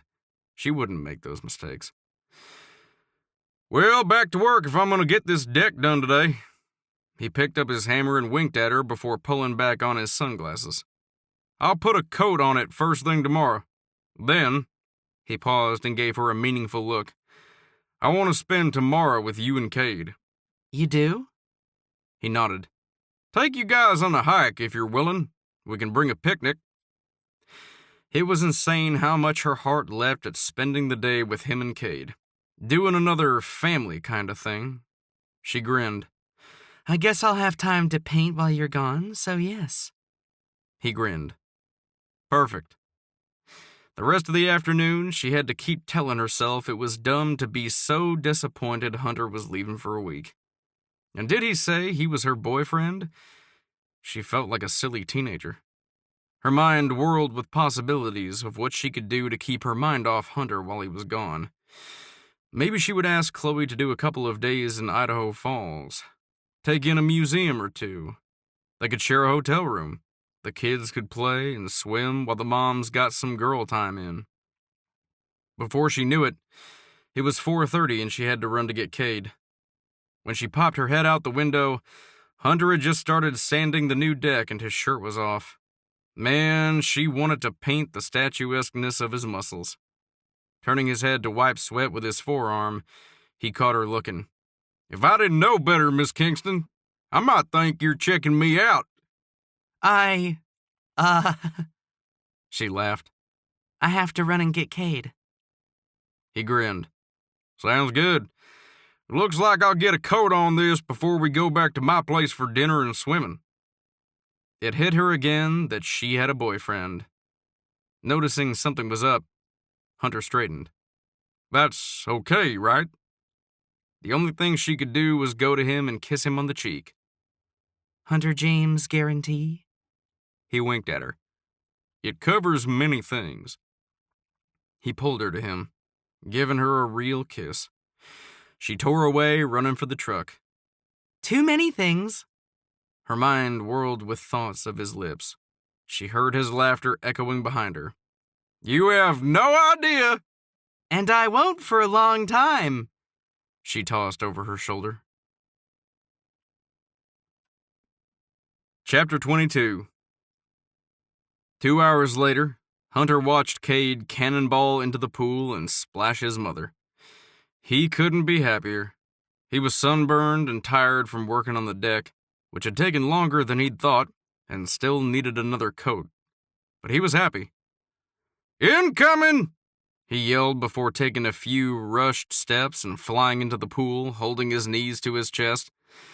When he came up, both Summer and Cade splashed him like crazy. "Ah!" he splashed back, then took them both and pulled them into him. "You will not succeed, Luke Skywalker!" Both of them giggled harder. Changing his focus, he picked Cade up and threw him. Cade just laughed as he flew through the air. Turning to Summer, he was unfazed by the hands she put up as she moved away from him. Oh no! It was too late. "You too, Princess Leia!" He picked her up and sent her sailing through the air too. She squealed and giggled. Suddenly, Cade was back on him, splashing. At the other end, Summer climbed out of the pool and picked up a towel. Hunter watched her, every part of him wanting her, to be with her, to have this. Which was new to him. He'd never not wanted the family thing. He had thought he would settle down at some point, but he never felt he needed it in order to feel complete. There had always been more to build, more to learn, more to conquer. How had he, in less than 2 weeks, had his heart stolen? Grinning, she wrapped the towel around herself. What? She scrunched up her face. Sheila hustled out of the kitchen, holding the tray of food and hollering over her shoulder. Dinner? Grateful he didn't have to answer Summer's question just yet, he splashed Cade one more time. "Did you hear that? Let's eat!" After dinner, Summer insisted she needed to get Cade home and to bed. Hunter insisted on going with her to tuck him in, which Cade had begged him to do. Now he sat on a stool at her kitchen counter, listening to her sing Cade a goodnight song. He'd done his part, gone to the boy's room and tickled him good for a few minutes until Summer had ordered him out. Closing his eyes, he focused on her voice. It had a unique, beautiful quality to it. Fluid, soft, haunting in some ways. Letting himself relax, the last 3 days flew into his mind in movie montage form. Dancing with her, being at the beach, eating lobster, kissing her. He couldn't stop himself from smiling. The witty banter, fixing her deck, and loving the fact she was inside in her painting gear, playing in the pool and laughing and giggling with her and Cade at dinner. He wanted her. This. He'd even take the falling apart house. Opening his eyes, he stood, trying to refocus. Summer wanted to take it slow, and he had to steel himself for that, for holding back. He wasn't generally a take-it-slow kind of man. This would be a challenge for him. She started into another song, and he moved into her living room, stopping at the canvas. Thinking about how protective she was of her art made him smile. Out of the corner of his eye, he saw another canvas. Curious, he walked over to it, telling himself he would buy some furniture for this living room, build her a proper painting room, one with more light. Though she'd painted every wall inside the house, he saw the cracks in the walls from the foundation. No, this would not do for her and Cade. Then he had a light bulb moment. They could just move in with him. He grinned. Yes, it would take some time, but he wanted that. And not just move in. They could do it all properly, with her as his wife. Wife. The thought stopped his heart. He took in a deep breath. Crap. It had happened. He wouldn't tell her yet. It wouldn't do to scare her away. Too curious to stop himself, he bent down and peered at the canvas. It wasn't technically on the stand, so it didn't count as in process, right? He picked it up, pulling it to him for a better view. As he saw the half-completed beach scene in front of him, he stumbled back and ended up on his butt, dropping the canvas. He saw himself. There was the start of his tattoo and the rose on his arm. Summer was next to him on the beach, throwing back her head, laughing. Cade's little head stuck out of the sand. The ocean filled the background, and he was blown away. She'd captured the feeling of the moment. Furiously, he blinked. The beach, the scene she'd captured, that was the moment he'd longed for since his sister's death. Personal, intimate, family. Here was everything he'd worked for like a dog chasing after an elusive bone the past 5 years. Building a business, building an empire. Suddenly all the pride he had about himself, what he'd done with his life, didn't matter. He realized this was what he'd been fighting for in Afghanistan. This was what all the sacrifice and duty and love of country was worth. This moment. He thought of her husband, Derek. The one who'd, by luck of chance or fate or call it whatever, was missing out on being here. Without warning, a tear slipped down his face. I'm sorry, man. I'm sorry. I'll take care of them, I promise. Hunter? Her voice startled him, and he almost dropped the canvas. Turning toward her, he saw tears in her eyes. Standing still in the hallway, he could tell she was trying to get her emotions under control. Gently, he put the canvas down. She moved next to him. It's not finished. Her voice was tight. He wrapped his arms around her waist. I've waited my whole life for a moment like that, and you captured it perfectly. She sniffed and then melted against him, letting out a sigh. Brushing a hand down her hair, he kissed the top of her head. I love it. I'm buying this one. She let out a light laugh. No way. Standing there, holding each other, neither of them spoke for a few seconds. Every part of Hunter wanted to keep her here. It was funny to him. He'd never felt this need to protect women, to keep them so close. In fact, he'd always seen them as too much of a distraction, as something that would hold him back. Yet here he was, wanting so much he'd never wanted before. Pulling back, she stared up at him. When Derek died, it felt like our life as a family was done, finished. But at the same time, we left so many things unfinished. I saw that as a bad thing. Now I'm beginning to think life is always unfinished, and that's what makes it beautiful, because unfinished means a future and possibilities. His heart raced at the vulnerable way she looked at him, as if he could shatter her like the most precious, fragile glass. My life is unfinished, too. Suddenly I feel like I've been spending all my time doing things that don't matter. But being with you and Cade matters.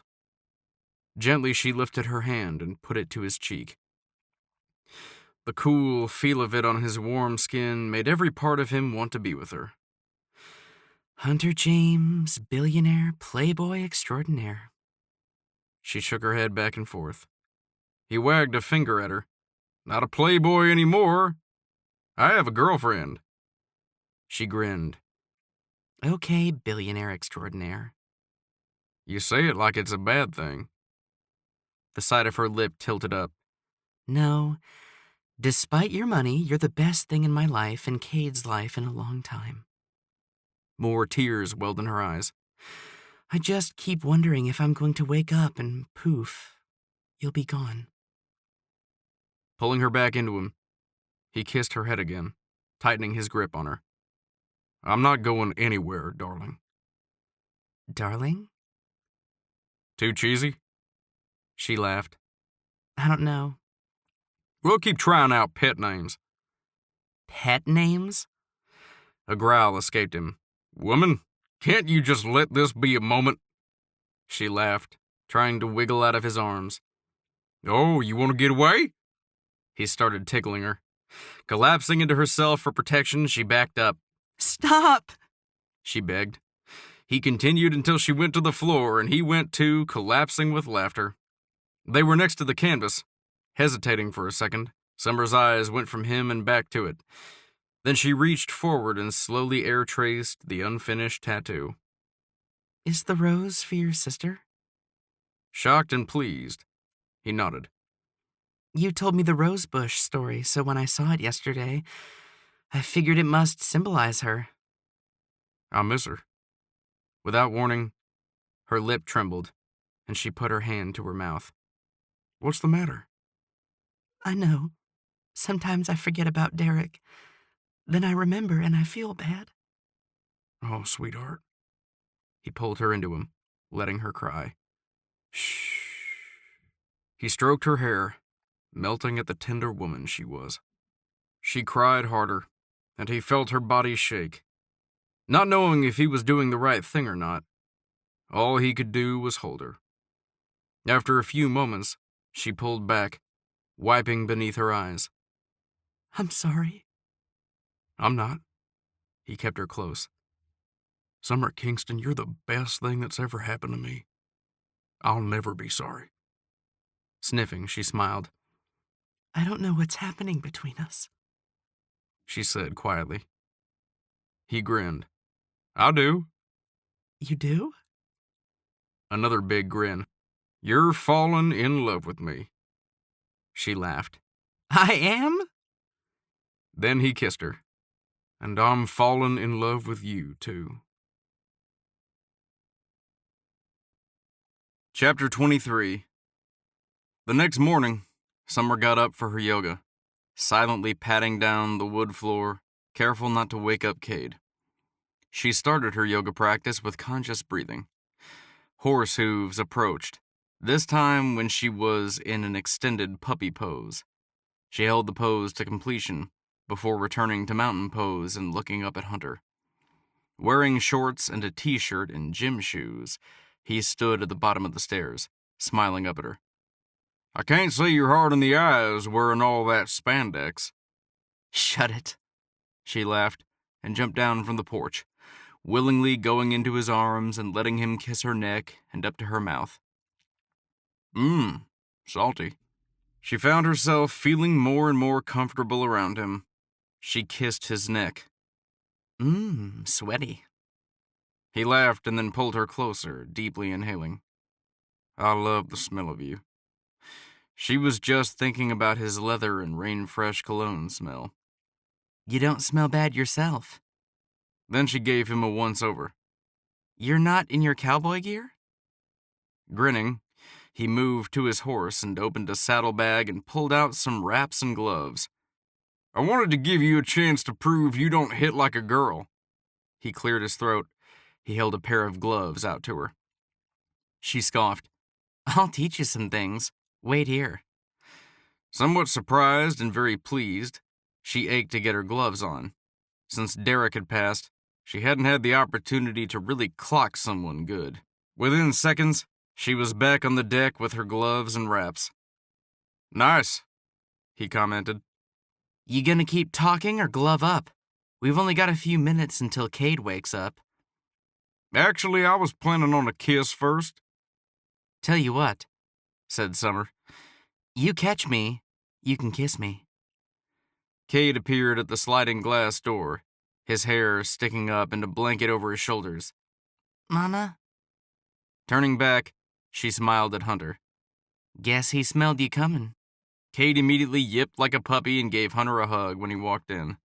You came for breakfast again? His face lit up. Moving for the cereal in a bowl, Summer watched the gentle way Hunter held Cade against his hip for a second, rubbing his head softly. Well, maybe, but I really came to box with your mom and fix some stuff around your house. Oh. Cade looked confused. Summer poured a small bowl of Raisin Bran and then put it at the counter and got the milk. We're taking a hike today with Mr. James. We are? Cade sat at the counter, grinning. Hunter sat next to him. Summer tried not to stare as he pulled off the gray cotton sweater he had on, revealing his well-built arms and his black tank top. Her stomach flip-flopped, and she couldn't help but think about how solid he felt against her when she kissed him. Summer? Jerked out of her thoughts, she knew she was turning red as Hunter smiled at her. There you go, bud. She slid the bowl toward Cade, then picked up her gloves and told Hunter, Come on. Laughing, he walked beside her into the dining room, where the bag hung. He stopped next to the old tape deck player on the floor. Summer began wrapping her hands. He set his gloves down and popped the tape out. The Rocky soundtrack? She was happy he was so enthused about it. They were up in the attic, and I decided to resurrect them, she frowned. I think they were my mother's. Oh. He slipped the tape into the slot, pressed play, and started wrapping his hands. The song started in the middle of No Easy Way Out. He grinned and wrapped his other hand. Nice. She already had her gloves on and was bobbing from side to side. Cocking an eyebrow, he gave her a once-over. You got moves, Kingston? Laughing, she went to his side and gave him 2 playful jabs to the shoulder with the tattoo. You have no idea, James. A steely challenge came into his green eyes, and the side of his lip tilted up. You know you're messing with a soldier, don't you? Derek had been built, but Hunter, he reminded her of the Russian in Rocky, just with better facial features and a personality. She grinned and scoffed at him. I've been training for you my whole life. His eyes sparkled, and he punched his hands together to push the gloves on deep. He paused, all competition gone from his face. You know, I can't say I've been training for you. You kind of came out of left field. You've had plenty of amazing-looking women. Her insecurity leaked out.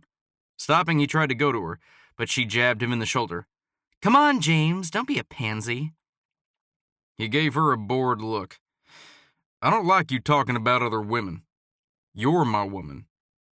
Keeping it light, she pushed back, bobbing and weaving, and went for the bag, doing a series of jabs, uppercuts, and kicks.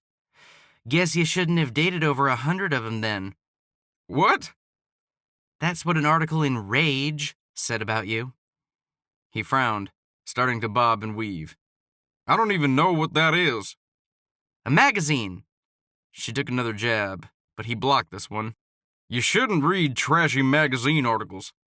He put a light jab on her shoulder, rolling her eyes and giving him a 1-2 combination. She landed one hard against his ribs. You shouldn't be in them. Touché. Shaking his head, he let out an exaggerated sigh. Do you want me to take a pledge or something? What? She stopped weaving and bobbing. He stopped too. You know, to pledge my loyalty or something. It made her laugh, the fact he was really serious. She started bobbing again and landed another punch in his shoulder. No, James, I don't want you to take a pledge. He turned to the side and then did a swivel move, careful to lightly tap her waist. Well, then drop the other women thing, because you're stuck with me. Oh, yeah? She liked hearing it. Bobbing and weaving to the bag, he nodded, an impressed look on his face. He did a series of punches for a warm-up. You can't get away from me at this point. You should be afraid. Very afraid. She did some more kicks and then a jump kick as she turned. Not afraid. Hunter laughed.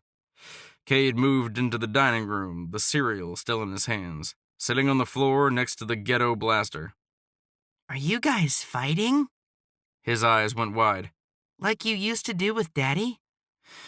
For a second, his words hit her like a ton of bricks. Like Daddy, echoed in her head. Hunter watched her, then he shifted his eyes to Cade. Nope, I'll never be your daddy. He stopped bobbing and went over to kneel by Cade. Gently, he put his glove on his head. But I want to be your friend, and your mommy's friend.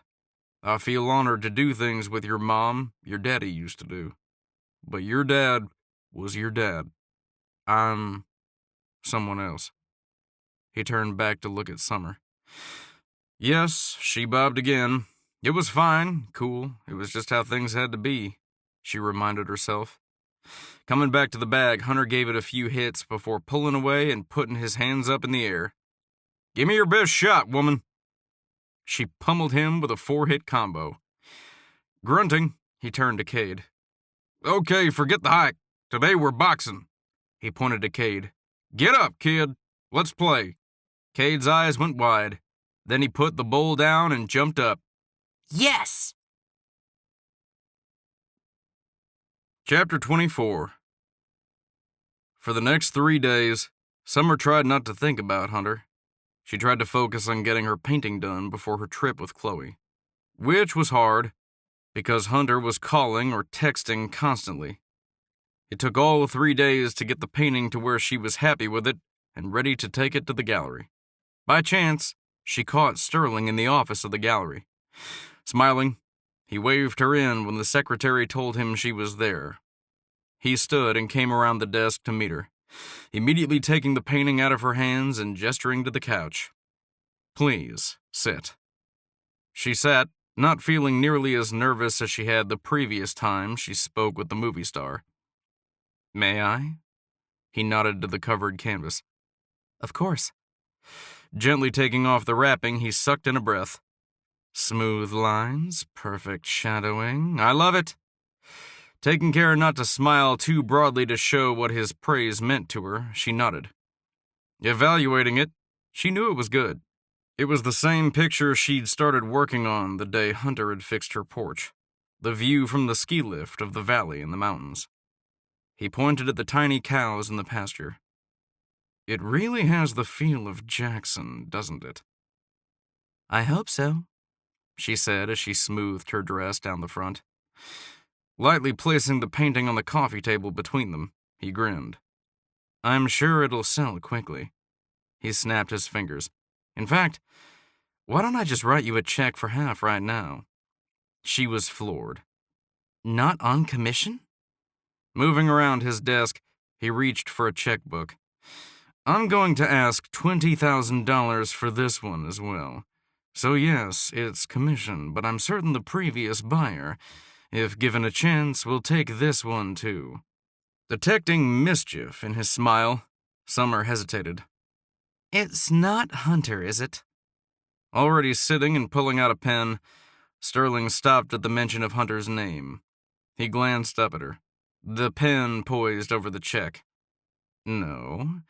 If I remember correctly, our deal was Hunter couldn't buy them. Sterling had said Hunter in the very personal way she'd said it, and she felt herself blush. Sterling sat back in the chair.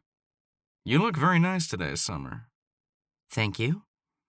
I presume you know Hunter is on a trip at the moment.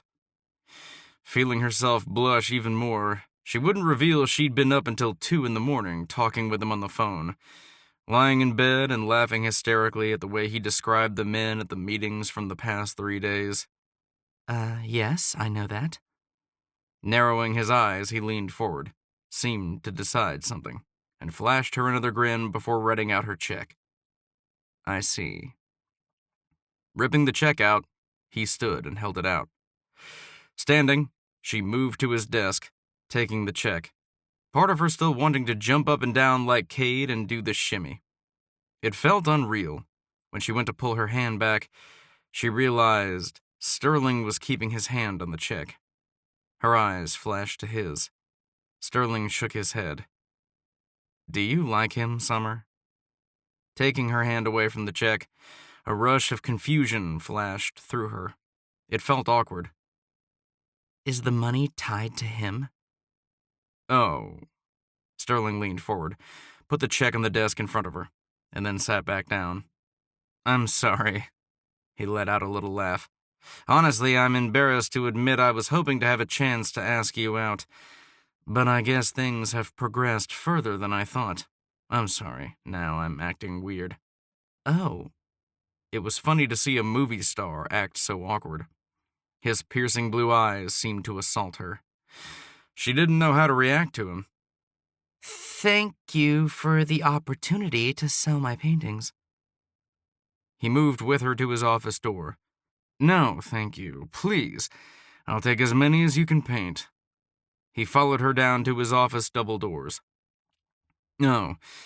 Could you tell Hunter I'm formally inviting you two over to my barbecue next Saturday night? I'm having some other clients and artists. You'll enjoy it. Bring your son, too. It's casual. Moving through the door, she hesitated. Okay. Weird she was juggling social appointments for her and Hunter now. I'll tell him. She moved into the secretary's space next to the grand sweeping stairs. Oh, and Miss Kingston, Sterling called out. Stopping, she turned back. If it doesn't work out with Hunter, don't hesitate to call. A couple of days later, as Summer drove back from Idaho Falls with Chloe and their kids, she grinned in anticipation of seeing Hunter tonight. They had gone on a 4-day trip to Idaho Falls. They'd stayed in a hotel and let the kids swim. They'd found a great museum and taken some beautiful hikes. Joey and Cade were very happy spending all their free time together. On the way back, Summer had stopped and taken a lot of scenic pictures, getting more ideas for her paintings. Chloe had insisted on driving so they could stop and get the shot, and then be on the way. Are you thinking of Hunter again? Chloe asked. No. Summer lied, nervous waves of energy rippling through her. Hunter would be back when they got there. She felt silly. Chloe laughed. Seriously? Shut it. Summer grinned. Are you meeting up tonight? Chloe quizzed. Details, she insisted. Summer nodded, admitting to herself that Chloe deserved details after she'd put up with hearing about Hunter for 4 days. Between her and Cade, it was all they'd talked about. He's having us over for dinner tonight. Are you going to tell him about his friend hitting on you? He didn't hit on me, Summer countered. Did too, Chloe laughed. Why do you have such a hard time accepting billionaires dig you? Summer shook her head and laughed again. It just... The boys were both in the back watching movies on their gadgets, headphones glued to their heads, so Summer felt like they could really talk without worrying what Cade would hear.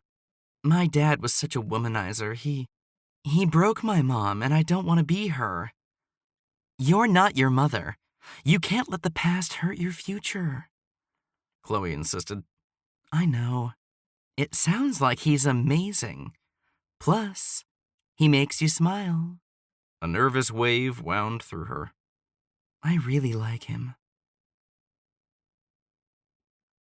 Chapter 25. Hunter got out of the shower and smelled Italian food in the air.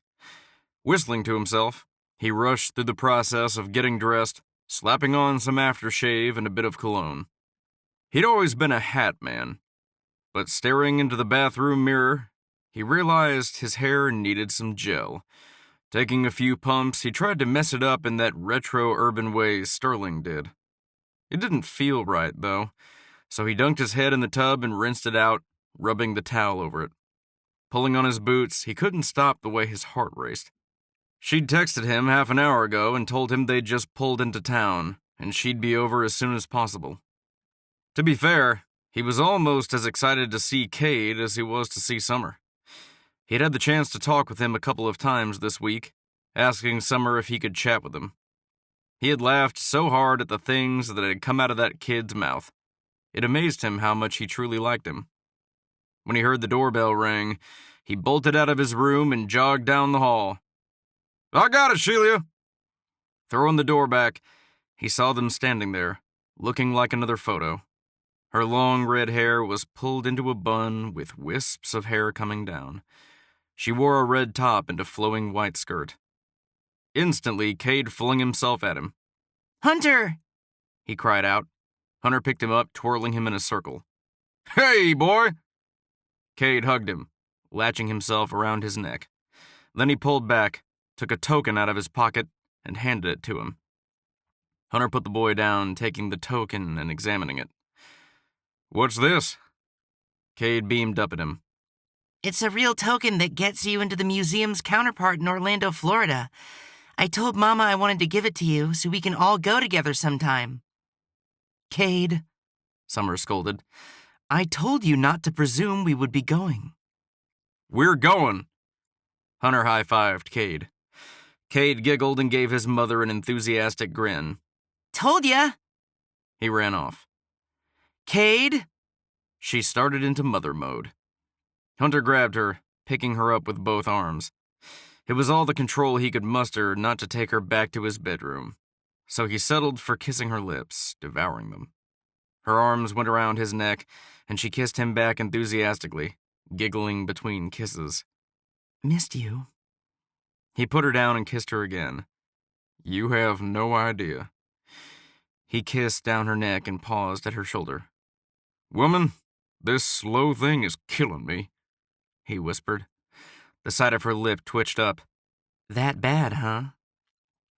Her hand found his, and he gently pulled her to him, loving the intoxicating smell of peaches and blossoms and coconut.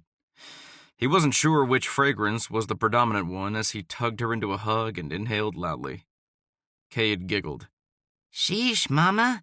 You're always kissing him." Hunter pulled back and ran after Cade. "Boy, I'm going to kiss her every chance I get."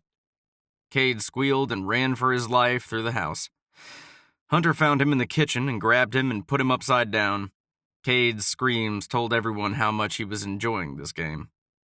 Finally, Sheila shooed them away to sit down for dinner. Hunter sat at the head of the table, and both of them sat on either side. Sheila served spaghetti with meatballs, French bread, and salad. All of them dug in with gusto, and when his eyes met hers, both of them laughed at the sauce on their faces. Cade laughed too. Gently, Hunter wiped sauce off Cade's nose. "What's so funny?" Cade shrugged. "I don't know. You and Mama always seem so happy. It just makes me want to laugh." At that moment, she and Hunter stared into each other's eyes. Hunter cleared his throat and shoved in another bite, chewing for a bit. Then he nodded to Cade. Cade kept eating. "Mama talked about you the whole time." "Cade!" Summer chastised. Cade just giggled. "Ask Chloe. She said Mama has a crush on you." "Oh, yeah?" Hunter loved the blush on her face, loved how beautiful she was, loved that she had a crush on him. "Well, if I'm being honest, I thought a lot about your mama this past week, too." Cade scoffed. "I noticed with all the calls and texts." "Cade," Summer reprimanded again. Hunter pushed Cade teasingly in the shoulder. "You did, huh? You did?" He playfully nudged his shoulder. "Did it get in the way of your museum time?" "No." Cade said, giggling and clearly loving the banter with Hunter. "It got in the way of my pool time at the hotel. When Joey and I wanted to swim, Chloe always had to take us down first, 'cause Mama was on the phone with you." Hunter smiled. "Well," he relaxed back into his chair and wiped at his lips. "I guess if I got in the way of pool time, I'd better make it up to you. Why don't you get changed and take a dip in the pool right now?" "No," Summer said. Cade jumped up from the table, turning to Hunter. "Really? Are you coming?" "You go ahead. I'm going to talk with your mom." Oh, my word. Summer didn't look thrilled, but she couldn't get in many words because the boy had shot off like a rabbit about to be put down by a shotgun. Hunter laughed. Summer stood and went to the window, watching Cade. I hope that was okay. He moved next to her. No, it's not okay at all. But do I have a choice? He's nuts about you. Hunter wrapped his arms around her waist and inhaled deeply. He nuzzled her ear. Is he the only one? Turning easily in his arms, she grinned and leaned forward, gently pressing her lips to his. There was an immediate zing, and the kiss deepened. Their lips moved in sync, and he felt her hands moving up his chest and lingering around the lapels of his shirt. I can honestly tell you, Miss Kingston, you are the first woman I have denied myself for this long. Instead of teasing him and pulling him closer, she froze and extricated herself from his arms. What? He asked. Denied yourself? She scoffed and headed to the pool. Like no other women have denied you? Feeling anxious to know why that ticked her off, he followed. They haven't. She scoffed. You sound like an arrogant jerk. Do you know that? Taking her swiftly into his arms, he pulled her up and tossed her over his shoulder. Well, if I sound like it, I better follow through. Cade, should I throw her in? He yelled out. Cade jumped and cheered. Yes! She kicked and laughed. Put me down! Later, when Hunter had gone with them back to their place to put Cade to bed, he'd waited patiently on the back porch. He listened to her amazing voice as he watched the perfect sunset. When she cracked the sliding door, she frowned at him. You sent people to fix things when I was on my trip. Giving her an innocent look, he put his hand to his chest in mock surprise. I have no idea what you're talking about. She ignored him and turned the light off, replacing the light between them with the lantern. She sat in the wicker chair. The door, the light, a new dishwasher. Really?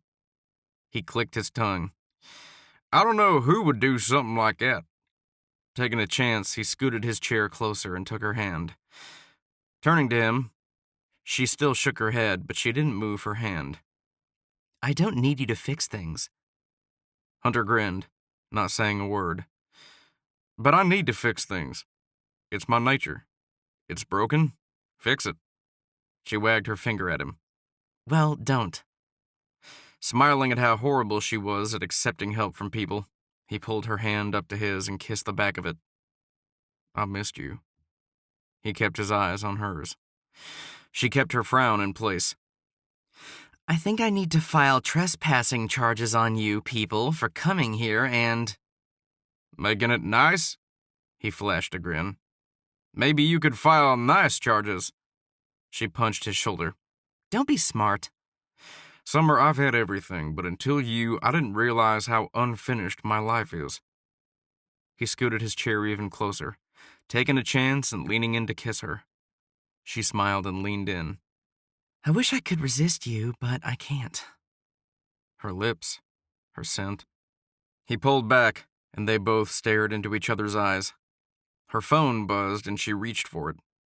Seriously? We're in the middle of something important here. He leaned in to kiss her again.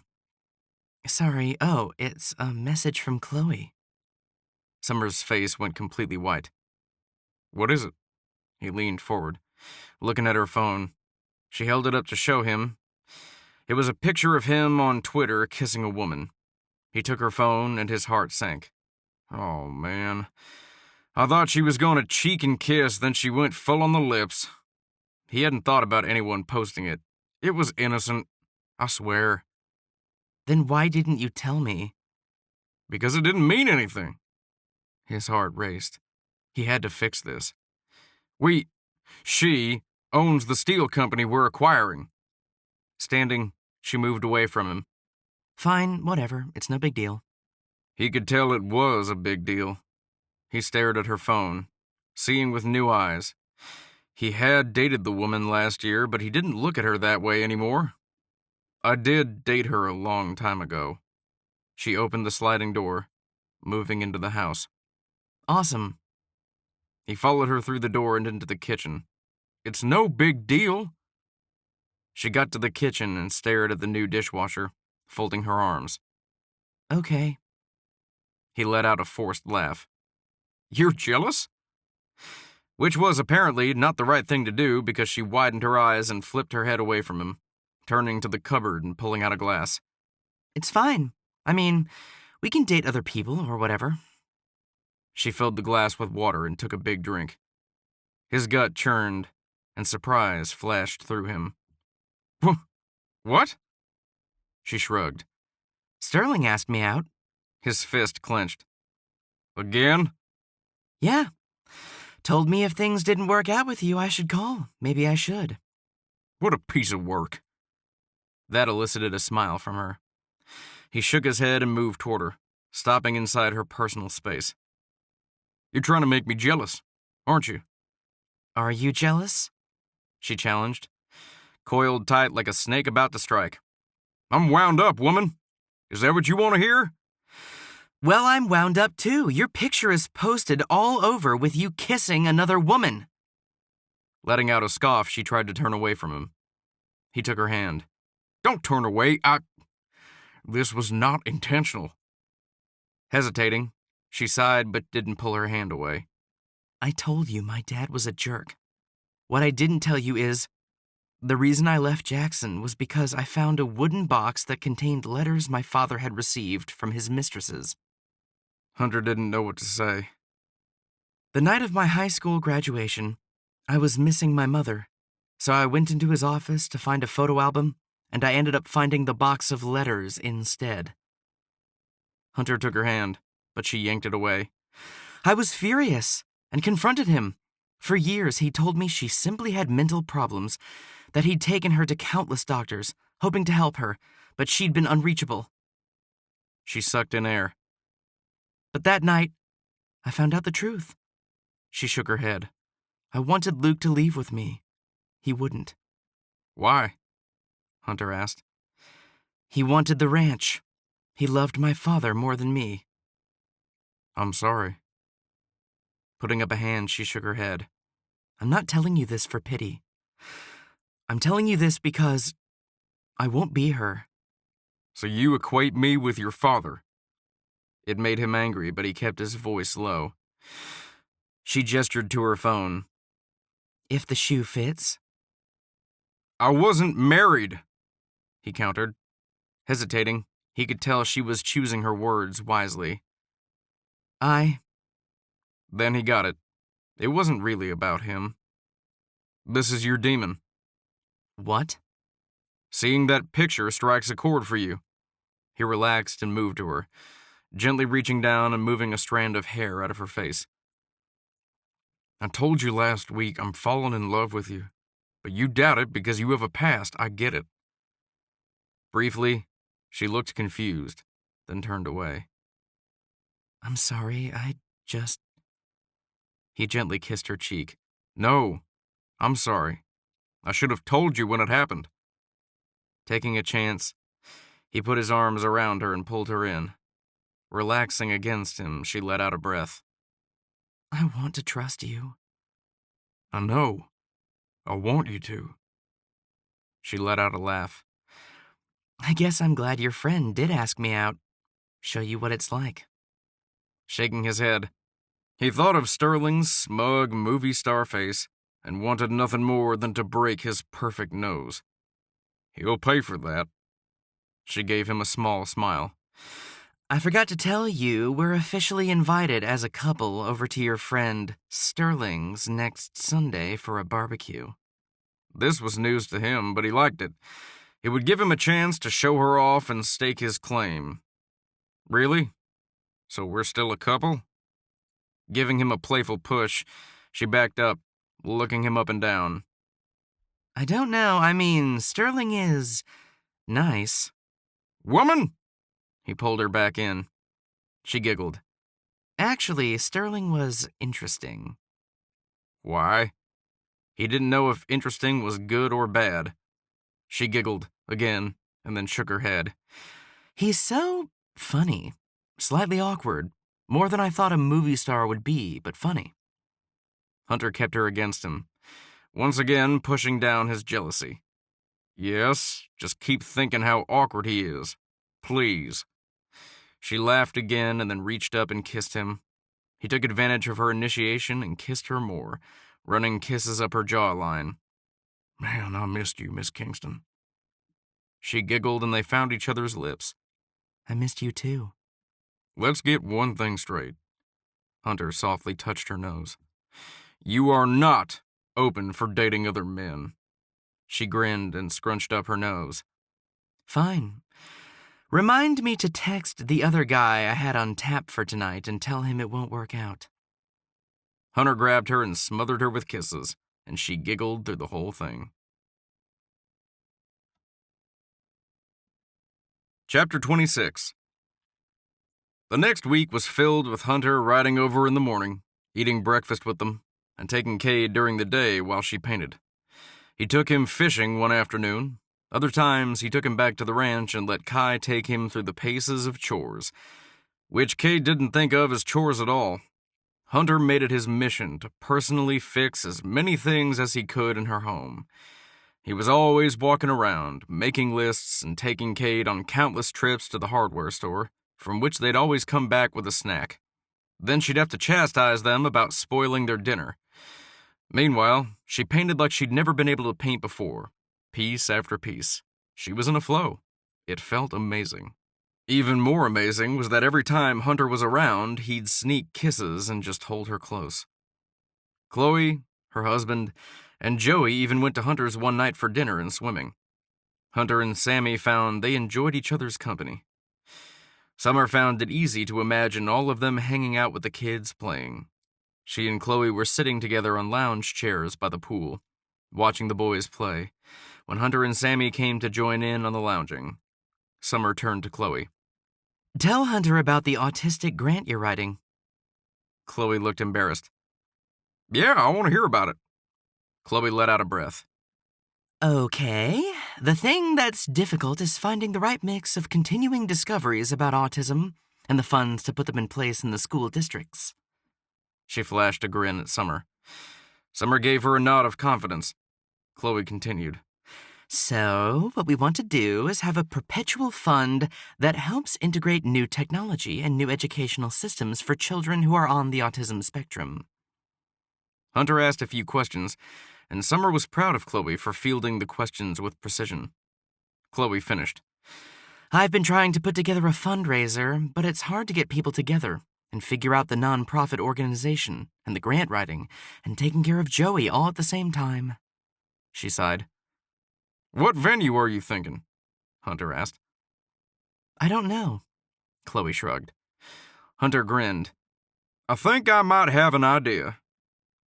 She and Hunter fell into a routine of having dinner at his place, and Sheila became her friend. They talked about recipes and all of Hunter's idiosyncrasies. At night, they'd put Cade to bed and talk and hold each other on the new couch he'd insisted on buying for her living room. Saturday night, they were sitting on her newly delivered couch. Hunter kissed her, gradually moving down her neck. She found herself reaching, pulling closer, encouraging him. She pulled back. We have to stop. For a few minutes, he stared at her with those piercing green eyes.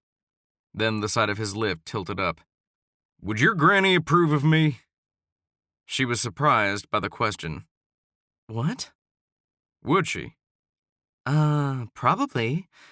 She liked cowboys, manly men, men who fixed things. My grandpa could do anything. I didn't know him long. He died when I was 7, but Granny talked about him all the time. Woman, would she approve of me or not? She laughed, loving how focused he got when he wanted an answer.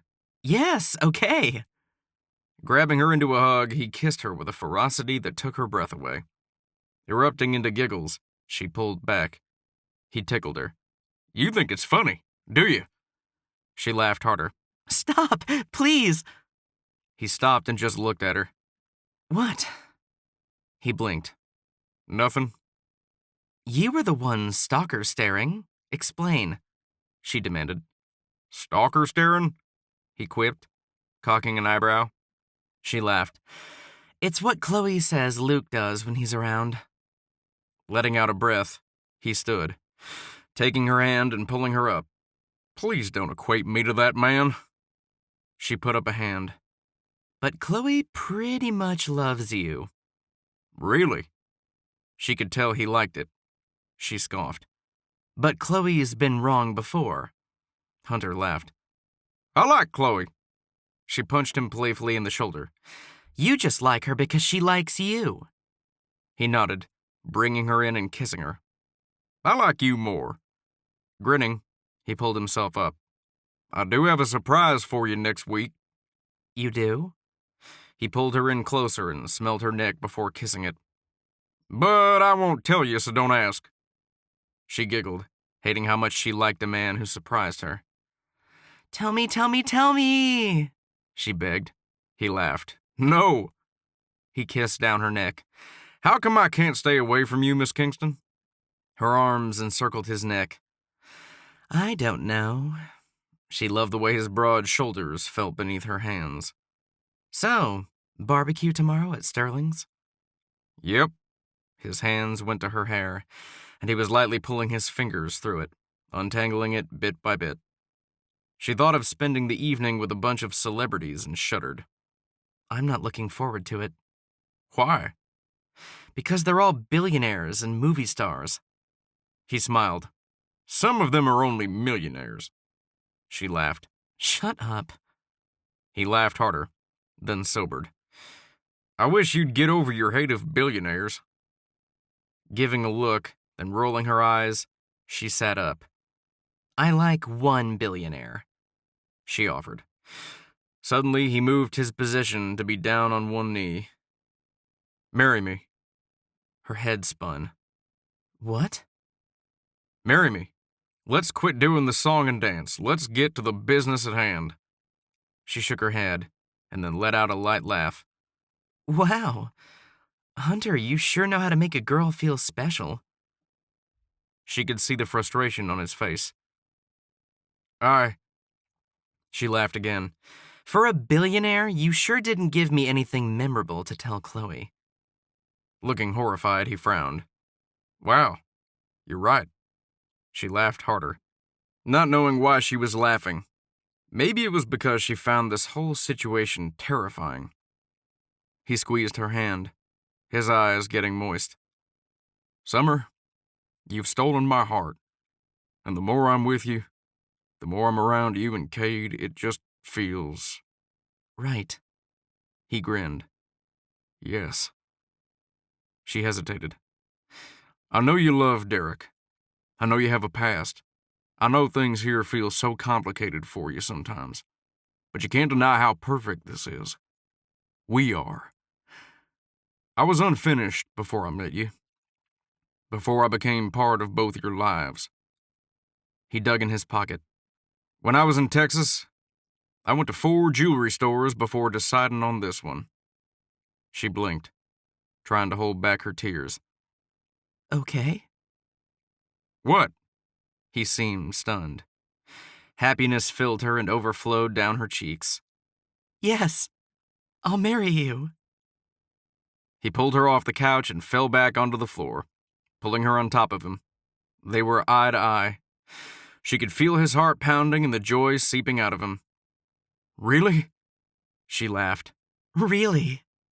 Then they were making out. Chapter 27. Hunter breathed in the smell of hamburgers and steaks, loving the feeling of Summer's hand in his as he walked into Sterling's mansion. Cade was ahead of them. As soon as he spotted other children on the grounds below the deck, he asked to go play. Sure, Summer said. But please make sure to come check in every now and again. If you go someplace other than where they are playing kickball, come and tell us first. Yes, Mom. He scampered off. Hunter squeezed her hand. He'll be okay.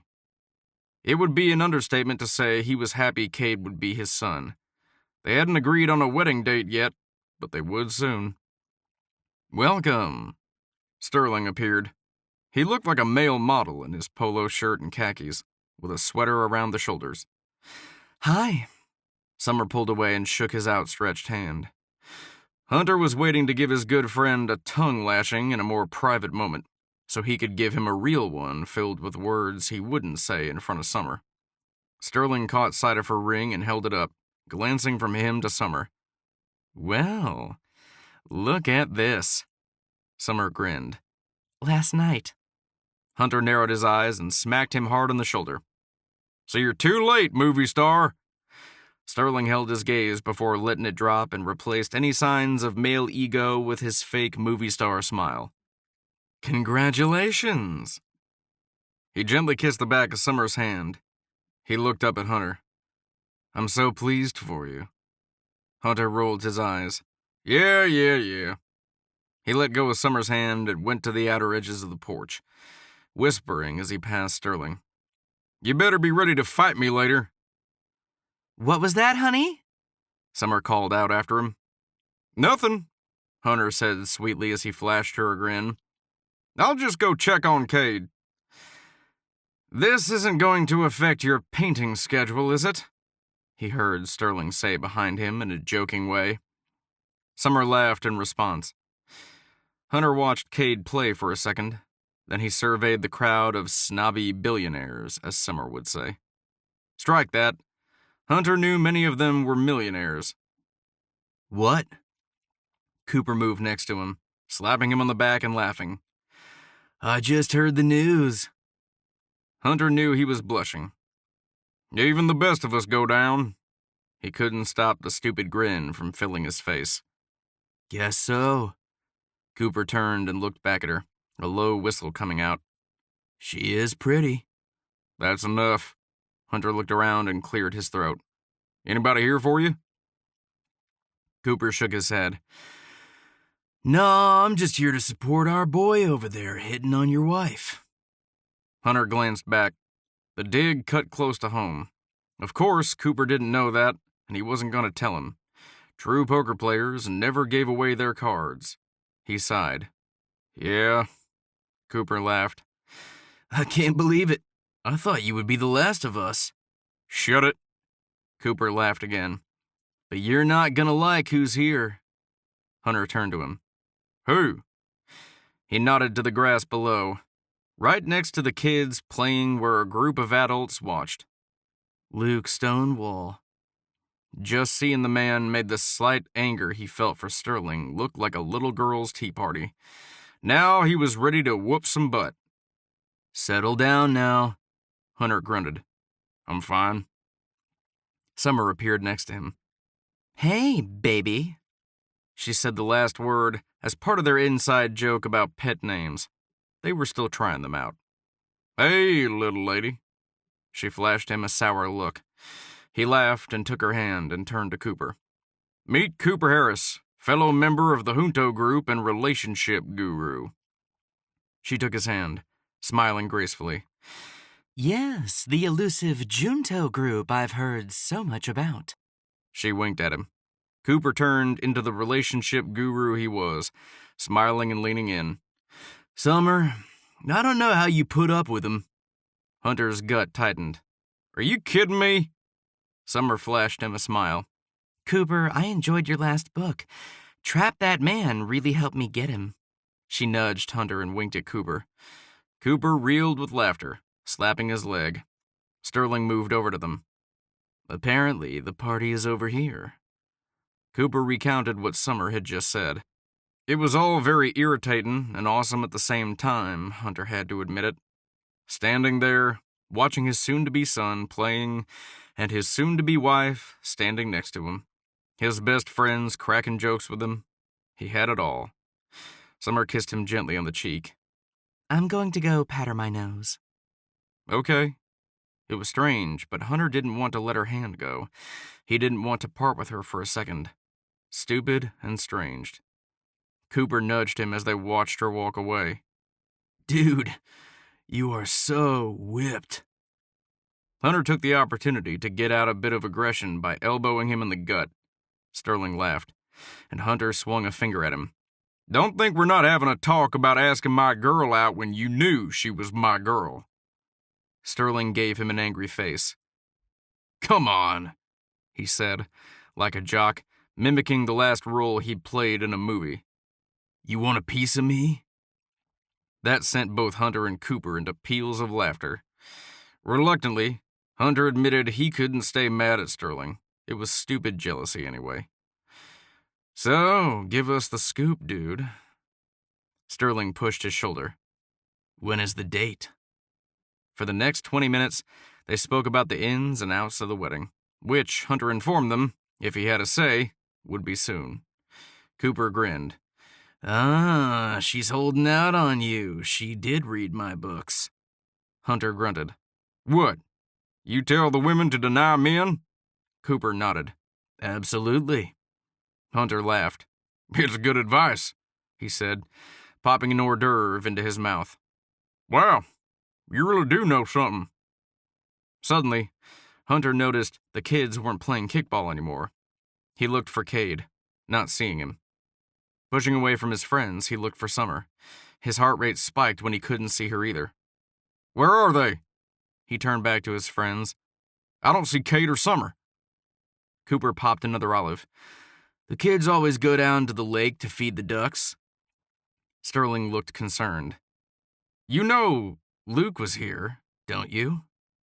Hunter went into full military mode, ripping off his party jacket and throwing it down as he took the stairs off the deck at full speed. He ran toward the lake, and then he slowed, seeing Cade throwing a rock into the water. Surely, after Summer went to the bathroom, this is where she would come. His heart rate spiked again when he didn't see her. Usually he was trained at keeping complete control, but it was gone. Going to Cade's side, he gently put a hand on his shoulder. Have you seen your mama, bud? No. He grinned up at him and pointed. Look at the ducks. Was your mama here? Cade nodded. She walked down here with me. Then she looked grumpy when a man in a cowboy hat came to talk to her. It was the man who came to our house before who makes her grumpy. Fear circled in Hunter. A different kind of fear than he'd ever felt before. When he had gone into battle, there had always been an element of fear. First, it had been for himself. Later, it had been for his team. At this moment, the fears were mixed. Where was she? Where did they go? Cade pointed to a boathouse. They walked that way. The boathouse was roughly a mile down the man-made lake. Hunter was off, wishing he'd been running more drills lately, so he would be faster. Chapter 28. Summer watched Luke walk toward her and Cade, and a nervous chill filled her. She didn't really want to get into a fight here. Luke stopped a few feet away, propping his boot on a rock and holding a toothpick in his hand. Hey. She didn't know what to do. The side of his lip tugged up. Summer, I hear congratulations are in order. Not knowing if she could trust him or not, she felt herself redden and looked down at her ring. Thank you. Glancing up at him, she noticed he seemed relaxed. I need to apologize to you. Will you walk with me? A look of remorse washed over his face, and he looked sad. Deep down, somewhere inside of her, she'd always hoped she and Luke could have this conversation. She'd grown up with him. She'd loved him. Admittedly, all the bad had overshadowed the good for a long time. But she did remember the good. Hesitating, she watched Cade point to the lake. Mama, did you see that duck land on top of the other duck and then fall off? Happy for the distraction, she patted the back of his head. You're silly. Come on, Summer, walk with me, just around the lake. He pulled off his sunglasses. Let me get this off my chest, so we can both move on. He looked so sincere, like the young boy she'd known growing up, the one who'd been her best friend. She sighed and gave Cade's head a final pat. I'll be right back. Turning away from him, she moved toward Luke. I need to be where I can see him, though. Nodding, he fell into step with her. Just to the boathouse and back. For a few moments, they just walked, and she tried to ignore how nervous she felt. Look, when you came back to Jackson, I handled it all wrong. Yeah, she snorted. You did. He paused for a second. Then he bit the side of his lip and let out a light laugh. Yeah, but it's not how I really felt, he sighed. I've been a complete idiot. I realize that now. Inner turmoil rolled through her. Luke, I love him. I'm marrying him. I know, he said lightly. I just want you to know I'm letting it all go. I'm moving on. Good, She said, hoping he meant it. I am happy for you. He let out a low whistle. You've had a rough year, and I can't imagine how hard it's been. Yes, this was Luke. This was the Luke she'd known growing up. They got to the docks at the boathouse, and he stopped and looked out. I remember when this old place was just the Wilson Ranch. He turned to her. She nodded. Yep. Remember when we'd come to these docks and sit here for hours? He snapped his fingers. Remember when Chloe and Sammy came with us senior year and we rode around the lake in the middle of the night? She laughed. And how Sammy stood up in the rowboat and made his declaration of love to Chloe and tipped us all over? Luke nodded, laughing. Summer remembered more. And your declaration of love had something to do with the tipping, too. Yeah, it did. Her mind was filled with images she hadn't thought about in a long time. She also remembered how she had loved him. Luke grinned and shook his head. Good times. His face sobered, and she felt the tension between them. They were, she said. Before she knew it, he grabbed her hand and pulled her into him, taking the back of her head and placing his lips on hers. She tried to pull away, but he held her. Every part of her remembered him. For a moment, she was lost in those memories. She let herself be kissed. Summer? His hands were on her waist, pulling her closer. No. She shook her head, tugging away from him. But he tried to pull her in again, and she smacked him. No! It was too late. Out of the corner of her eye, she saw Hunter standing next to the boathouse, fierce anger on his face. She rushed away from Luke, up the dock toward Hunter. By the way he stood and the look on his face, she knew one wrong word and Luke would be hurt badly. Hunter glared at Luke, then flashed the evil look to her. Then he was off, walking away from her. She ran to catch up to his fast walk. Hunter! He kept walking. Hunter! She got to his side and grabbed his arm. He kept his eyes forward, his pace fast. What was that? Unbelieving that it had even happened, she threw her hands up. Nothing. He kissed me. I slapped him. Apparently you saw it. The tiny muzzle next to his jaw tensed in and out. Let's get Cade and go. After 15 minutes of listening to Cade jabber on and on, the only thing she knew was she'd never seen Hunter like this. He pulled up to the house and didn't move to get out of the truck. She got out and told Cade to go look for frogs. After he ran off, she opened the passenger side door, all her emotions stuck in her throat. You saw him kiss me, and then you saw me slap him. Finally, Hunter turned those furious green eyes on her. No, he said quietly. I saw you kiss him back. Completely flabbergasted, she let out a puff of air. Are you kidding me? He turned back to stare out the front of the truck. Obviously not. Stomping her foot, she wanted to shake him. I slapped him! I slapped him and then ran to you! No, he shook his head. You kissed him first. For a brief moment, you kissed him. Then you slapped him. You're being ridiculous. Sighing, he ran a hand over the top of his forehead and turned to her. I know what I saw. The very center of her started to shake. Anger surfaced. Right. Like the Twitter picture? Do you remember all those pictures with all those different women? Don't. He put his hand up. Not the same. Unable to understand why he didn't see this was not her fault, she suddenly felt lost. Frozen. Angry. All the hope, all the love, all the dreams gone. Taking off her ring, she tossed it across the seat. Fine. She backed away and shut the door. Chapter 29. 5 days later, Hunter walked into Cooper's complex, pausing in front of the entryway and seeing a picture he would have preferred not to see. The one painted off her porch, the farmland and the sunset. Him on a horse, though no one else would know who it was. He knew.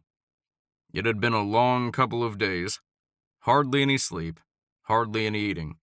Just running, drills, swimming, throwing himself back into the very businesses he'd promised himself he wouldn't neglect. It had felt hollow. The night before, he'd sat out by his pool, watching the stars and staring toward her property.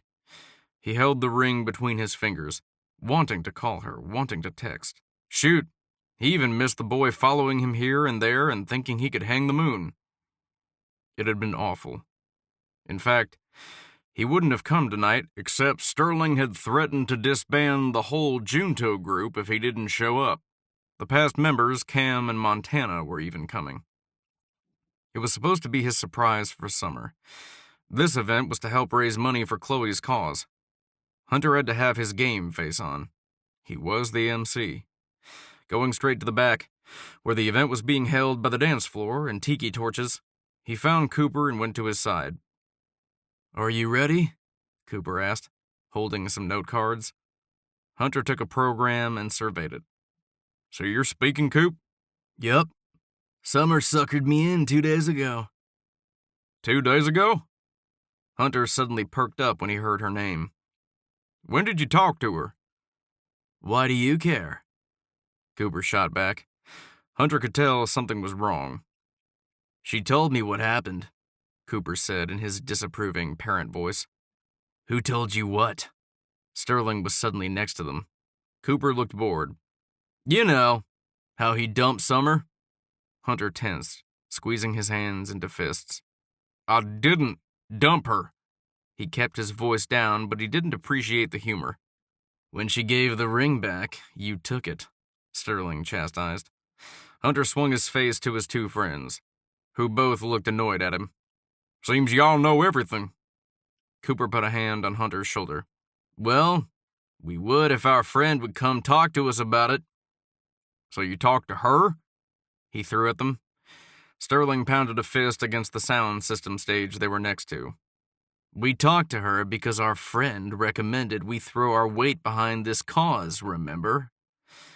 Hunter knew that, he just didn't like to have it put in his face. He turned to Cooper. "What do I need to know to MC tonight?" Cooper took him through the jokes, the cause, the way Chloe had it all organized. The Junto group had planned a sit-down dinner, and then Hunter would be the MC, and they had a singing group lined up. They would talk about the cause and then request donations. The event started to fill up, people grabbing drinks and mingling. Out of the corner of his eye, Hunter saw Summer walk in with Chloe and their kids and Chloe's husband. To his satisfaction, she didn't have anyone with her. At least, he'd be able to focus tonight. Then, unbelievably, he watched Sterling saunter over to their table and take the seat next to Summer. Adrenaline shot through him, and Cooper put a hand on his shoulder. "Whoa, hold off, dog. You gave the girl up, remember?" Shrugging out of his grip, Hunter wanted to break Sterling's pretty face.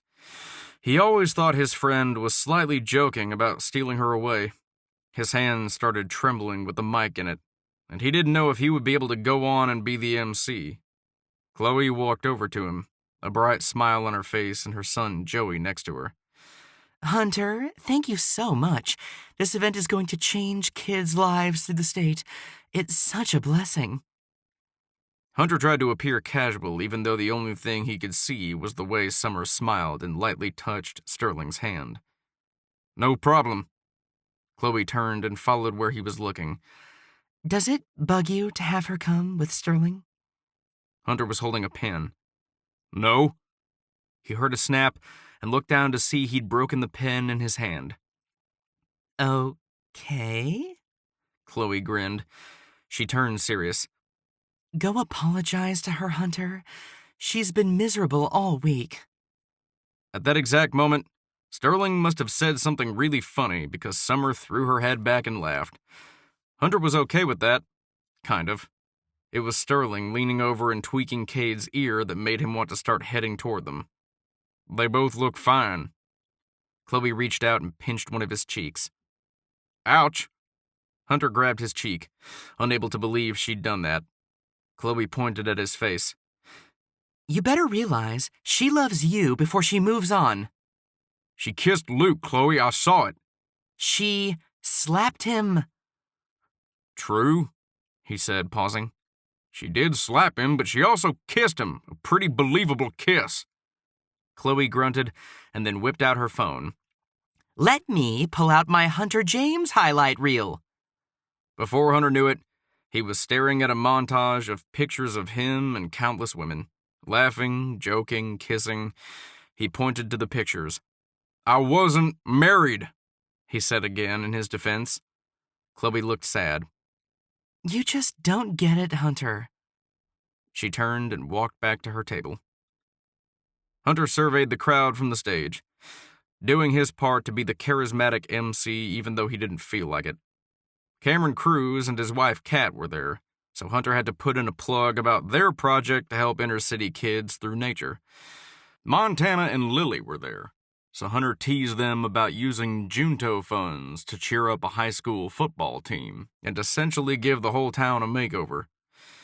Now, for this event with autistic kids, they wanted to take it to the next level. All the Junto members came up to the stage after watching the video, and each pledged $500,000. Chloe was clearly blown away, sitting next to Sammy and Summer at the table, tears flowing down her cheeks. Thank you, she told the crowd. He noticed tears on Summer's face, too. At the end, Montana went to the front and heckled Hunter. Wow! I can't believe he had it in him, folks. Hunter didn't know when he was joining the team. He was our project. The crowd laughed, but part of him believed it was true. And after the event ended and dancing broke out, he felt more than pathetic, thinking about sitting around and watching Summer dance with Sterling. Excuse me. Hunter turned to look up at the stage. Summer was there. Hello. I'd like to suggest a snowball, a different partner for each dance. Hunter wasn't sure if he should stay. When he saw the beeline Summer made for him, a nervous shudder went through him. Getting to him, she put out her hand. She wore a light blue halter dress with white heels that put her right at eye level. Her beautiful hair was up, with wisps falling into her bright red lipstick. She reached out her hand and their eyes met. The only other time Hunter had felt this emotion of wanting to run and stay at the same time was in battle, when he had to pull one of his men out of the line of fire but bullets were whizzing in the air. Can I have this dance? She asked. Pausing for only a second, Hunter couldn't stop himself from taking her into his arms, taking her into the steps, pulling her close, inhaling her coconut smell, and loving it. The music went on, and he got lost more and more in her. Their eyes held each other's gaze, and for a moment it was all the same. The song ended, and Summer's lips were on his. Moving in sync with his hands were in her hair, pulling her closer. He pulled back. I love you. She stared back at him, smiling. I know. I love you too. He grinned. I was a fool. She sighed. I did kiss him. She jerked back, shaking her head. But it was closure. Sighing, he pulled her into him. I was being stupid. She grinned. Yeah, you were. I'm sorry. She kissed him. That's your demon. What? You don't want to be vulnerable. It's hard for you. Truth. He hated it, but she was right. He laughed. What am I going to do with you, woman? Shaking her head, she sighed. I don't know. They held hands, and then Hunter reached into his pocket and pulled the ring out. I haven't been able to let this out of my sight. I've wondered 1,000 times what to do with it. Quickly, she flashed a smile and grabbed the ring before rushing to the stage. Hey! Hunter called out. The music was going, but she climbed up on stage and asked for the mic. She took it, and the music stopped. Silence. Summer grinned, and tears filled her eyes. I want you all to know I love Hunter James. A cheer went up from the crowd. And I want to ask this man to marry me.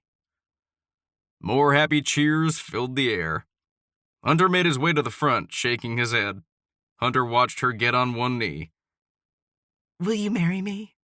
Get up! That's all wrong, he said gruffly. The whole crowd cheered again. Summer only smiled, watching Hunter put his own knee down. He took the microphone. I want y'all to know, I did this first a week ago. The crowd laughed, and he heard Sterling shout out, It's about time you became a groom. Hunter wanted to flip his friend off and point out Sterling would have his time one day, but decided it would be more appropriate to focus on his soon-to-be bride. Will you marry me, Summer Kingston? She didn't answer for a minute, only stared in his eyes. The moment went slow and sticky. Tears formed in her eyes. Yes, I'll marry you. In one swoop, he picked her up and kissed her, dropping the mic. Another roar went up from the crowd. Staring into her eyes, he knew he'd never been happier. He grinned and kept his arms around her. Let's go finish life together. Summer grinned. Sounds good to me. Thank you for listening to The Unfinished Groom. If you enjoyed Hunter's story, you may also enjoy Cameron Cruz's story in The Football Groom, the first character who introduced us all to the philanthropic billionaires living in Jackson, Wyoming. This has been The Unfinished Groom, Bachelor Billionaire Romance, a Last Play Companion. Written by Taylor Hart. Narrated by Brandon Utah. Copyright 2016 by Taylor Hart. Production copyright 2018 by Taylor Hart.